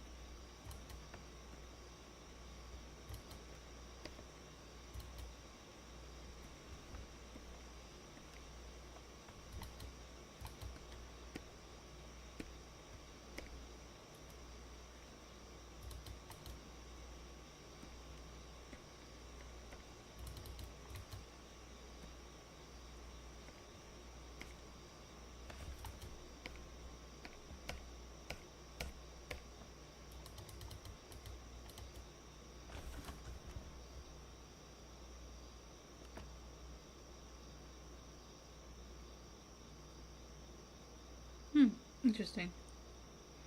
Yeah, I just use Adrian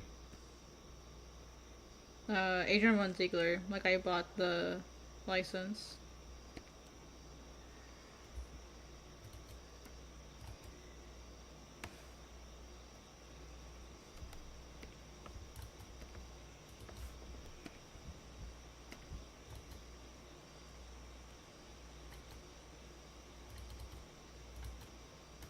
I'm starting to feel like this is really just the best option, just to like leave it alone.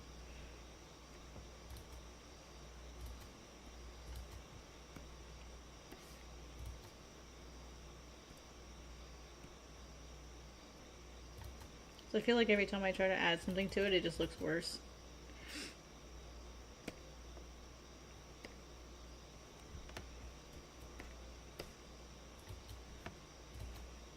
The only exception is her like headband.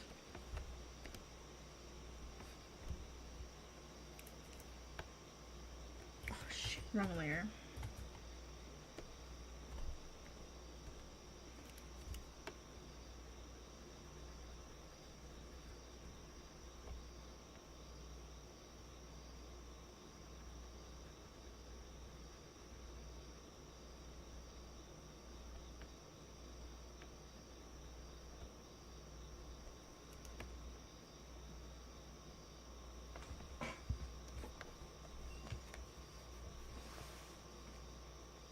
Wait, then stop?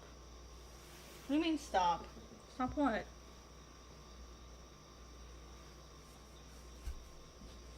Oh, did I say I'm getting tired?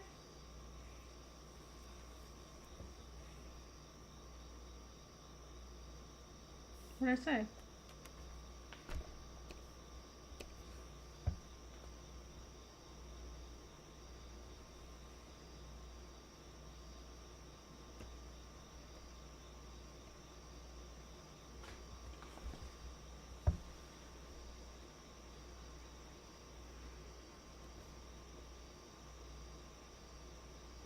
Oh, yeah. Yeah, definitely. I'm gonna try one more thing. I'm gonna try a tone. Because there's a tone that I really like that I'm gonna see if it works here.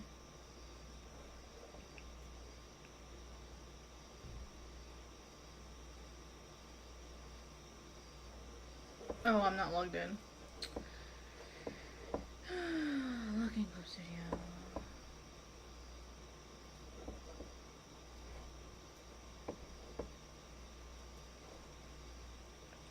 Like maybe something like not solid will work better.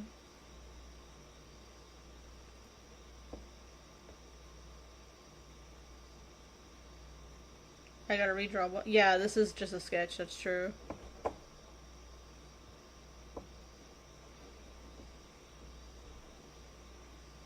Very good point.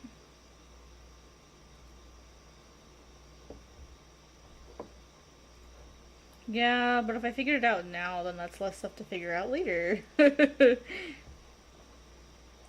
Ooh, I actually like that. I like it when it's not solid. It's just kind of like patterned out. I actually like that better. Rather than it being like a solid design.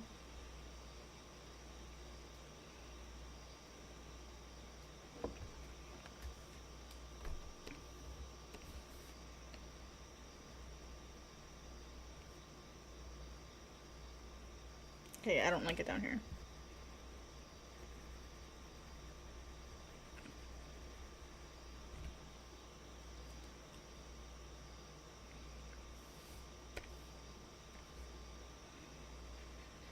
I think that'll work. Yeah, that works for her shoes too.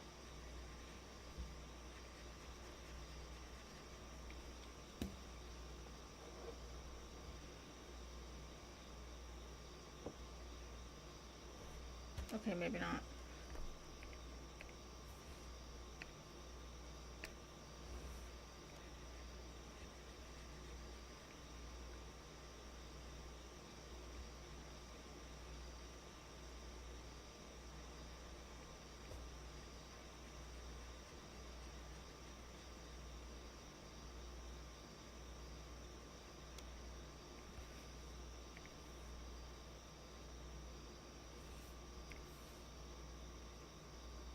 I don't think so.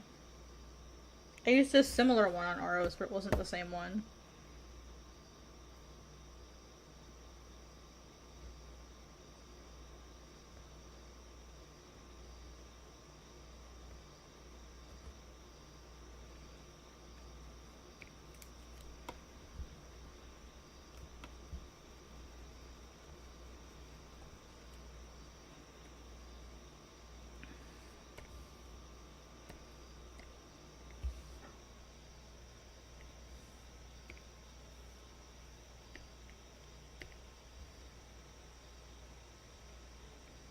There, give it some texture.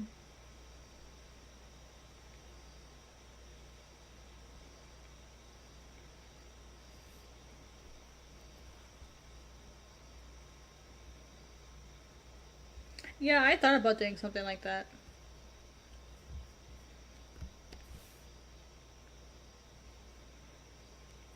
I mean, each character kind of does have like their own thing. So like Zai is obviously like circles and eyes. So that's like a really big thing for her. Hogway sort of has like these like triangular diamond shapes, almost like lightning reminiscent shapes. And then Aros has. Delete that.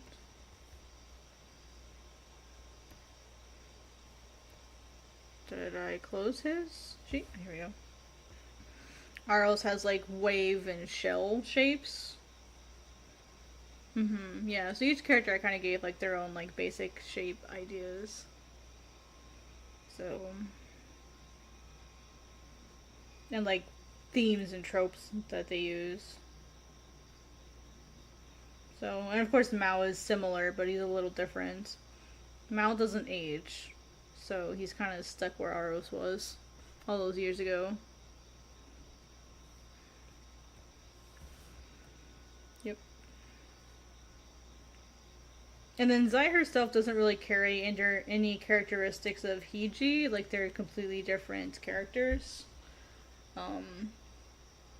So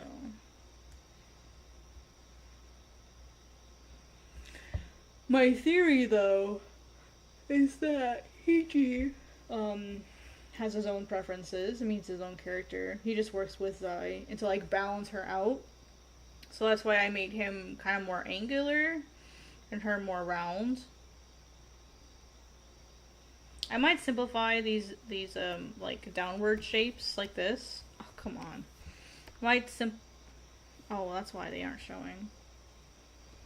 Might simplify like these downward shapes so that there's less of them.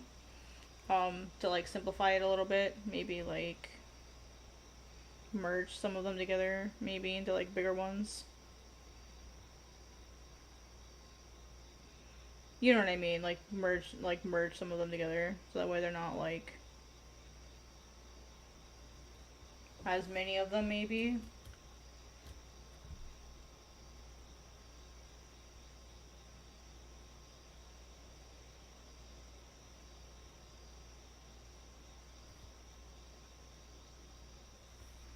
You know, maybe something like that, yeah. So I'm gonna work on that probably tomorrow. I'm actually gonna make that note lesson. Make a note for tomorrow me.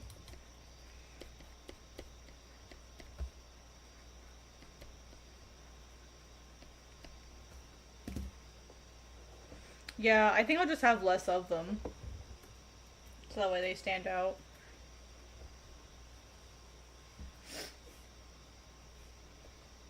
Let's try something.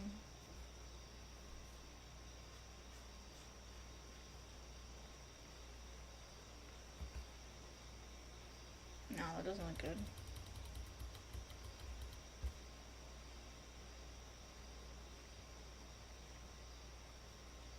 I'm wondering if there's a way to carry that down somewhere else into the design. Maybe, yeah, there's a way to carry that down into this design.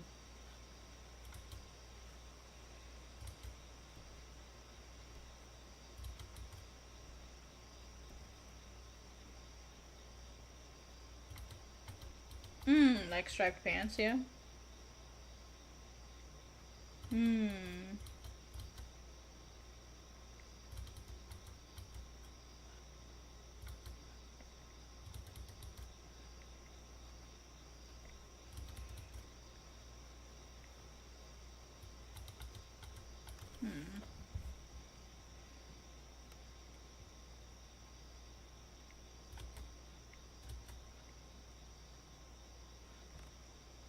Do we think she needs this part here?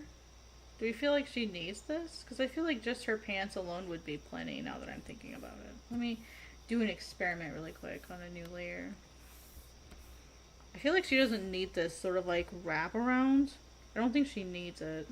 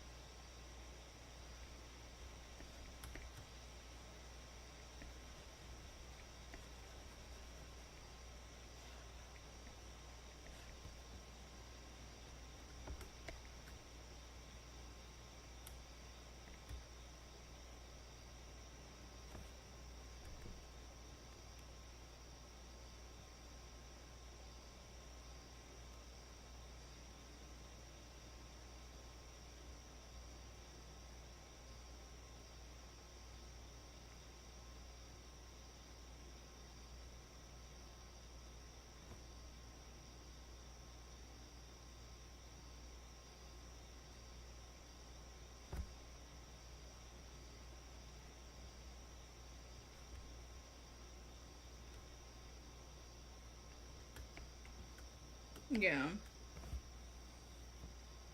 Yeah, I need something on her pants, maybe. Maybe...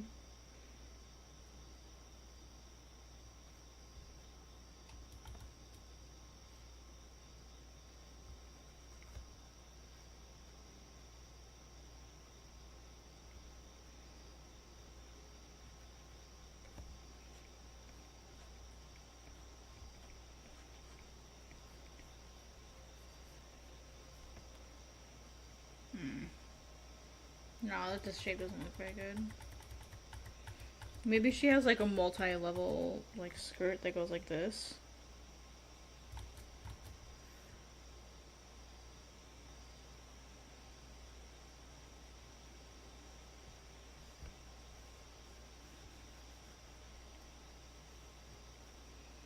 Sort of like you said, the pools.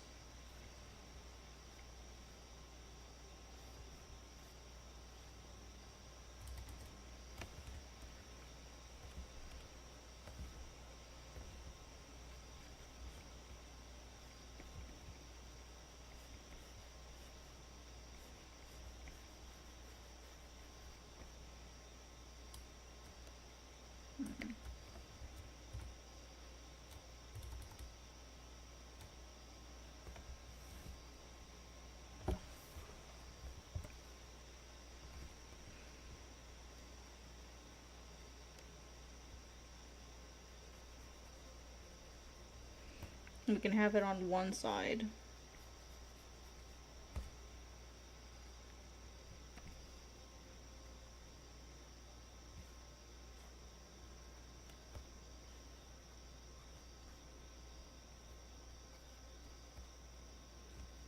I don't like that.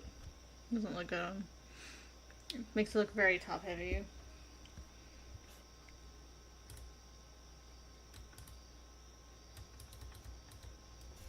It does need something though.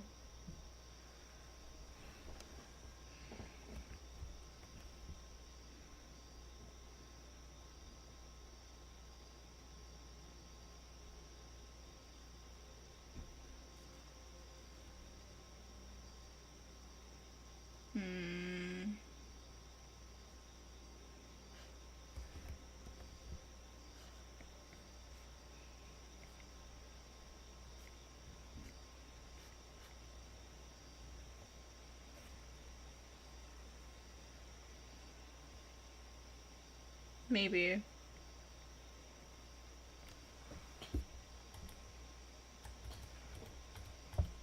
Yeah, let me try a couple patterns. Well, she has this floral pattern up in her headpiece. Maybe she has it on her pants too.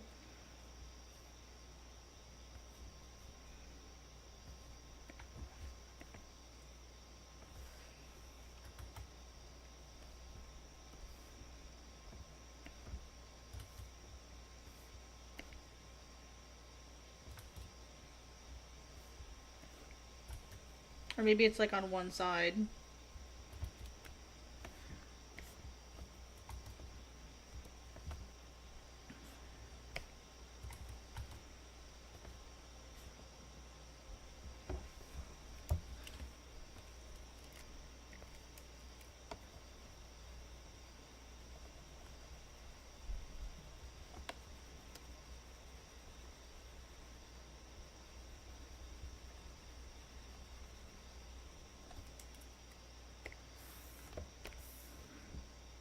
It's like maybe like a colored stripe or something.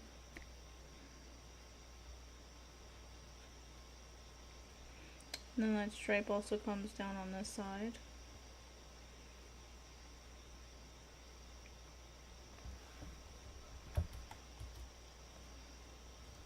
And that can be something that's mirrored up here too, like that goes around the edge here maybe. So that's like someplace we can mirror that. Maybe it's like a double line.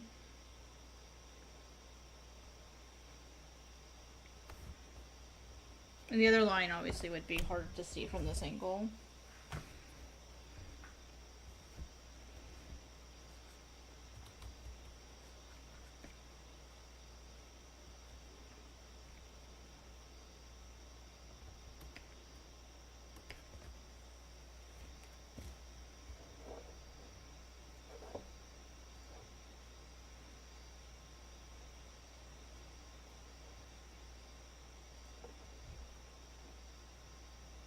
Yeah, I'd have to like soften it. That's why I'm gonna try adding a tone and see if it helps to like soften it. Or if I need to like remove detail. Yeah, I think I'm gonna need to remove detail.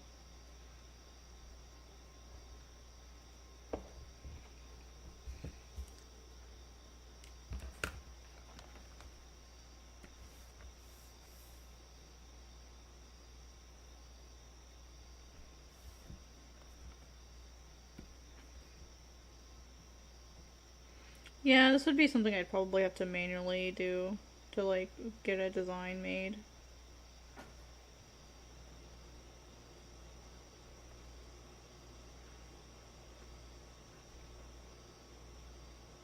Or I could pick a different flower. It's not a big deal. I'll probably have to pick a different flower, which is fine.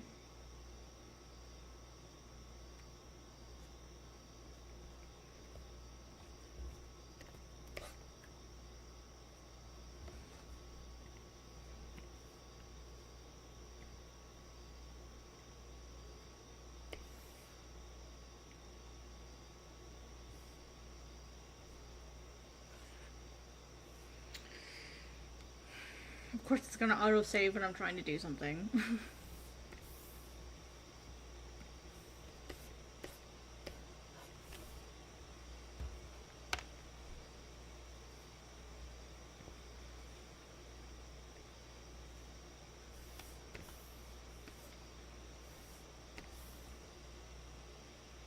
Well, the thing is, yeah, I'm looking at something that's like where she lives. So I'm kind of limited with that too. Yeah, let's see what flowers I have. I'm not even sure what all flowers I have. Let me see what I have.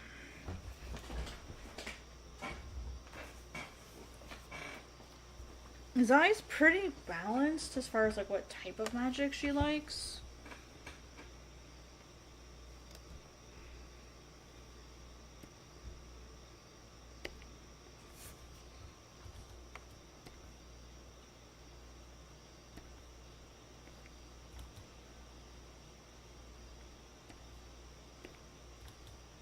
Ooh, what about like wisteria?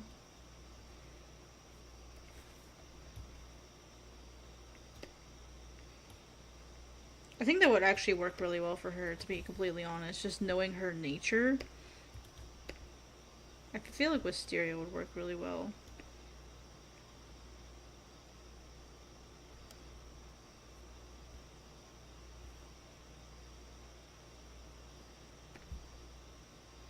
Oh, and that works perfectly for up here. This can be wisteria. It's not rain, it's wisteria.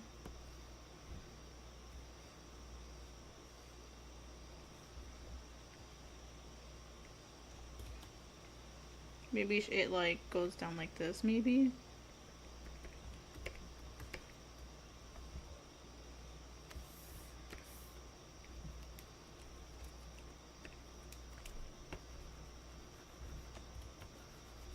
Yeah, I'd have to like use liquify to make it wrap around perfectly.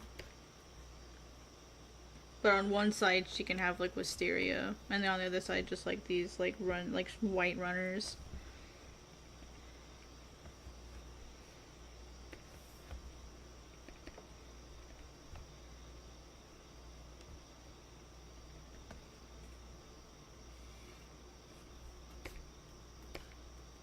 I can find like a way to better like make it artsy rather than be literal. Yeah, I feel like that looks a lot better for her. And it gives her a theme too, because she didn't really have one.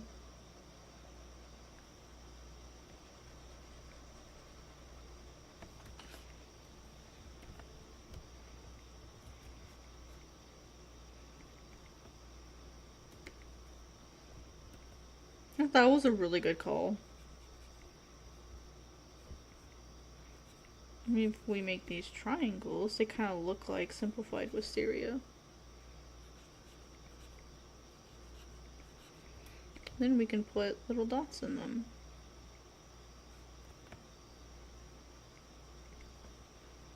No, that's too much.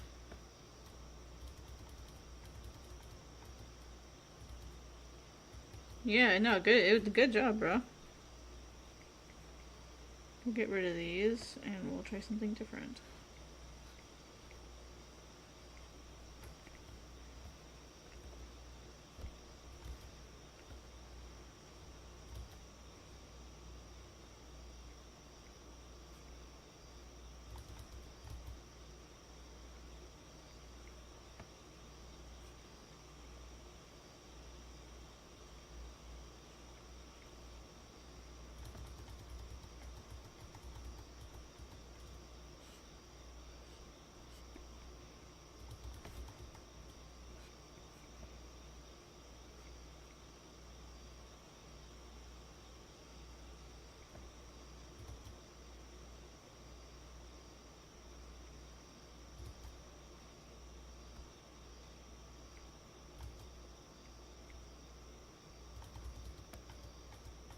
If I do that, I'm gonna need to give him more space.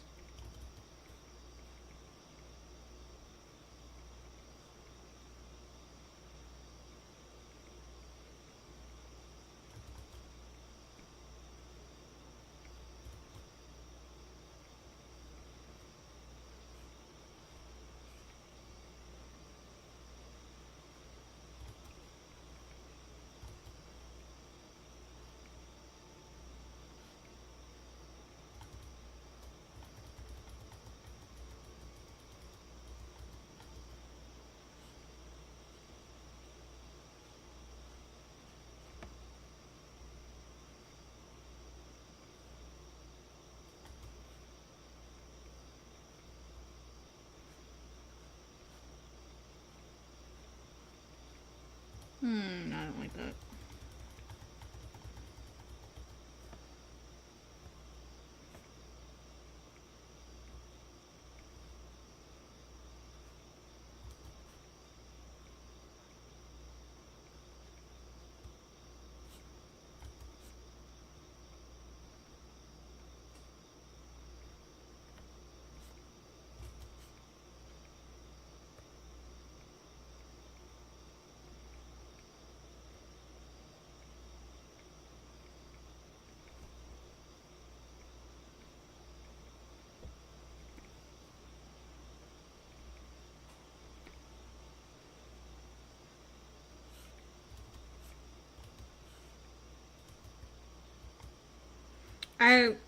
I have to draw these things.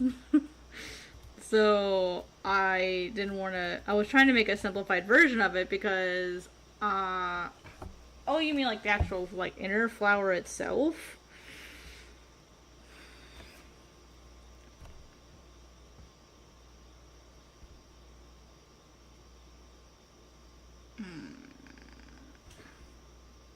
I don't know how to draw wisteria. I don't know what the flowers actually look like on the inside. I'd have to look.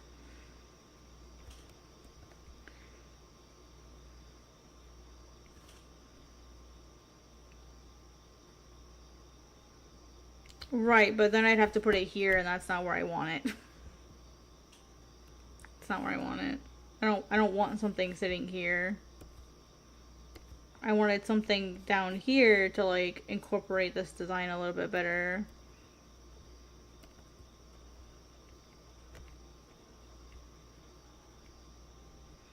Yeah.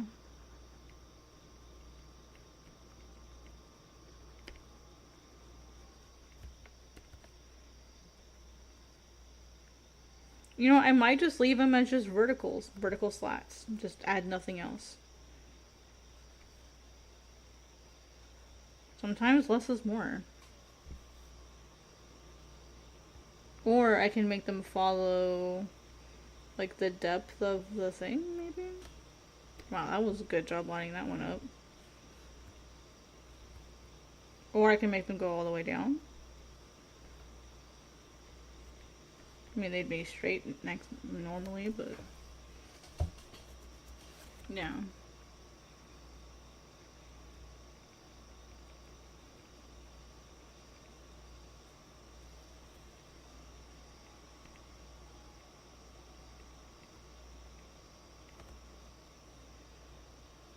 Ooh, what if they weren't lines but dots?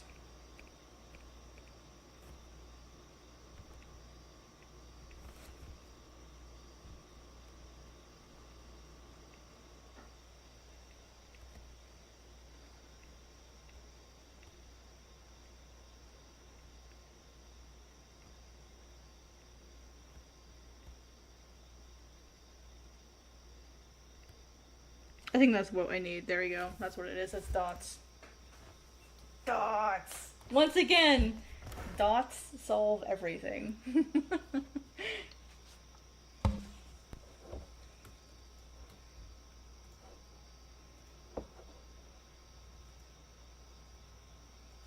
I like the darker boots just to help them stand out.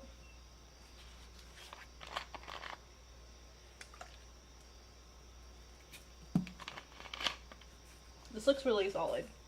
And she's the only one. Oh, look, dude, look what I just realized. Look what I gave her for earrings. Straight lines. Guess what I want to do to those?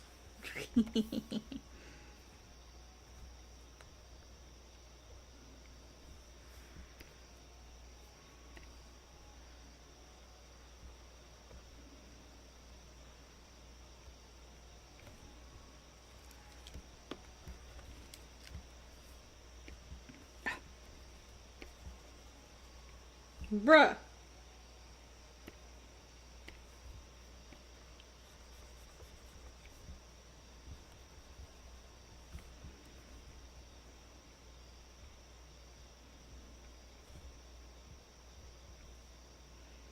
Maybe like 4 small ones, maybe? Whoops. Maybe like...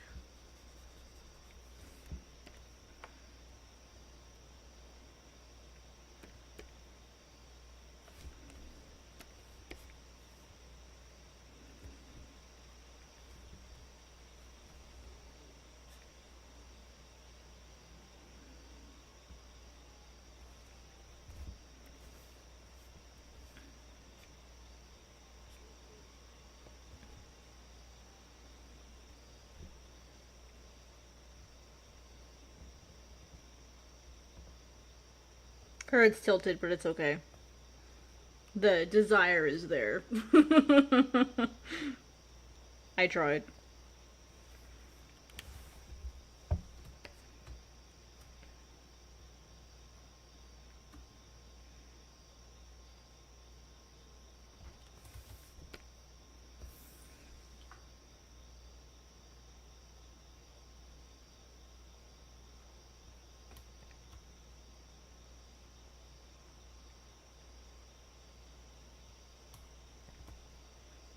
What did I want her eyes to be?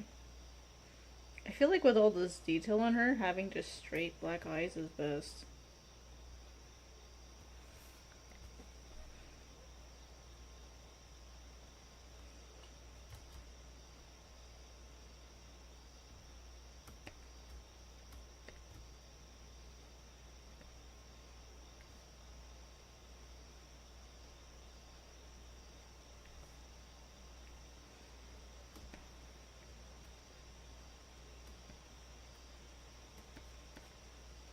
Yeah, we'll try that.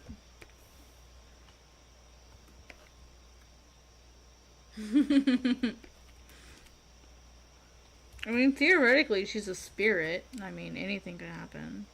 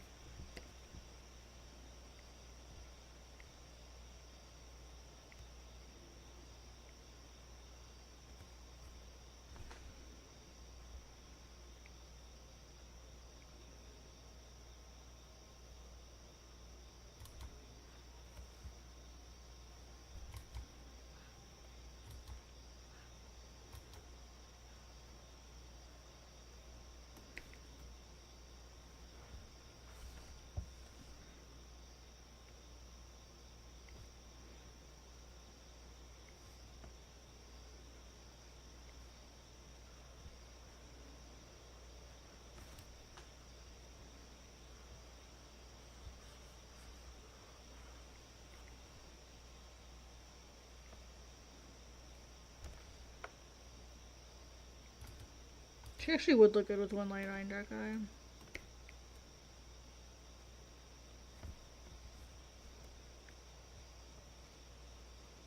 Yeah, I like these. Yeah, they look good.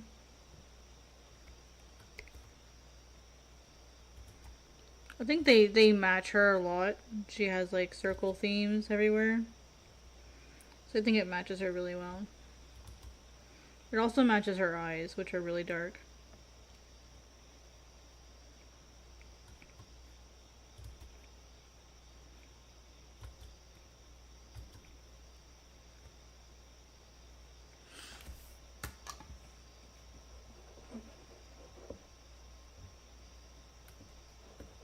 And then for this,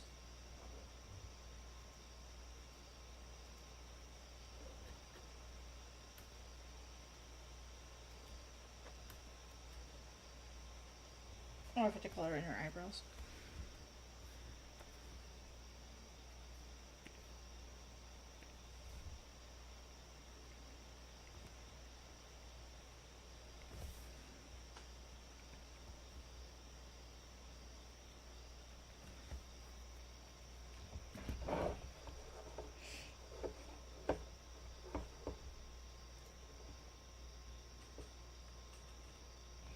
I think something more random-ish would look better.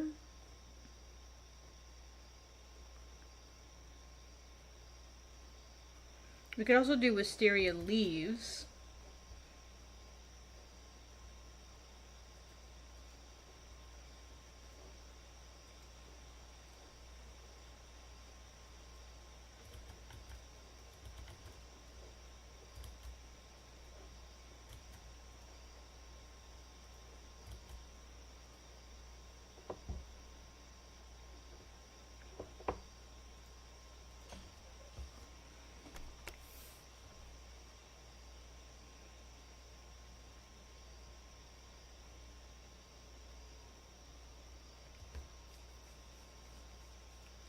And that way it's not like overly complicated.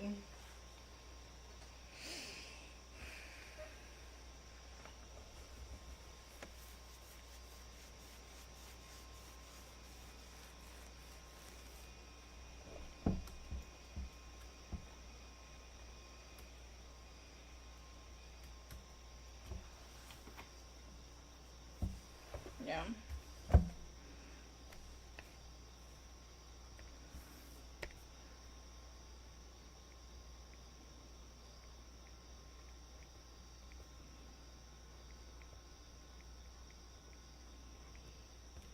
There.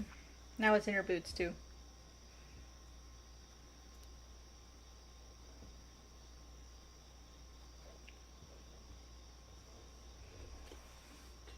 Which is crazy because wisteria is like a super toxic plant. It's very beautiful, but it's really toxic too. I think that works for her. It can be really pretty, or it can be like really dangerous. So I think that works out. Oof. Alright, I gotta go to bed. I gotta be up in a few hours. It's been a 5-hour stream. I haven't done one of those in a long time. It was really quiet at first. I had almost nobody here for a while. For like the first almost hour, and there was nobody here.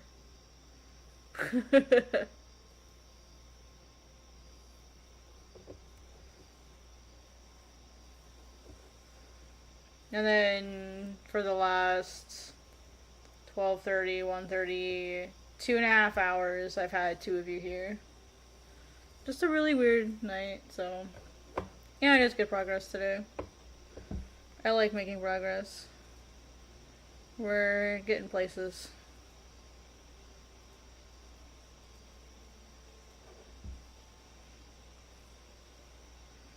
So tomorrow we'll be doing the shading on this, although I may just leave it as is, just so that it's nondescript. Because I gotta finish the lines on the body for like the tail and stuff. But that's almost done. But other than that, Hokoi's done. And then got to Hiji's done. I just gotta turn it grayscale. So then I have to go in and basically redraw this, which is what's nice, is it's basically gonna be roughly the same. It'll just be slightly different. So that'll be nice.